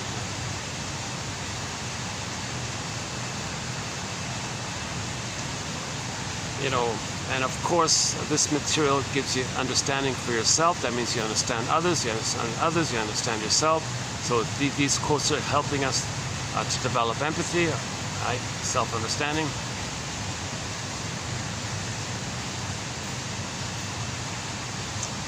Yeah, John L makes that point about the tension. I kind of overlooked that point. If the person has a lot of tension, like body tension, all this, you see, that's the pain of not feeling, and it's tension like that. It kind of changes the way I look at people sometimes when they got a lot of body armor, a lot of tension like that. Like their shoulders are like some boulders or something. Like the body's like a boulder or something, right? That's the pain. That's a lot of pain. Now there's endorphins. It's numbed, and they may be addicted to the numbing feeling, and they may be in this fantasy of infantile megalomania or one with the mother. I don't know. Or they can be a clinger and a pleaser, and have the stress response of the set point being at the sympathetic stress response. So the tension doesn't define your personality. It's just a physiological issue of where your nervous system sets you at. Now in healthy development, we have a natural yin and yang, sun and moon, day and night, a harmonious flow like the yin-yang symbol, that curve there, the harmony between the two. Day, okay, so active doing, that's the masculine, the sun, the day, the yang, okay, the active, that's more energy, right? The more doing, right? And then the night, the yin, the restorative, the rest, the healing, the being, the yin, the feminine, the being, that's right. So there's meant to be like a kind of, like in nature, you know, day, night, you know, right? We're from nature, so our bodies are kind of like mini earths in a way, right? So we're meant to have a kind of back and forth like this, like the more active of the doing and the more being of the resting. But in trauma, in babyhood trauma, the set points can be set at one or the other, and we're not getting that flow kind of thing. So some people are born with too much in the sympathetic. Some people are born too set in the parasympathetic. If it's the parasympathetic, they're more like way laid back. That's the energy conserving one. They want to conserve energy, protect themselves, because a lot of trauma, got to hold on to what you got kind of thing. The other one is all revved up with anger at the console. So that's like a lot of tension there. So both are kind of unhealthy. But that's just sort of like a physiological kind of area. It doesn't determine your whole personality. The whole personality is more of a developmental relationship phenomena of where your development stops. So there's two traumas. There's that physiological trauma, and there's that kind of relational trauma. For example, if you're fixated prior to 4 to 5 months, the bully pattern, Iago pattern, etc. 4 to 5 months to 18 months, the narcissistic patterns and the various forms of it, both sympathetic form and parasympathetic form. The pleasers and the clingers, both the sympathetic one and the parasympathetic one. Think about that. Think about the caretakers. They want to help you all the time. A lot of them are revved up with tension. A lot of them are kind of laid back and helpful like that. So the sympathetic one, maybe generally ballpark, that's the type A, the extrovert. And then the parasympathetic, maybe that's more like the type B, the introverted one. Just ballpark. Janov puts too much emphasis on this. Developmental theory, object relations theory, psychoanalysis in general says no. Your personality, it's not just your body's physiology thing. It's a broader issue that creates your personality. So you might even have a healthy personality, and you might be a little revved. You might even have like a healthy personality, and you might be a little kind of more laid back kind of thing. So it's not the full determinant of your personality.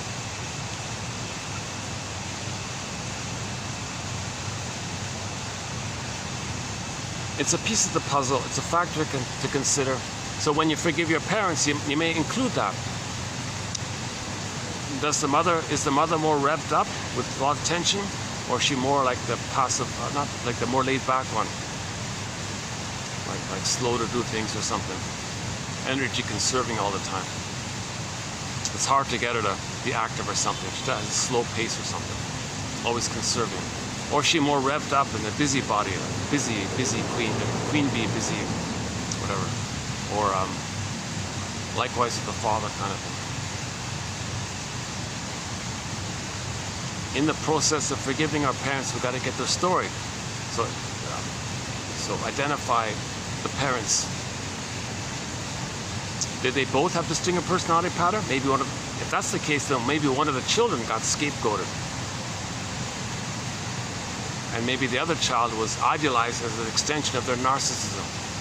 So one child got all the support and was the star to be as a narcissistic extension of the parents' grandiosity, and the shame of them, they scapegoated the other child. It's amazing, right? Same home, one child is PhD, other child is, kind of like too rebellious and naughty and all this. Well, that child was scapegoated by the parents. The other child's a little luckier because at least he got more support. Whereas it may not have been fully out of love, but At least you got some accidental support. So that child is probably a little bit better off if the parents wanted to see their child as a star and a success. That child is obviously probably going to be a little better. So yes, you got a lot of pressure on him, but still, it's probably maybe a little better off in that case, rather than be the dumping ground, be the other kid that's dumped on, the scapegoated child by the parents. Parents should not scapegoat their children. That's nonsense. They don't have the right. Okay, it's a communication. If the parents are scapegoating their children, understand them. They've got too much tension, hence the theory of systems theory of the emotional triangle that Murray Bowen likes to talk about. So yeah, we did a 4-video special run on Murray Bowen's theory about this emotional triangle. That's worth looking at if you want to study scapegoating, the scapegoating mechanism, the scapegoating phenomena. Study this triangle thing.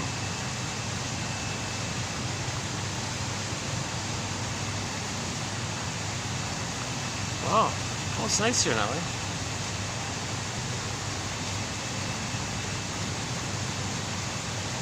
Makes me think I could bring my laptop here and maybe, or maybe just read some articles just out here in the open like this, eh?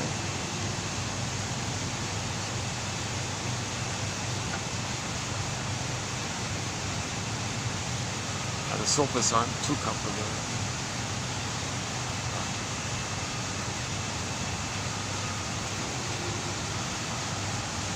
Wow, let's see. Yeah, the lighting is fading, right? The lighting. Let's see, what is it? 6:37.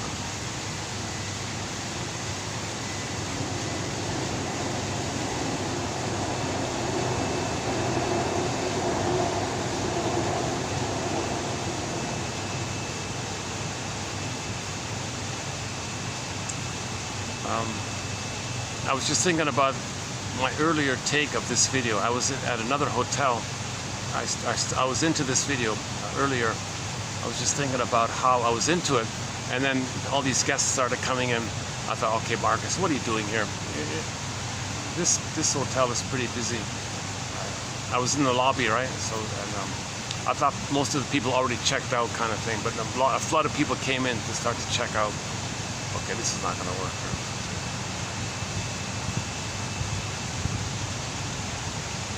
Why am I thinking about that? Yeah, why am I thinking about that? Maybe to note my efforts to make this project. Maybe it's coming from. Maybe there's an element of loneliness here. Like here, I'm trying to do what Mr. Hart did. Mr. Hart. I can't believe it. That guy, he must have been like a speed reader or something to read all that he did. To have like even just to write down a note of all the articles. So he read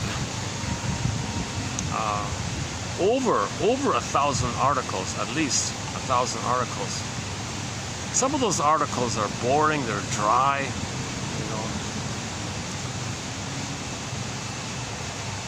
Out of those 1,000 notes of his, I'm hoping to get, let's see, 100. 100. We did 20 today, right? So I'm hoping to do 4 more Hart Notes videos.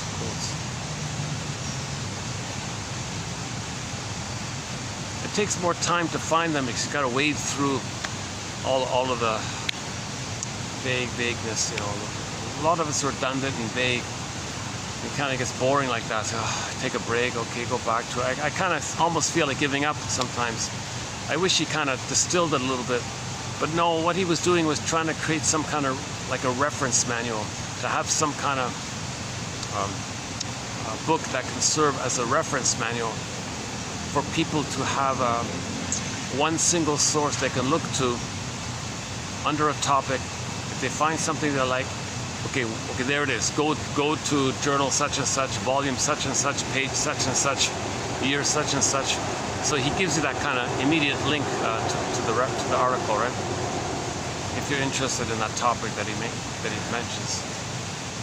Yeah, okay. His book is not meant to be like the greatest hits of psychoanalysis. That's sort of the difference between his notebook and our collection here. Our collection here is meant to be the greatest hits of psychoanalysis. I'm trying to post the greatest hits of psychoanalysis here. No Freud, get discussed yesterday. No Jung and Lacan, convoluted jargon. A lot of the big names are not Adler and Kohut. A lot of these guys, we don't really have those quotes. These quotes are from, again, Grice's criteria. Is it clear? Do you understand it? Is it relevant? The quality, is it helpful? Is it teaching? The tone, is it friendly? Like a, not too short, not too long. Quantity, quality. Are you learning? Are you getting some ahas? At least 1 out of 10. Okay, it's that kind of thing. If you make all those convoluted jargon, they're just trying to deny their pain. They're trying to create some ooey thing, some new ooey thing to numb their pain. That's all they're doing. So we don't bother with that. We don't need more repression. We're trying to get the insights to heal. We don't need material to numb the pain. If you want to numb the pain, read all this convoluted, muddled up jargon if you want to get into that. That's not what we're trying to do here. We're trying to weave a basket, give the scarecrow a brain. I don't think reading Lacan and Jung is going to give the scarecrow a brain. If anything, it'll damage the scarecrow. And likewise with the convoluted English translation of Freud. So we don't have the convoluted English translation of Freud. No Freud because of that. And so on. So I mentioned some of our mentors already, right? Masterson, okay, and others. We've got excellent analytic authors here. James Grotstein, Thomas Ogden, Guntrip, Solani, Althea Horner, Dorothea MacArthur, Janoff recently, okay.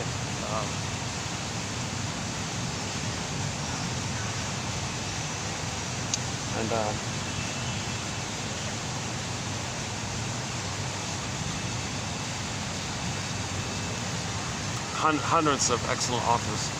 Roughly 10% of the quotes come from self-help authors who were psychoanalyzed and then wrote a self-help book which is psychoanalytically minded. So we've got about 10% of our quotes from these self-help authors. Tina Gilbertson was a recent one. Jeanette Paris was a recent one.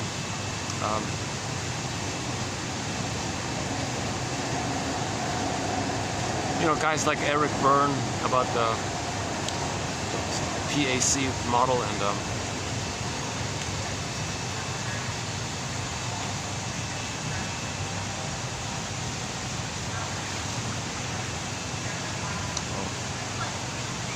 well, the staff are preparing for something, yeah. I can't make out what kind of function is they're preparing for, but it involves a rabbit, whatever it is. Maybe, or maybe it's just a kid. Oh no, it's a kids kind of thing. Oh, there must be some kind of kids party coming up here. Okay, no, it's not just a rabbit. It's not Easter. They've got a variety of stuffed toy animals here, teddy bears and things, pandas and panda bears, kangaroos and things. Yeah, it looks like a fun kind of.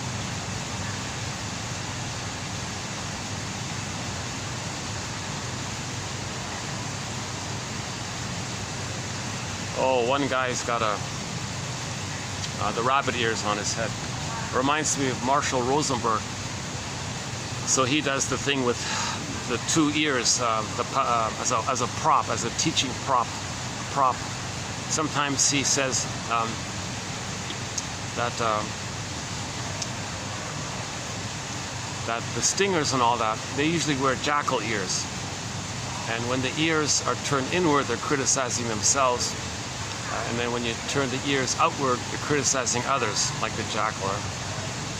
And the clingers and the pleasers, they usually wear giraffe ears, where they want to give compassion. The ears turn inward, empathy for themselves. Ears turn outward, you want to give empathy towards others. So he says sometimes he's wearing the jackal ears, he throws it off and puts on the giraffe ears to make it, to move towards trying to give yourself self-empathy. So first you turn the ears, the giraffe ears, inward. Okay, so what unmet needs did you have as a child that weren't met? So give yourself some kind of self-empathy first and kind of admit that. And if you feel better by that, then you can turn the ears around and be able to give a little empathy for others. So first you got to give yourself self-empathy. So first he said, you can't first have the ears pointed outwardly like that if you're feeling pain within. Okay, so then you might have to put the jackal ears and notice that it's within, that you're criticizing yourself. Be aware of that. It was just a little teaching prop kind of thing. Not a bad little thing. He doesn't teach psychoanalysis. All he tried to do was make people aware that there's a link between F and N. That's it. In a nutshell, that's all he tried to do. He spent his whole life, built a massive self-help international empire, teaching people this one point. There's a link between F and N, feelings and needs. Okay? When the needs are met, the feelings will be pleasant. A link, F and N. There's a link. Needs are met, the feelings will be pleasant. Needs unmet, feelings will be unpleasant. That's it. He had a hell of a time trying to teach people this simple little thing. So if you're triggered in the present, okay, something triggers you. So in the past, as a child, identify what need did you have. Name it. It was unmet. So that's why you feel the pain, the distress. Name those distressed feelings. Okay, share it to the person in the present. And you make an empathy from the person in the present. Or at least identify yourself. Then you turn the giraffe ears outward and see that in them. That they have unmet needs and they have pain by that. That's it. F and N. Can you believe it? It's not a bad self-help book. He only has one book called The Language of Life, NBC, The Language of Life. I think there were 3 editions of it. That's all he has now. One little self-help book. Lived a life of luxury traveling around the world because people paid for everything for him. Thousands of... He would do these like 10-day retreats with hundreds of people in them paying a fortune or something. And they would just hang out. And all they would do is listen to him, mainly. And then people would pair up and practice, I guess. Listen to him. Now he's a storyteller. He's like a little, likes to tell anecdotes and play songs. He gets out his guitar, trying to be a friendly guy and all this.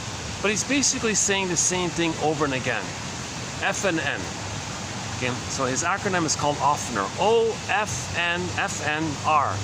So the O part is the observation of what bothered you in the present, what triggered you in the present. So you name the trigger. Okay, your friend didn't call you when they said they'd call. You said you'd call at 5, you didn't call. Now it's 5:30, you called at 5:30, 30-minute gap here. So maybe that triggered you. That's observation. So you say, dear friend, I got to make an I statement called I statement. I got to make an I statement. Oh, yeah, what's up? Well, okay, observation. Okay, so the agreement was you're going to call at 5. You called at 5:30. That was a trigger. So you're just sharing that part. That's in the present. You zoom. Now you're back in childhood. Because when you're triggered, you're back in the past. So now F and N.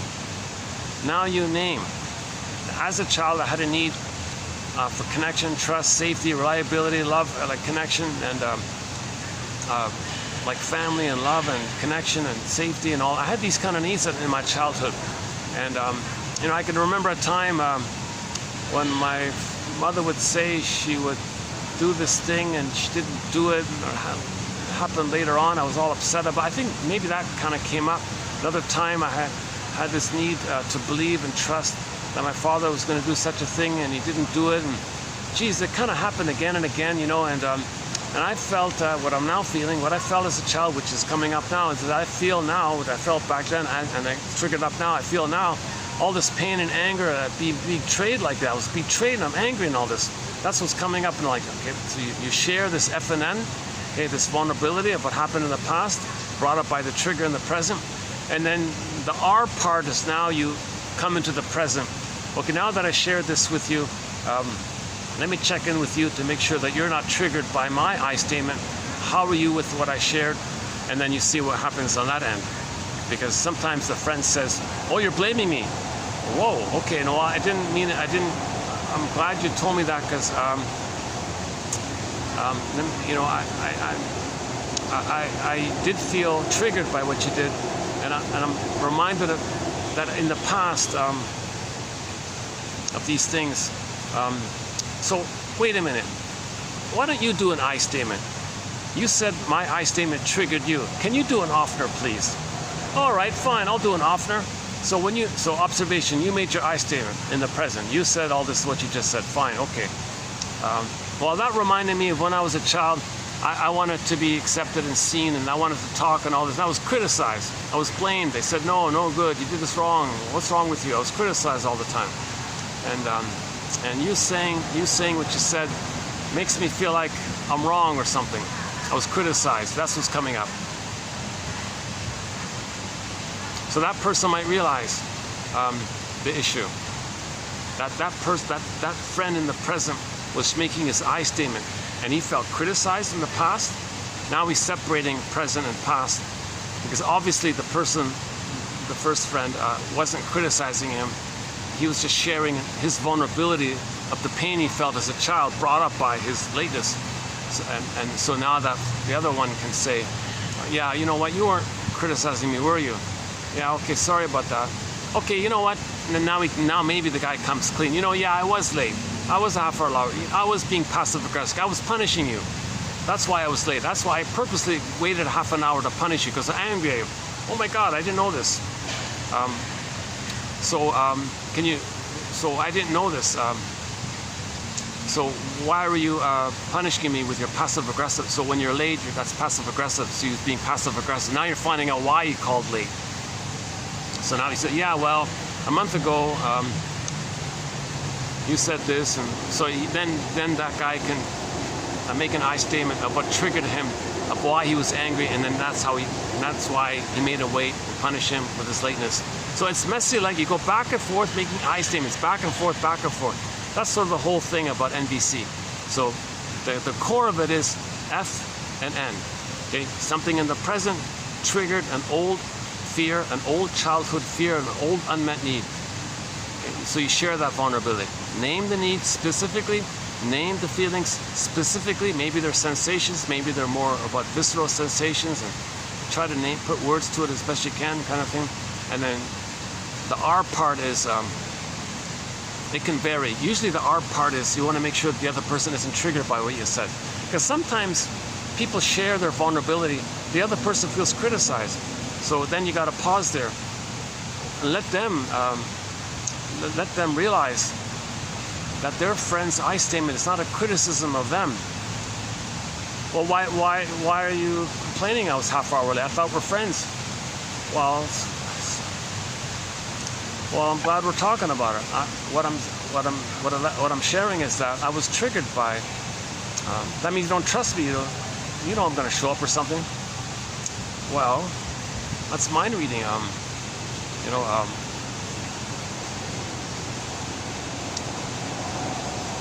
How's the lighting? Are we still doing okay with lighting? Wow. Usually guests start pouring in this time.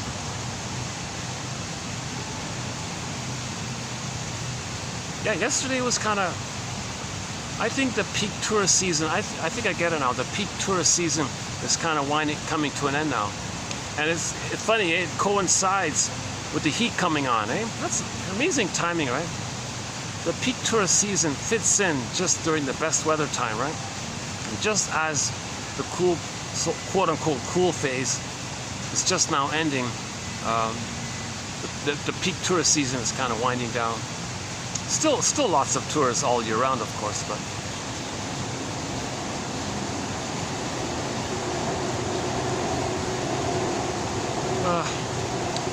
another I statement is the one done by Susan Campbell from her book called From Triggered to Tranquility.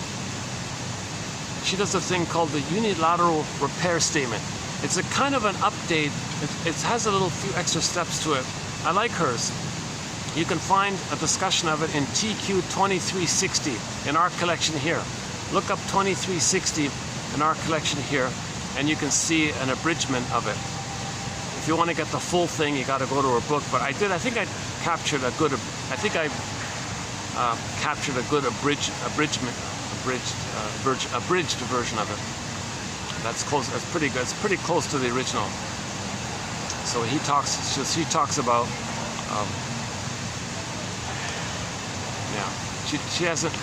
Hers is good. If you do both, if you study Susan Campbell's and Marshall Rosenberg's and put it together, it's pretty good. Okay, now they're coming in.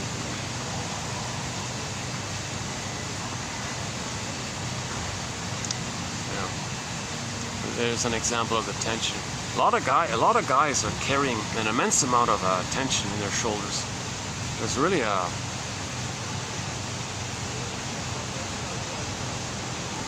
I have tension too. I'm not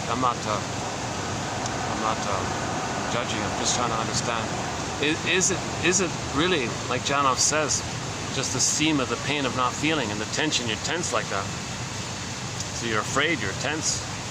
And of course, so fear and anger at the console. So remember, fear and anger at the console. So body tension might be the physiology of fear and anger at the console, right? The stress response. You're protecting yourself. You're shielding yourself. You're guarding yourself. You know, this whole issue, right? Fear and anger, tension, body armor, like a shield or something. Oh, more stuffed toys. Yeah, there's some teddy bears and things. Oh, that's definitely some kind of kids function. Maybe there's a kids party or something coming up. I see. So these staff also have the duty of being party planners, eh?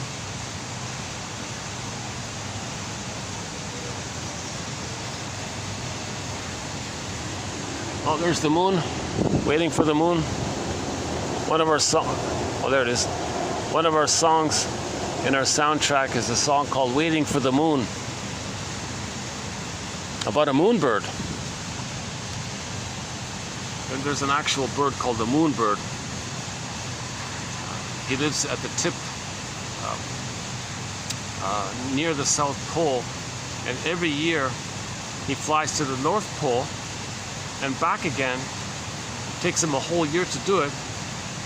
Has the rest, does it again.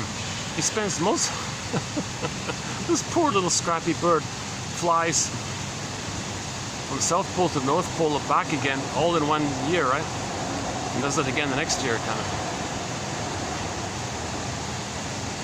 There, on a branch, sits a bird, looking at the moon, waiting for the moon. Forgot. Oh, yeah, we played that song a long time ago. I forgot. I think it's called "Waiting for the Moon." Is that right? A 7-minute. It's about a 7-minute. It's a live song. Like a slow, melodic, peaceful, kind of pleasant song. Nice song. Forgot the singer's name. The young gal, young singer.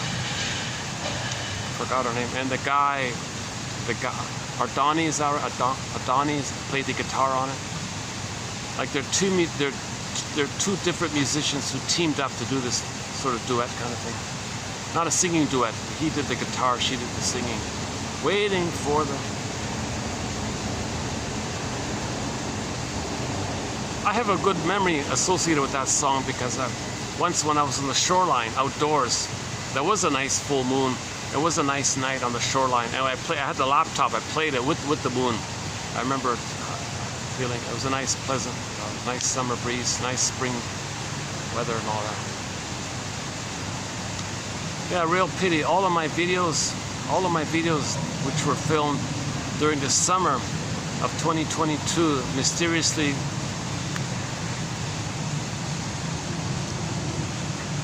those are all my outdoor videos in the summer. I don't know what happened.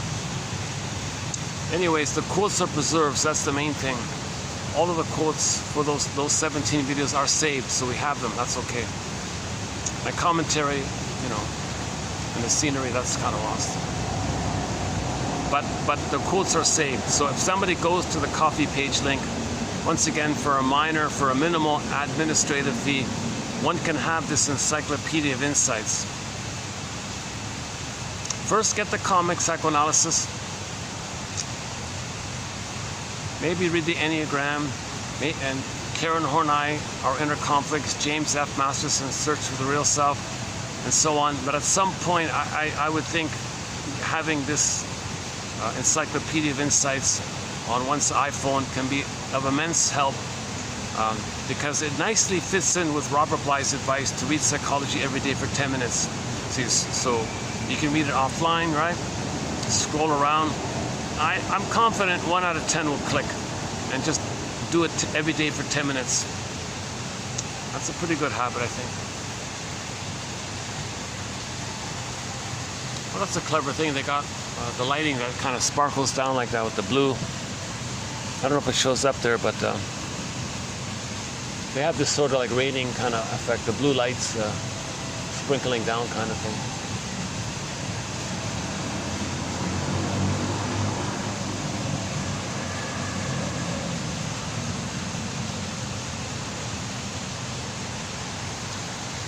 Do I get more lighting if I sit? Oh, hold on a second.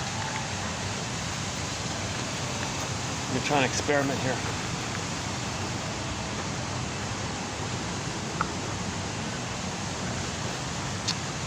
Do I get more lighting this way? Not really, eh? Although the backdrop is more interesting, right? Oh yeah, you can see it in the...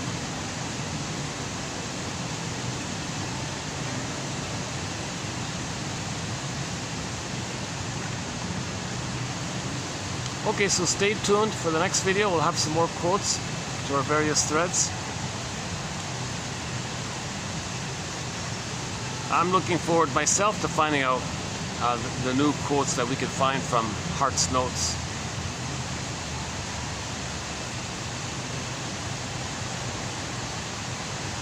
I thought today's weren't bad, you know, some of them in there. That one about the woman, the sister, being bullied by her two brothers, and then finding out a way to trick the brothers to fight amongst themselves. So she protected herself from this. And then, but that became a pattern for her. That became like a lifelong pattern.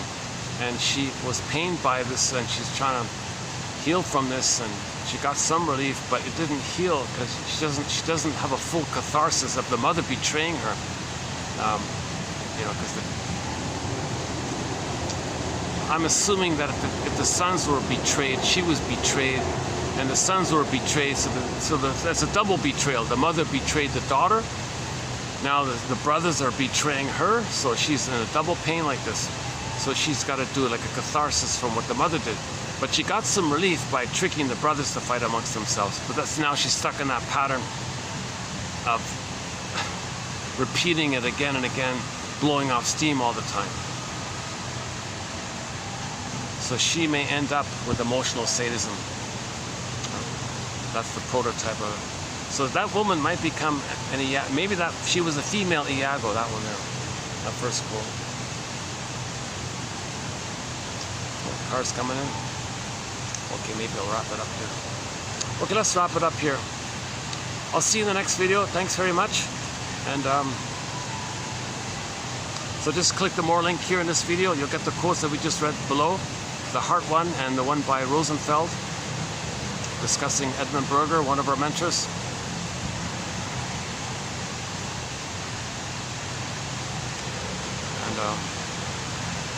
And likewise, in each video, if you click the more link, you'll get the quotes posted below. For convenience, I would highly recommend going to that coffee page link, and for €4, right, getting the whole encyclopedia, just a minor fee like that. now the breeze is coming in. All right, now we're getting a breeze. Well, now it's better, right? Actually, interesting lighting in the background. Eh? Look at that. Eh?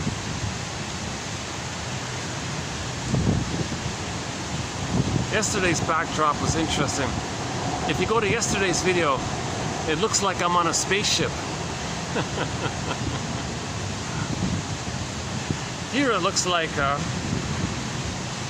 my God, what does it look like? Looks like I'm in a,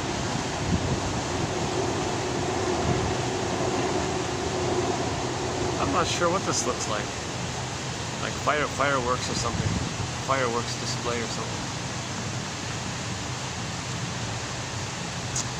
Yeah, so Happy New Year. Yeah, Happy New Year.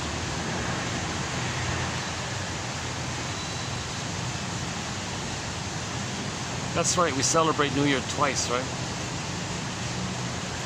The Lunar New Year and the January 1st one, right? Yeah. That's interesting. So we celebrate two New Years. The one by the moon and the made-up one, the January 1st one, right?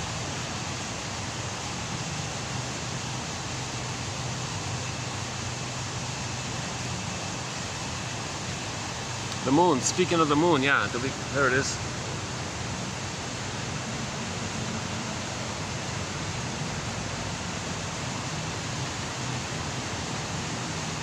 Yeah, I'm not fully sure about the story of January 1st. Yeah, let's look that up, yeah. Because that's not the winter solstice day, right? That's another day, sort of in December sometime, right? That changes, right? That winter solstice day.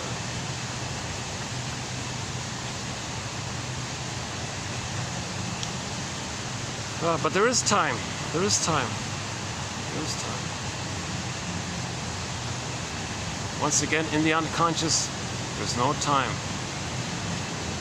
And if much of our energy and life force and living is bound up with those old traumatic memories, then we're living in the past, dwelling in the past, seeing the present as the past. Hence the famous split. Our real self is stuck in the past, and our social and our false self, our adaptive self, our made-up self, or as-if self, whatever you want to call it. So we can function in life. Okay, that's the famous split between like we can have cognitive development and get 10 PhDs, and physical development and still get 10 medals and all this, or 10 awards or something. But our real self is arrested development. We don't want that split between the real self, okay, and the unreal, and the adaptive, quote-unquote, unreal self or false self. We don't want that kind of gap. We want to bridge the gap and have the two come together, kind of thing, and kind of have the real self animate the person. You still have the social mask, but you're more coming from your feeling self, where the golden ball's there and your embodiment is there. You want to get back your real self. That's the whole journey. That's the whole thing that we're talking about. We had the real self, we lost it, we want to get it back. Until next video, thanks very much. Okay, I'll see you in the next video. Thanks very much.